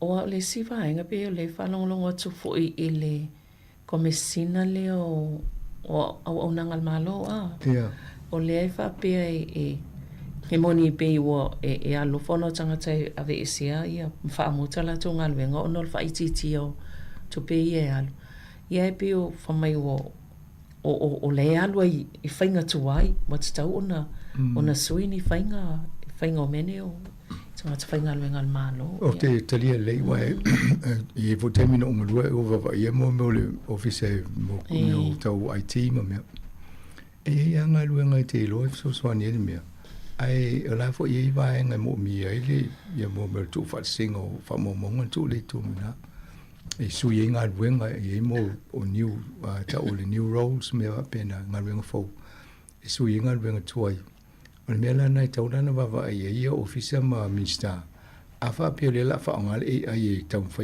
ngo fie pe va ve me le o ai nga luenga la lusi a fe i singa luenga la tu i tanga tai o to nga fasili na tau na va ia tau na va ila to e wa mo le la va venel fa ngo me ia to no le to nga tanga tele na lu va so tau fa i me ne ia ai tau na i singa luenga fa nga to mai o ni tanga tele na ole tu langa na tau na va ai to tele ta to so swani le ai le anga le umana ola ia ta to ai ni lo pa fa pe va el to nga numero le atu no umala ole le ia lo nga la nga lu mo ye computer se fa ia ma ai o ta to na ta fa ai mo benefit ia e selmana io le fainga le io pe ole fainga ngalwenga o fa so solo to ina matu ai stangata ia uma vola to te ai e atu le sia nga tupulanga fa atu ngalwenga ia al fanga so longa le ola ia mele ia matu to ama ve se atu lo ye mal AI ia ai lo tau fe lal malo pe fia tu pe fa alu le I le whaonganga la o le poto lea o masini computer ni. Peto e follow mai le lua te simalfa bilion. O la masini na afa pera mai nei tangata unemployed. Ia no lo le benefiti fia tupela alwe fo nei tangata nei. Ia e le mena e politile o le mental health nei tangata nei. Ia. Asa nei o ele lo mo kesi. O le fta fa tau le fa le tau sanga nei a te usau le vai ai la vei oi. Ia. O te le ale fa le tonu la tu tau fa tau tu le fa le a fa tau fo ele tu e mo a tu le tupe. Ia pe o vai ngana le tau ava i tau na ini fo fuanga le malo e o fa tasi ma fainga suinga fa pene. Sa ole malo. Ia, o iei le fasi silanga tele fo ia le malo le sa fa ia na fa long mai fo io fa ia tui tatu tala fo. Le suinga tele le amata i le paketo tau sanga nei mo meo tangata fo ia no fo i fale al malo, fale no fo mautong. Ia, ma whano noa lo whano longo le maingo le whea o le minsta o tupe. Le na ta ua whapea o hisi o tangata nei lae malo le loto a. Nā, tono. O whapea soli. O le loa po le ale ma fau le minsta o tupe na whao ngai le upuna. O tangata nei nala fo ina whai e fuanga le malo e mo o mia le fsosoni. A leo to e no fo whai tala whapea a. Ea a leo pe o fisu ia. Wa ese mai le tupe mai tangata ia le ane social house i whale le malo. Ai mai tupe tangata ia le tutongi a whale private. Tu so brought Peter people. Saola. Ole whapalangi na le vai so kama ngoi mai le tupe ia ve tui. Ole mena life sul voi tu siri tangata pe fa fe na whai le whai E ai fa mai le mau le tau whalu mo tu ai. O la tau le no foi fale le malo. Le bana le fa tu pengo tau. So soani le malo na tu tin no fo mo tau. Au nei tangata ia le no foi private accommodation. Tai pe o tau fo. E le o mo la tau so soani le. O le mela sa tau na fai sa tau na averi to inga tu pele ave tangata na. Ai o le vese mai ia ave tangata na. Na. Wa e le fitau ia fa mai la to le o la tele al tu pele no foi ia to fa lo le la interview no isanga te lungo ta fa mai ia lo ngala ma to ki u fa le voi fa to mo me ai mo foi me ai mo nei ai ngale a fie va ngale tata no pe o to case managers fai o le tu langa le ma to o le mele la o ye o te tono i una fai fai to suia ini so fai unga ia ia ai tele la e vals fulu wa fele a fai o a inga le fa pe la fa le tonu e le la to se le tai tot futa la ai se la wa fele a fai o a inga le la mole e le foi fa popo ele le sulu ni mata la al vayas tu so le ele o ia sa fianga o le nunsa tanga te ona fale le man ia la Ola vanga na ia mo meu private houses. Le ona fali mo meu private accommodation. Ia le wo lo ni le la mo tu pele fa pop. E anu le lunga le tau le rent. La to pe ia le la si lunga le tau rent fa pop. Le na tala ia mo tu le wo lo le wo tu fa pop. Sao a fulana. E man ia la o la le looks.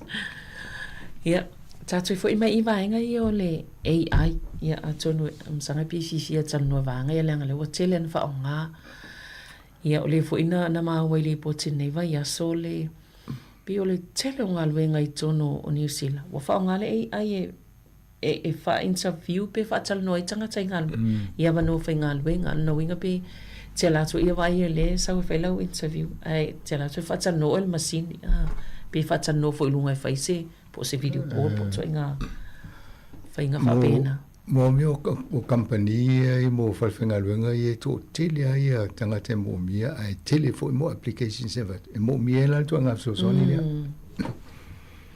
ai te mo to ya so la fa sa la ni sia va no vo le va tu ni o ko kai mo mi o application va to o si application mai fa fo intia e wa IT ngalwe fa IT le fa tele mo me application mai intia ia te fiu fa taua ia awasona o tangata ma le human resources la vea ai, ia ma se tangata e se tolu mātou.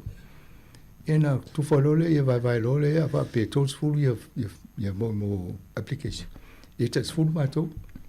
Ia ole fai tauna, sa ole mai lau summary pat fon fatas. Ia pe ia, fa pupu lola ia ole lisi yo. Ia pe ia ese na patula o tolu lea, mai lau tolu, ia toi kipi a. Mela na leo fai le ai a mela sa fai tangata. Tasila na ngā wenga leo la whai nani. A wha pia la e tolu se fulu pe se lau ia application a le tau fai. Ia wo umana tusi e wa pia ia vai pole te loa life si vai pole al matua o tangata na a vai pe se fai longa. Vai po ai si tutunga. Ia na loa le wa pia me le ai pe ia vese na le ai vese na. Ena mai lola pe ia na le to tolu fulu le to e o tangata ia ngava. Ia. E faina la to e wa o le tango pramfa pe ia ave se mai vai po ani fai longa fa pito to ngā luenga nei na fai le ia po se si voi e le se numero. Ia. Wa pe ia mai vola ia. O vai ngana o le o te ina fiel to te le. Watu lau to singa lo application. Ai pe fia marie pe le arusa o le mele le faingo ena tasi al fai tau le ai va pe el kompia pe le ai pe ai le o le nganga o tangata te ale o paka se o le taina ale mea a fa pe te sa o le interview e usi tami e se ale mele te tu si le pepa e se le tala no ya o ai mai se la o le to te le tangata le la fai no la to application e fai fo le ai e no fo le ai fa shine mai fa le ta mai o tangata le na watu role o fa pele ai le o tama tonu ale tonu piki wale fita ia e tangola interview tangata e se ala le te mi interview e no vai fa pe e se le mene tu si e se tali la mai te mantu ale te mi na no fai mo meu interview ai si vi tangata no vai le fa manga le software o fa tu lo trainer alo se kin computer se lo a mo tu lia tu le tangata le la test na mo waina e va tu te tangola tai lunga me e le lo fa ngale me len tu si me pepe fun so nga me la na ta voina fa ai siaki a ol talia na me pepe fa le test so fa le personal test lo e fa ngale ia o tō inga ngaluenga o mai le la o ina ia. O le pe o le nta so whanongo tō sanga tō tele tō tangata ia ngā lue fo ia pe o leo whalpui le oa tāwhia ia mwhai so enga ia no whainga pio fo ia i me ia sawa tū tōno whalpui. Sau aso la e wai tele al whapio o New Zealand le sinu e mawalunga tele le whamoina le ai o meni o corruption a. Ia pe se mita mitanga fo ina ia tato i tono ngā luenga malo sa tai ai e fo le whatutu ina ma te wapa ai solo ai. Ia a le ia stai mi te au mo wailea ia ole mea maulunga talo te mino ieu tono malo. Ole pe ale auditor general ia. Nana mo e o chapne le no tangata leo te manitua. A tono manitua fo nisi ngā luenga malo. Ia o te rena rui malanga ia pen card pe ala pen card ala fai o paki me ala ainga shout ia nei wale na maua a vese siaki umaloa nda masal salo ala ia o lefto a maua i tangata a pe finis tangata fo i maluenga ia le white collar ma ia tawai fo la inga luenga i fai apea ai fai ngofi e nisi o tangata ia ona fai ia le lau wha mauni e nei o sa idi le o moa ia fai asina to tele le luos fulu tangata ia umana loka a ia ai tele ai si ngā ruenga ia fai so e ngā mo i tangata ngā rua le correction o fale pui o la tau ia wa ai pango tā ia manisi o tangata isi fo ngā ruenga ngā rua whaatasi mo tangata nei ia o la tau nai tele mo meo o a fo i o soli ngā tūla fono le o la tau fai e le ngata le bato whananao telefoni whea i te tonu ia o whala o whaasaina ia o sikaleti mataulia whaasa ia maisi amau me le tanga i tonu o whalpui Ia e watu tangata I tonu ia fisui I cash. O le fasiti la. Feme mai tupe ka tanga I tonu whapui a. Loinga fo I tangata la la tuma cash. Ale no la pasi I tonu. Ia la wa maua e te le o vaenga se o New Zealand la wa bo ta fiam fa yesa I dinga whapea. Mali fo va e tole o au fa tasi New Zealand Australia ma moto Pacifica. E na ia fa malo sia la to vaenga fo ia fa yesa I dinga wale wolone. E u male community u maia a pitanga o moto Pacifica. Pe ele vaenga le na va e fo va so nele na fa fiti na so no le pale mia o fiti. Pe o fa nga se tanga to no te tele le langi le va sa Pacifica. E fai ma wala mai mo meu trucks fa la fasa in el Pacific. Ala le mena no fai me fe o e ma to. Ole tu langa na le o e tato.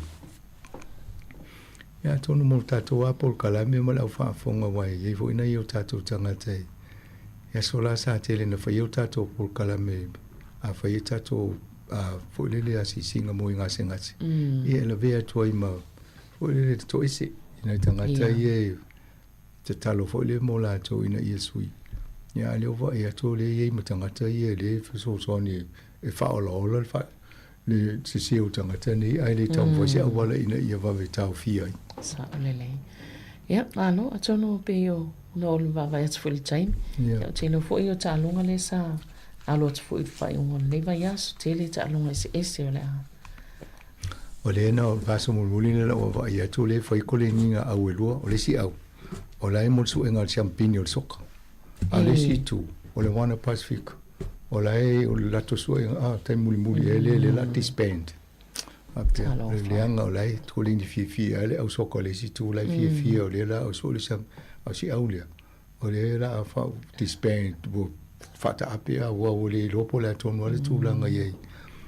Talo si e vave mou, ma si tali mo la tau, se fa ua o le au lea. Ya tato papai polan me tu po talonga le ya le ho le fai le wa mata fai talonga foi tan fanolonga mel tato por kala me talonga sports le talo le maroon male a foi le usa wele se ya apela ofu mo lo ofu lang lang oi mari pina mari le sa ola li tio ala le fai lo la ele fai lo au ma mari ia wale msanga fa tai tele la mo po kala me nei tai au ia fa tai foi la fa fonga mai pe tsa po kala me ia te mo vol fa po ponga ile va yaso ia mo tai nei manuela mangal me ngofia ngai fai ungal va yaso ia fa so fo mo nei tai me tai au jo fa so fo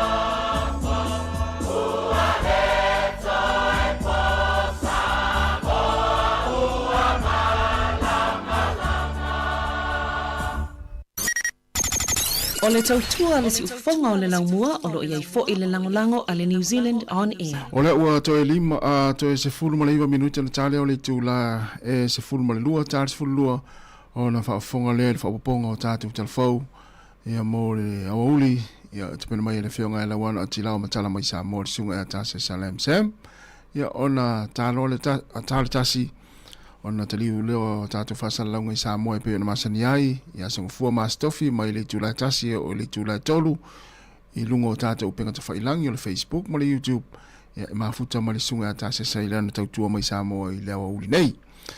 Ia toi whamalo atu le te militātou atu nuu le asonga fua ia i mātou i New Zealand lua se fulu ma le limo le masino me lua fe lua se fulu ma le ono ia o le asonga fua le nei ua tele na ngai li to tele fi au mga luenga o le nei aso ai maise o le nei tai au ia nisi o lo mafuta mai tonu a inga o tonu le ta vale ia o fai anga ia tu fai ngā malanga o le nei aso ma nei o le tau vai atu lau mo nei Wellingtone maise pori lua ia le sulu mātanga o fia o le la ia a o lo whalo ina pēr le mālu o le ea ia ai fua la vai oe a whapea o mālu lu ia tauna whai of mawhanawhana pe a whai o na e whai lau sa vali ia manatua se whangu vai e u ia pe a mana o mia se whangu vai se vai ia le teimi te sa vali ai ia wa whamalo stino le tae o le asong fua la vai tau o na iei ni whamalo stino wa lea na tele tau mawhanawhi le to nai ia tauna i se whaalusi o le nei aso whaalu le afu ia a whai wa ele usuru ngā luenga ua o va foi lo ngas wa afia oi mai o tino mai le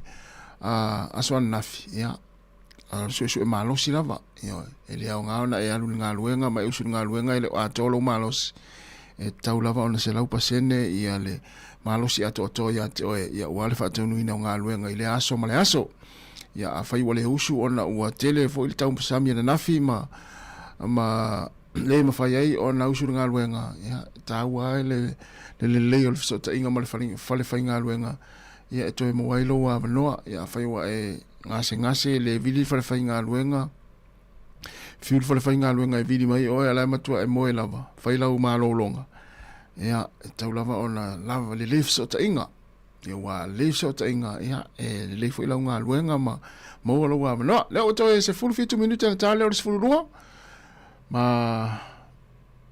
ma na ia lava le suru matanga fio le lana ni teimi le tai au ia le la fa o fa fia fia vai pese ia la tau la sa ni malanga le nei aso manuia lava fa inga malanga o to na la ta pena awale anga ia tu le mata fo i ma fai sisi nga fu i Sāmoa le masin fo le vai aso le ia manuia lava fa inga malanga au la tau le o to anga i mai na o mai ia fo no tanga e kalesia me se lava le la tu na malanga le Pontanga le whakasa le o toi taliu manuia mai ma lo lava le malang manuia. Tal tono na o tele koko malu na o mai ma o tau i o tau whaaso. E mana i le tufa lau lotu. Se furuana minute wa te nei le tu la toi se furuana minute na tale o se furua. Manuia fo i whai ngā whaiva a wha pe o tala uofe. Ea mana tua. A tele le ia tufa wha mo mor whaife au. Ia so tuai ma le ti a kono. So tuai ma le ao. So tuai ma le te utupere kale sia ma le whailau tusi. Ia va pena lua ia ave le whale whaise mea ia ta maiti ma le ainga. Manuia lava le nei aso le tātou tano.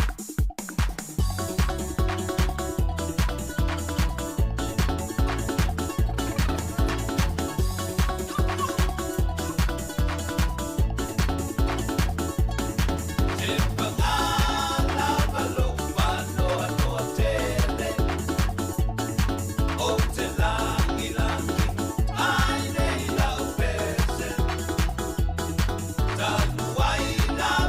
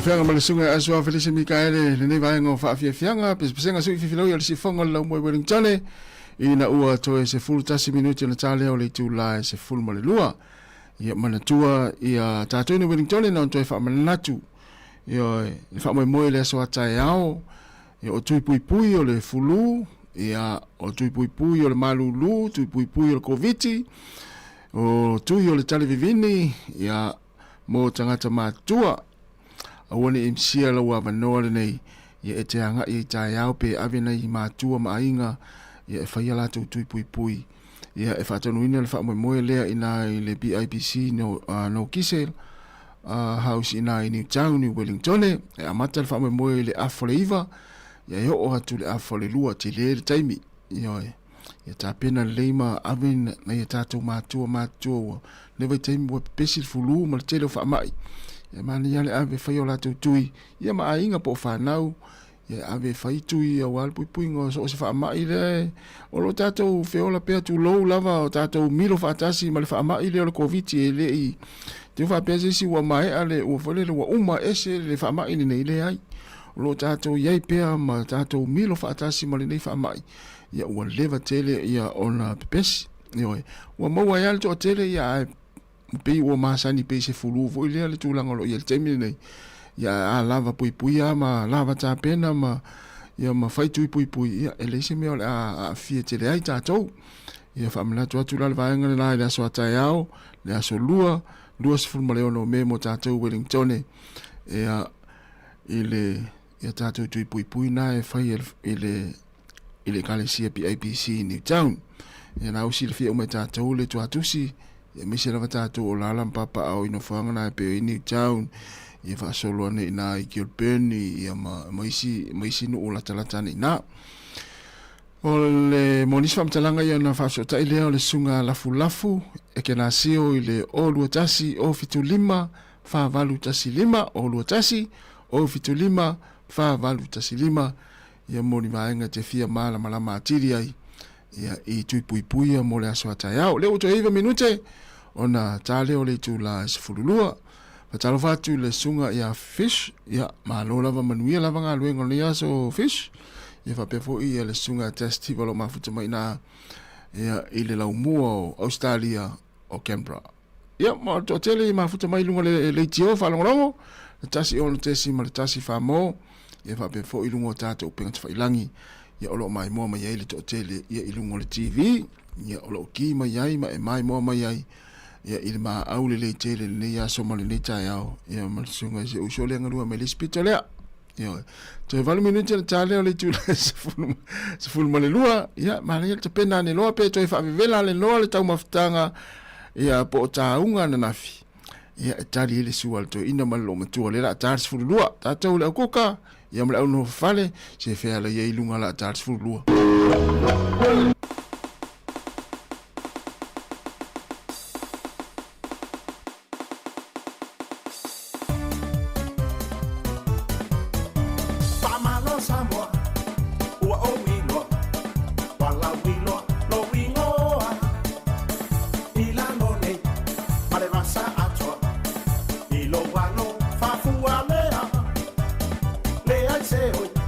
le ai se popo le le o mai fai mo fie e fa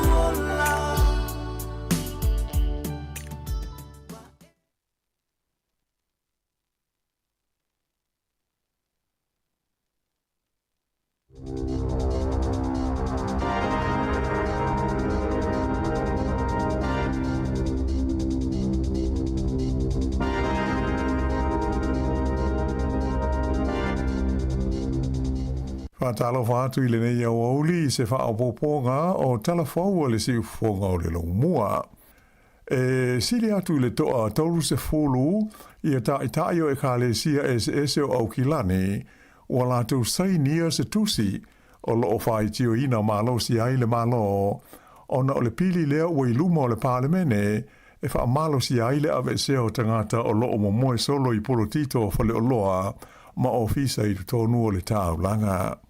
O le pole stofi taluai le na pasi ai le whaitonga mua o le pili I le parlemene ma sailonga ona vela ai fela folafo inga le maota whaingoa ina le pili le summary offences move on orders amendment bill mai awhai o le apasia ma avea matula fono o le ama whaiai leo na latu ave sea tangata e fōlinga le pulea ma whaia ni winga mani amionga whaatupu vesi mai tu tonu o taulanga. Elenga te ilea, ai o le a whaasai fo I tangata aisi, ma isi e ulu whale I tu tonu o ni pisi nisi, ma ono whaalawe lawe ina I ngā luenga masani, ma lama tia ai le file mu o tangata ino fuanga fo I tele. O tangata uma, a mata mai le se fulu whāteu sanga le mātutua whaasolo I runga, o le ama whai o na whao ngā ina I ai leo I lea tu la fono. Ai o le tusi te te o tu ina atu I le malo e tai o ka le sia I au kilane. O whautua ina I le whai ngā malo so whatasi ina I fua ina nisi vai ngā tupe whaao pōpō mo pol kalame so swane I tangata e totele ia e le aini a inga mani whale whaamautu I ai. Na whaamo ina ai e lau whai lotu lo latu telitonunga o le ave sea whaamalosi o tangata nei mai no fuanga o whaamautu ma momoe ai e le o le tali leo le whaafitauli ai e mana o mia le fausia o ni whalefau e ave iai I lātou nei. Tā ofi le maaftanga e moise le totele tangata o le angai o le malo e whau I e lea tu la fono ua ave ai ma soli tu la fono ia le tūlanga mativa ma le tāngo lima, ma le ai ni whale mani ainga o se vahenga to o tele o tangata o New Zealand. O lo whaalia manino ai le tūsile nei le vasenga o whaife au kilane, o le tūla whono e pei o na whātu lai mai nei, e le o le tali leo le whaafi tāu li o la tau e le aini ainga, e manatu ia i la tau ia, o le whaai unga le nei ale maa lo, e tā ofi ai le polo kalame mo whale mo mia i taimi o mana onga whaafu se i o tangata, ato ai ma le whaatawina e se atu o whale sa i ai o le maa lo, o le pongai au tū le valea, o le nei whaafi tāu li o tūla i mai. O le a whaalau tele ma whaia ni suinga e le malo o New Zealand, ia inga ma tūlanga mo o mia e le tauona o iai, ia le sila fia, ma le mala malama o tangata mai whafo i le ngangana Peretania, ai moise i la tau ia tālu sanga mo le visa whai ngā ruenga e whaingoina o le Accredited Employer Work Visa. O le amtanga o le masina fau lea o le a whaamamanu ai nei suinga, ina ia o ngā tusa ai ma le fua, le ua whaatatia mō le ngangana ma le mawalunga, e te tauona o iai le sila fia o tangata mai whafo, e fia tālu sanga mai mō le visa le nei e whai ngā ruenga ai, i te tonu o New Zealand. Whailo mai e le minister e malanga inga o Erica Stanford, o le level 3 le ua whaamalusia mō tangata uma, e fia maua lea visa whai ngā ruenga le malo o New Zealand. Sa ia whaamawhaina o le anganga au tūlava, ina ia mauti noa, o tangata uma ia fia malanga mai e ngā rulue ai lalo ia awanoa, e mauti noa o lo le lei, ma ngā waa i lātou i le ngana Peretania, o le a whaatino i nā ia lātou ngā ruenga, pe a maua i o lātou visa.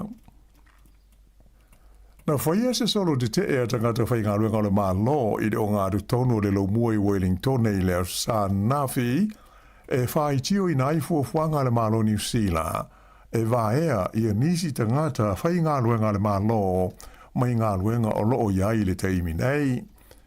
Sa wha maa popoina lea te te e le sosa iete o tangata whai ngā ruenga le mā lo, le pisa a, e whaali ai lo lātou te e na o se fuafuanga le mā lo, ina sanga wha ai titi ai tangata whai ngā ruenga, ai ia wha malosia, ia le wha o ngā ina o le tomai wha afolinga, le artificial intelligence, i le whai ngā ruenga i le lumana ai. O le to tele tangata whai ngā ruenga na awai le solo lea nawhi ina o lātou whaalia, wai longa o na ila le whai ngā ruenga le malo, ona o le mau waea ma le mau suinga, ua whaia i le au whai ngā ruenga, ato ai ma le whai ngā ruenga le malo, talu o na tūla i mai le whai ngā malo so whaatasi lea o loo i nei a New Zealand. To tele fo i le o fia i le fuafuanga, e whaata ua i nai le to mai whaafolinga po le AI, e whaatino i nai ngā ruenga ia o loo whaia nei e tangata i le teimi nei.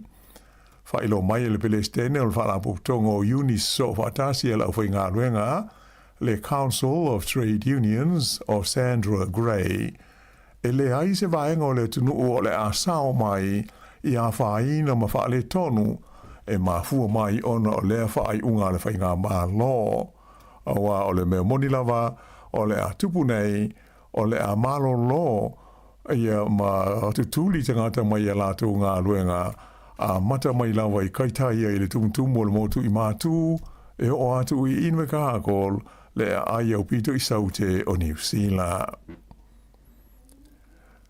E to tele tangata whai ngā ruenga tala vau i le teimi nei, ua whaalangolango i tupe ai tā lafu mai credit cards, e te tongi ai a lātou pili, ai o nisi fo i ua whaamisi nisi tau mawhitanga o le aso, ina ia tau whaafetau ia i le tūlanga tau ngata o le tau o le soifuanga i le nei vai taimi i te tonu o New Zealand. O le mawurunga o iai le tau o le penisini ma le swao o mafu ai o na whea ngai le to tele o tangata e o lava i tangata whai ngā ruenga ma le mau whaafita hauri i le tau whaasoa ina leo le tamao a inga. To tele tangata whai ngā ruenga e alu le ono sa furutala i le aso e tasi e pāsese ai ma pe a malanga mai mō ngā ruenga pe tusa lea ma le tolu se lauta la i le vai aso. O manino fo i le nei taimi Wa le ai lava se o loa ma se vaenga o le soifuanga nei o toi tau ngō fie. Ua si I umo I runga le tau e mai se lava I mea tau mawha mō le tau singa ma sani. Tō tele urunga li tala wau e tau whai ngā ruru e uma ai e le o mawhai o na alofia ai le whaafi tau li ua whea ngai ai I le nei vai taimi ona o le tau ngata o le tau o le soifuanga. E tusa ma le kuata o tangata uma o lo o maurutongi I whale o isi tangata I New Zealand nei o lo o alu le tolu sa 40% o lātou tupe maua pe o le sili atu foi e te tongi ai o lātou whale. O ia foi numela sa whailo mai se lipoti ele mtanga luenga e wha mau mauina foi numela le malo le Stats NZ.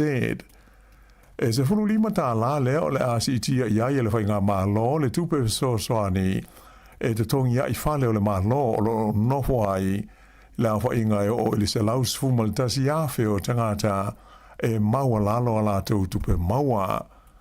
O le tupe o le so soani lea e ta ua o le accommodation supplement mai le malo. Pei taila e valus fulfa awhi le awha inga o tangata o loo maututongi I whale nei o le malo, o le asitia ia le tau o le lātou whale, mai le 25% o tupe maua a ngai I le 30% o lona winga, o le a taungata pe wha au pōpō, ia leisi 30% lai le vai aso I le tau o le lātou rent e pei ona iai I le teimi nei. Ua whaapopola ina a stasi whaalabo tonga o le maisuka ia awhianga o se fuafuanga I le toe whaataua ina lea o le tu ainga o tangata I le whaatauina lea ma le mawai o fuala au ia manisi o waila au o wale tonga fitia o le maisuka I le vaenga lua le te ua o le diabetes type 2. O tangata Maori whapea ma tangata Pasifika e whaingo fia tele o na maua maa fia I le diabetes type 2 mai o le tausanga e lua awhi lua fultasi le ana whaataua ina ai ma ave I ai le wha mua mo fuala au e tonga fiti ai ia lea foi ngase. Pei taila o le teimi nei o le ua mana o le pulenga o waila au mo tonga fiti ngā le whamek e fisilinia ni whirangalo whaalia o le tunu o e winga ini swinga o lo fia whaia I le whaatangana whaapitoa o lo maua ngōwhia ai e Maori ma tangata Pasifika ia fuala au mo le diabetes type 2. O le swinga o le a whaapa ui whai mai le se 5% I le se 10% ia le tūlanga la mati o le whātua stangata ona o le suka lea o le vaenga lua. Ai le ngata I lea o le aso loi ai fo I le to iai ia le whaatangana whaapitoa o lo maua ngōwhia ai e Maori ma tangata Pasifika ia fuala au o le maisuka lea o le vaenga lua po o le diabetes type 2 e pei ona iai I le teimi nei. Pei tai manatu le teitei fono o le whaaboutonga o le maisuka le Diabetes Foundation of Aotearoa o John Baker e ngā lue I le whale maitele I Middle Moa. O le nei fufuanga masuinga e pei ona whaaoliori mai nei o le ato e whaafo ia I tua ngā ruenga le lei mo le tonga fitinga o le maisuka I le tonu o le tunu. Whaailo mai fo e le tasi o teitei fono le National Diabetes Network o le lifo mai o Ryan Paul ua mauti noi whaamau maunga e to tasi mai tangata e to se furulua uma o Maori e maua I le suka lea vaenga lua. Ai o tangata Pasifika e to tasi mai le to fitu whaatusa lea I le tasi mai le to lua furu o tangata papae o New Zealand. Whaalia le whamek o le anganga au tua swinga e pei o na fuafua ina ia whaalau tele tuaile o nanga mo nisi tangata o le tuna o ina ia ulia le isi 5 tausanga o whaapopo le luas fultolu wafe o isi tangata la tau te maua le waila au ma fuala au nei mo le mai o le suka I le vaenga lua le diabetes type 2.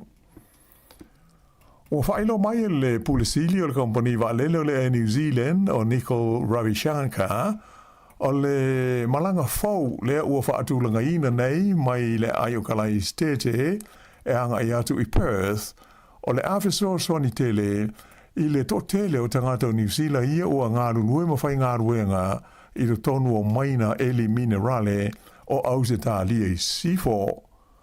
Vai aso na te nei le sa wha ilo mai ai le New Zealand le wha moe mo le whaio ni ana malanga fau wha le vāo malo se tolu mai i le malai wa lele o Christchurch. O ia malanga o le aanga i atu matoe fo i mai i Singapore wha pēa le ai o Tokyo i Japani ma le ai o Perth i au se tā lia i sifo. O lea whaalinga le New Zealand wa tu ina mai a whaato a tolu vai aso ta lua na whaailo mai ia se fuafuanga e whaaititi ai la whaio malanga ma au nanga le company a nga ia tu inisio i tu ma lo i tua o New Zealand. Ta ua le li pule o malanga faune i tolu ua ta la whea ngai lava ma le fua o lo o iai le tau o sua u mo wa lele.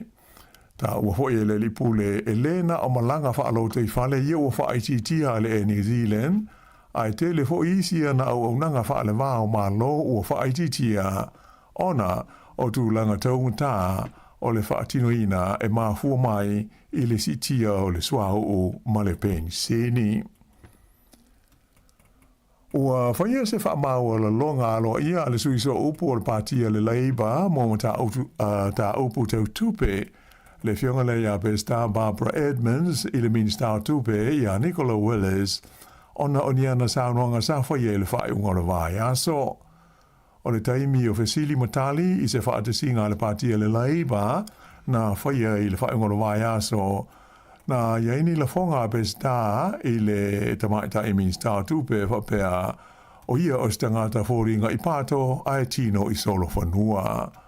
Whaalia muluriane pe Star o ia la fonga o se sasi le taimi na tupuai a o ia tau mawhai tali ini Fesilia le autu stala na iai. E le i fia tu ina mai se manato Nicola Willis i lea mata aupu ina ua Fesilingia e le au whaasala lau. O le whae unga le tausanga nei e umalo o iai mai le tofinga o lo o iai le whaaululunga o le wales whaasala lau o New Zealand, le Radio New Zealand. O ia lea o le lia swafa ia Paul Thompson mo se fulu tolu tausanga o iai i lea tu langa.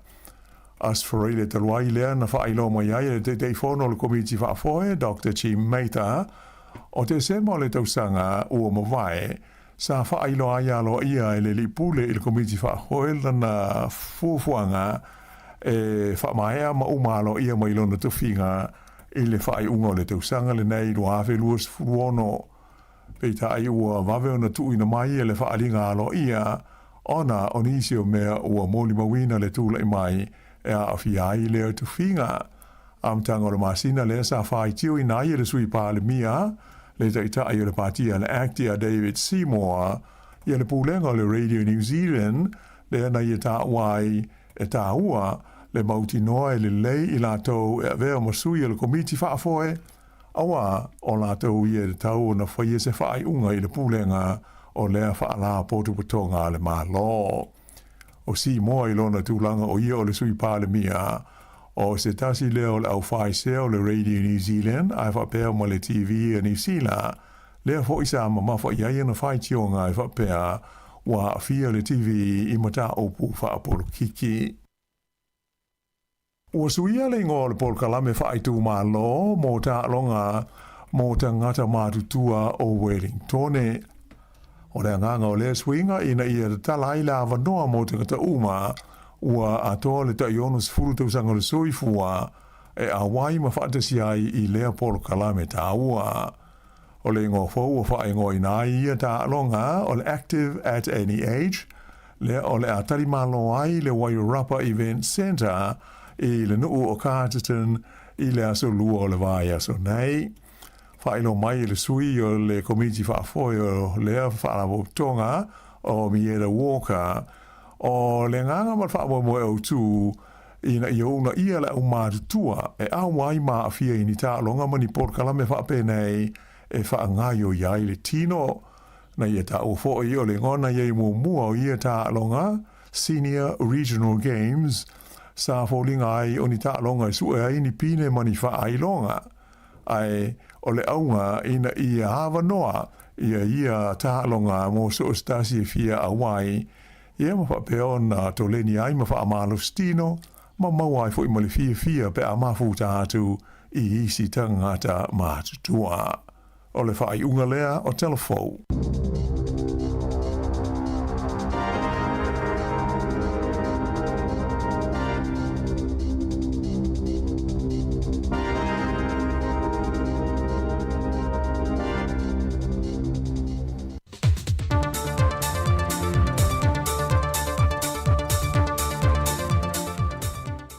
Fia lava te whaatalo whātu le amatango neva yaso lo tātou tunuu, e reise fwoi whao poponga o tātou talafau mai Sāmoa, use mai ilo whaafonga.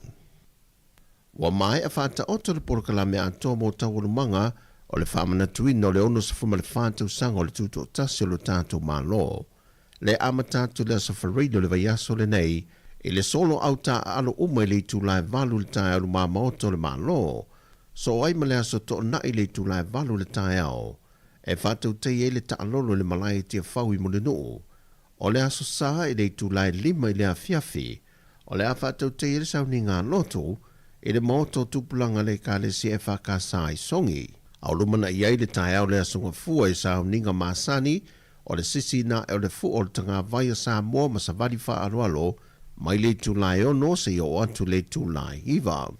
So o atoi lava, I le tu la iwa, le tatala lo ia ino le ofisa o le pāle mene fau le ua mai a fausia.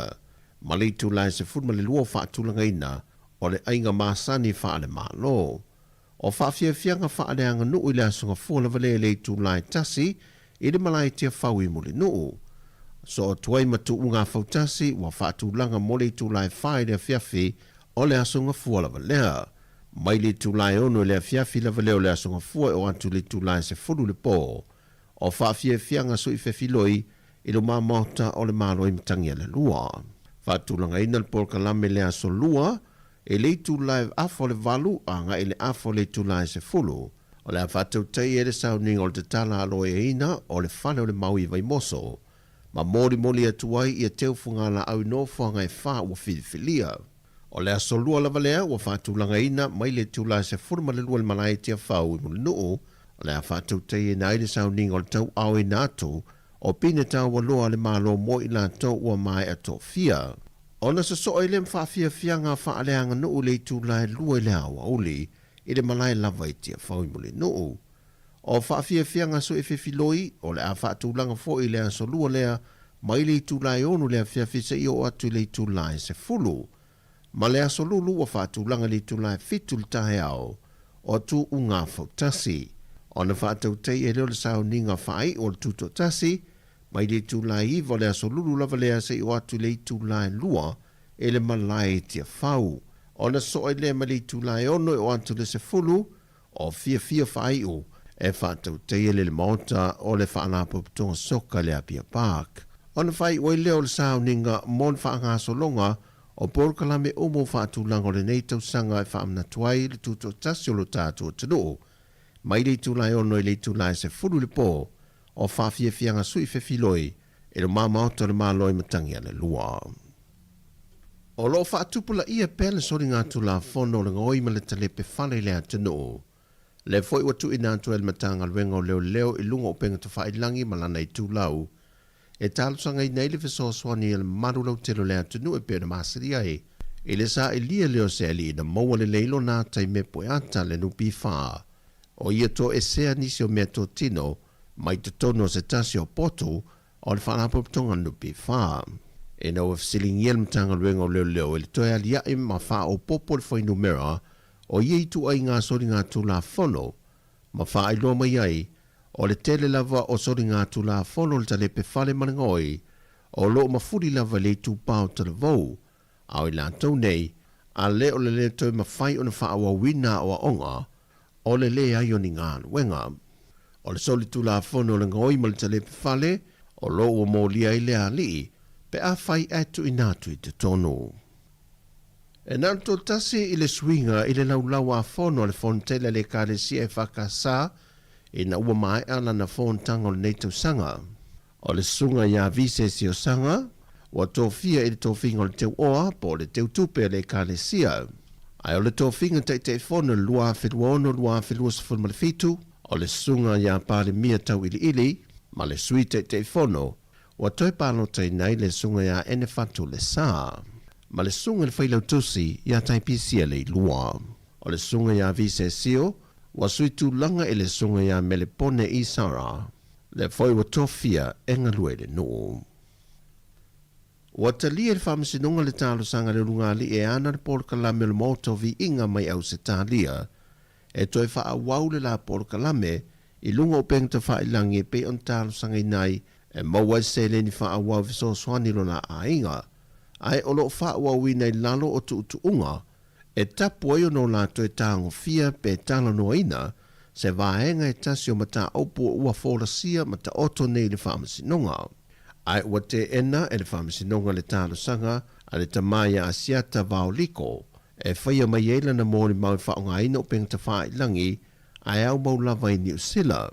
Mau atu ina tue le whamasinonga le aso lose fun ma le fito le masina le nei e te tau ono o atu iei ua o mai i Sāmoa e tu la i lumo le whamasinonga e whaatino eila na mōni mau.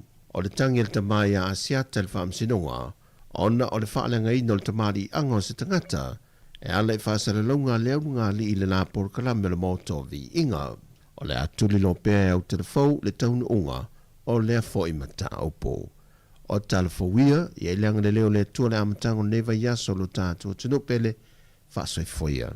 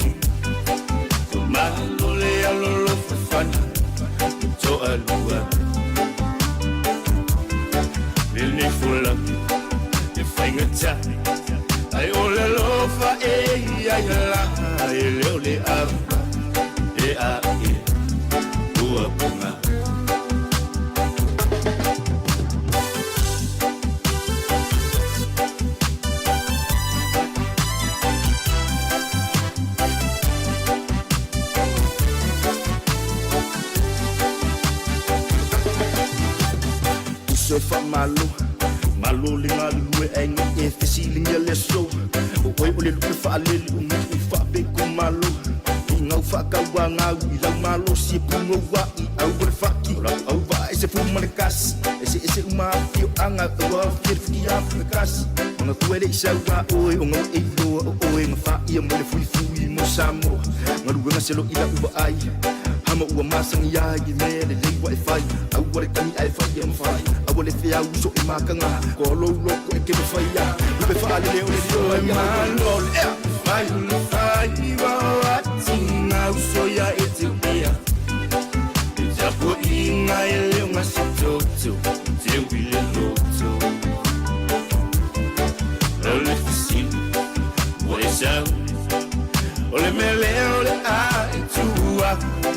Fatofa i woma ai, i tolu te saka. Uso e malo, fai wa fa malo le alolo fai matu. Fa malo le alolo fai fana, to alua. Lini fula. Ai ole lofa e ai la e le ole ava e a e ua bunga.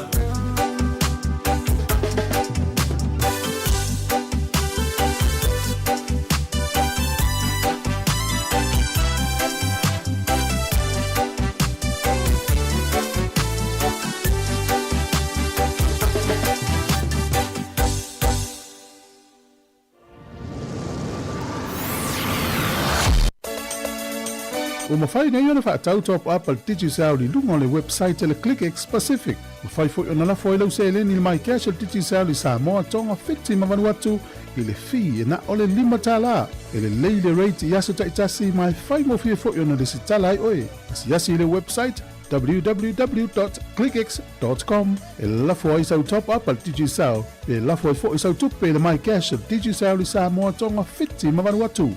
Oli si whamtalanga whafsota I le olua tasi, lima ono tolu tolu whawha. Olua tasi, lima ono tolu tolu whawha. Sekia, DigiSound.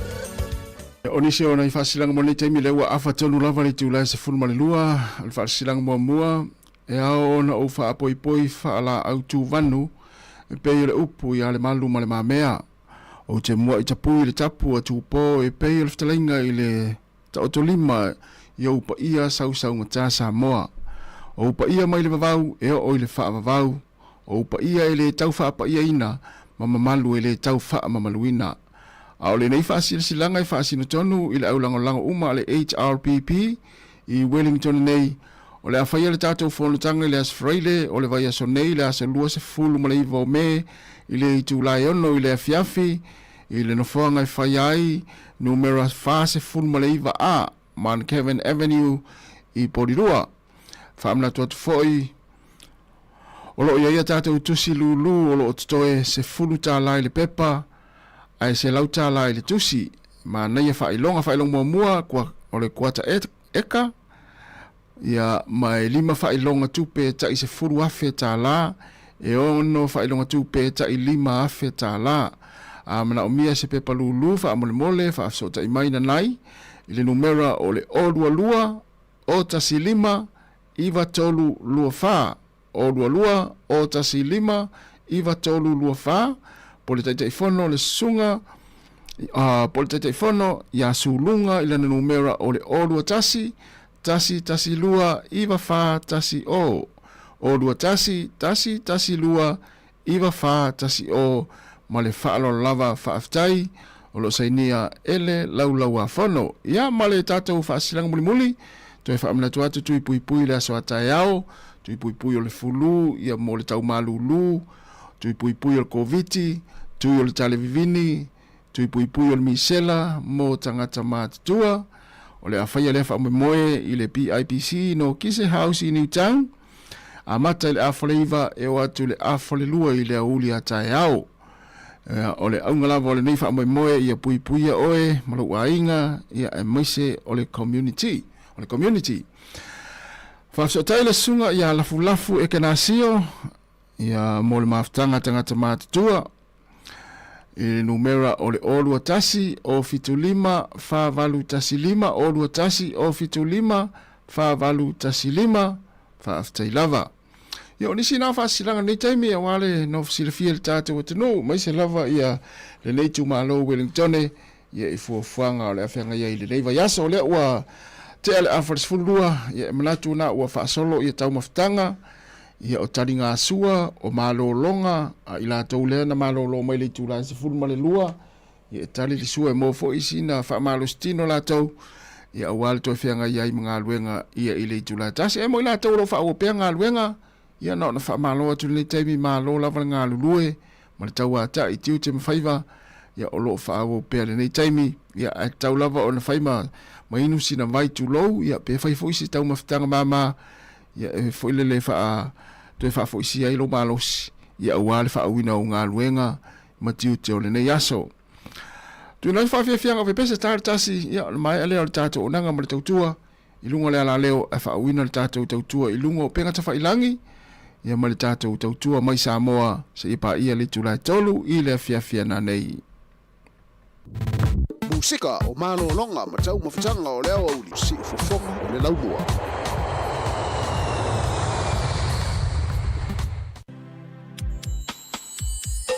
Elangi filanua i malalele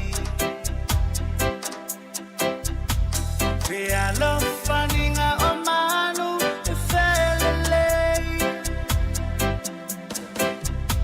Momo oi mafufaunga o itanei Waseta itino Langona e faamasino Nalasi o mafutanga mamasanina Watua e ifesili si taununga Pe anang faina mau ele suia Wa osime amoni e tawile manuia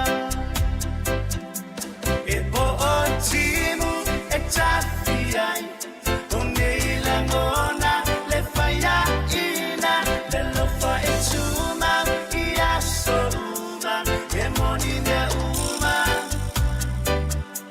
E moni le lofa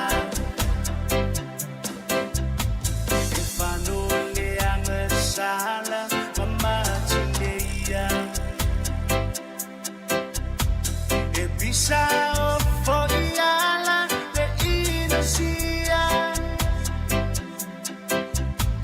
Langona e mateia Mama fatia Se la vea i mai Nene fu o la uai Betawi e mana onga O lo ualofa Se imapuai Bolonga ma outuai E po otimu e tafiai Uneila ngona le faya ina Le lofa e tuma ia souma E moni le uma E moni le lofa E moni le uma E moni le lofa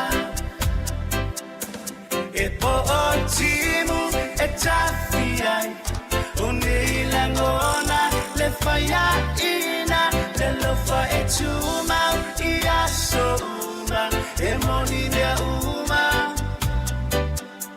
E moni le lofa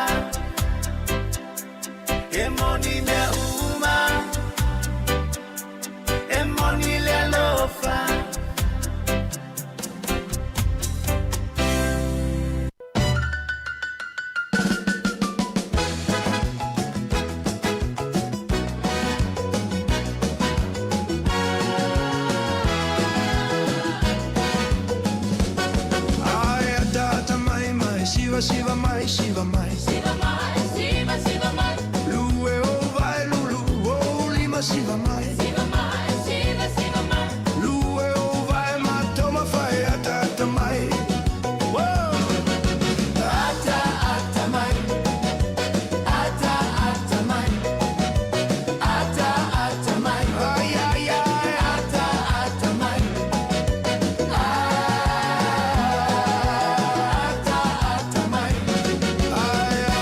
mai mai lue lue mai lue mai lue o vai lulu o lima siva mai siva mai fusi la o panga mai toma vai ata mai ata mai ata mai ata mai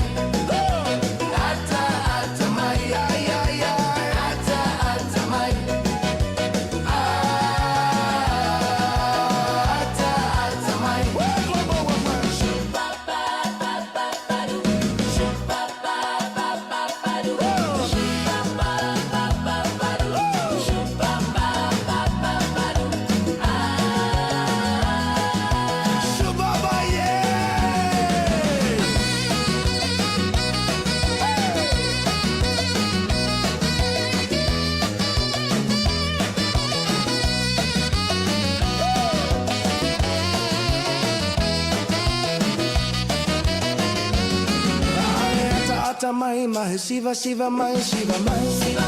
siva mai lue o vai lulu o lima siva mai fusi la o panga mai toma fai ata mai ata mai ata mai ata mai ata mai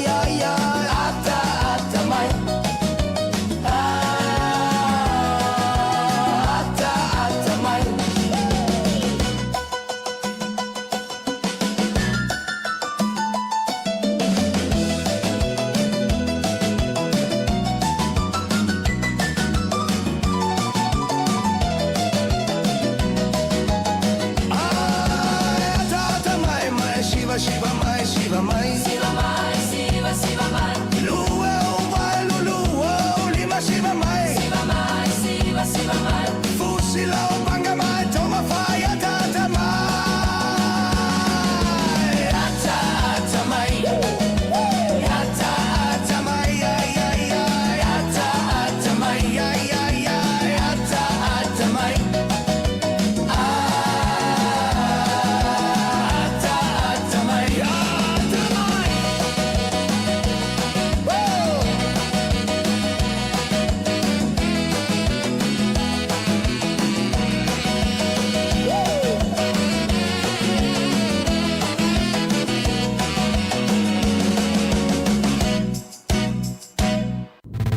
Musika o malolonga ma tau mawhitanga o leo au li si fofonga o le launua.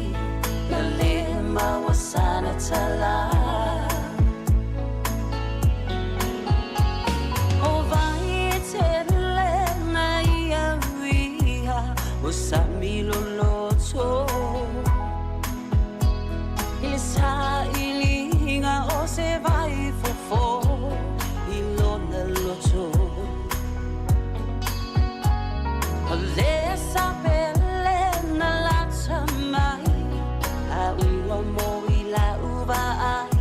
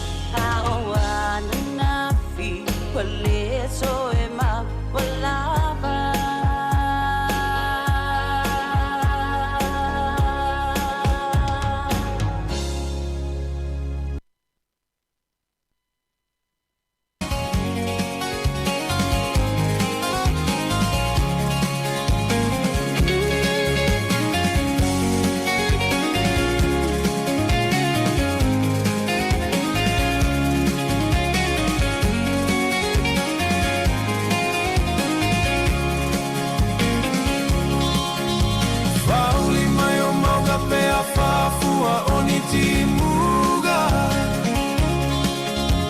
Oloto le tutu sawa laina le mawa seiuga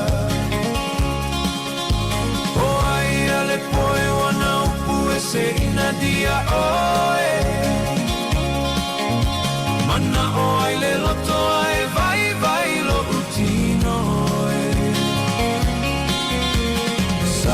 Sau ia tao Ta eva eva nei o Peta te nonofo Ile malie o si au loto Awane i e toi masalo salo fuga Pete talitono peata so sola i mauga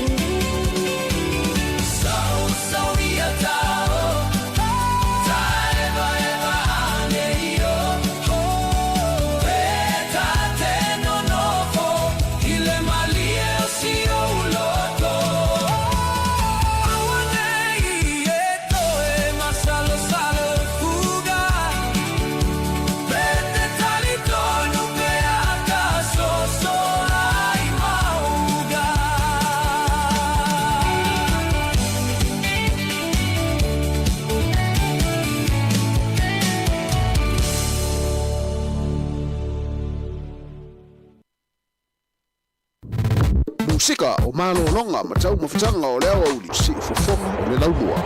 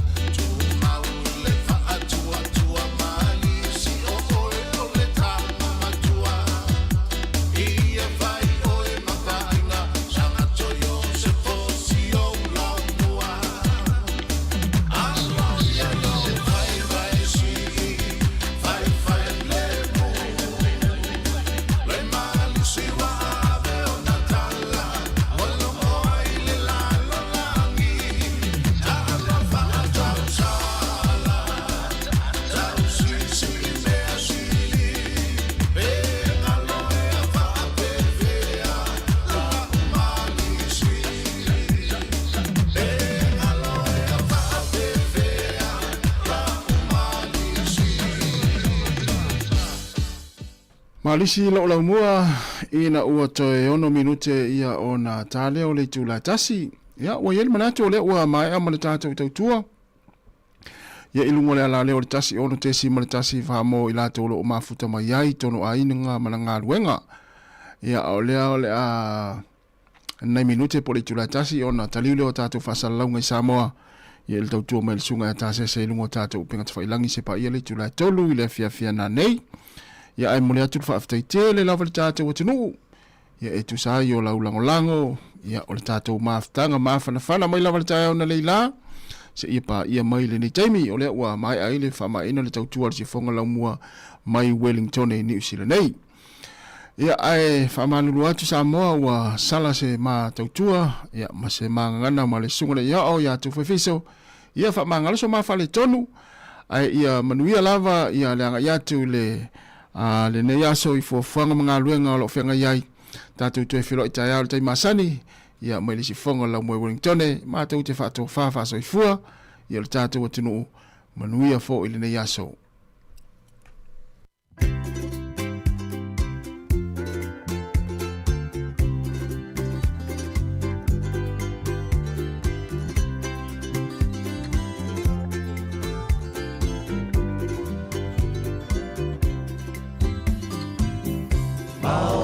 Saya Marielo Finala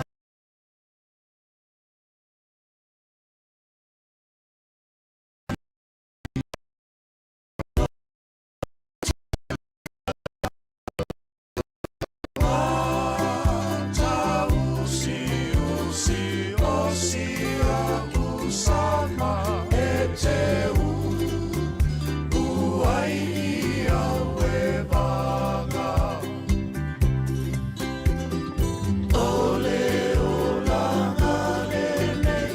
Sili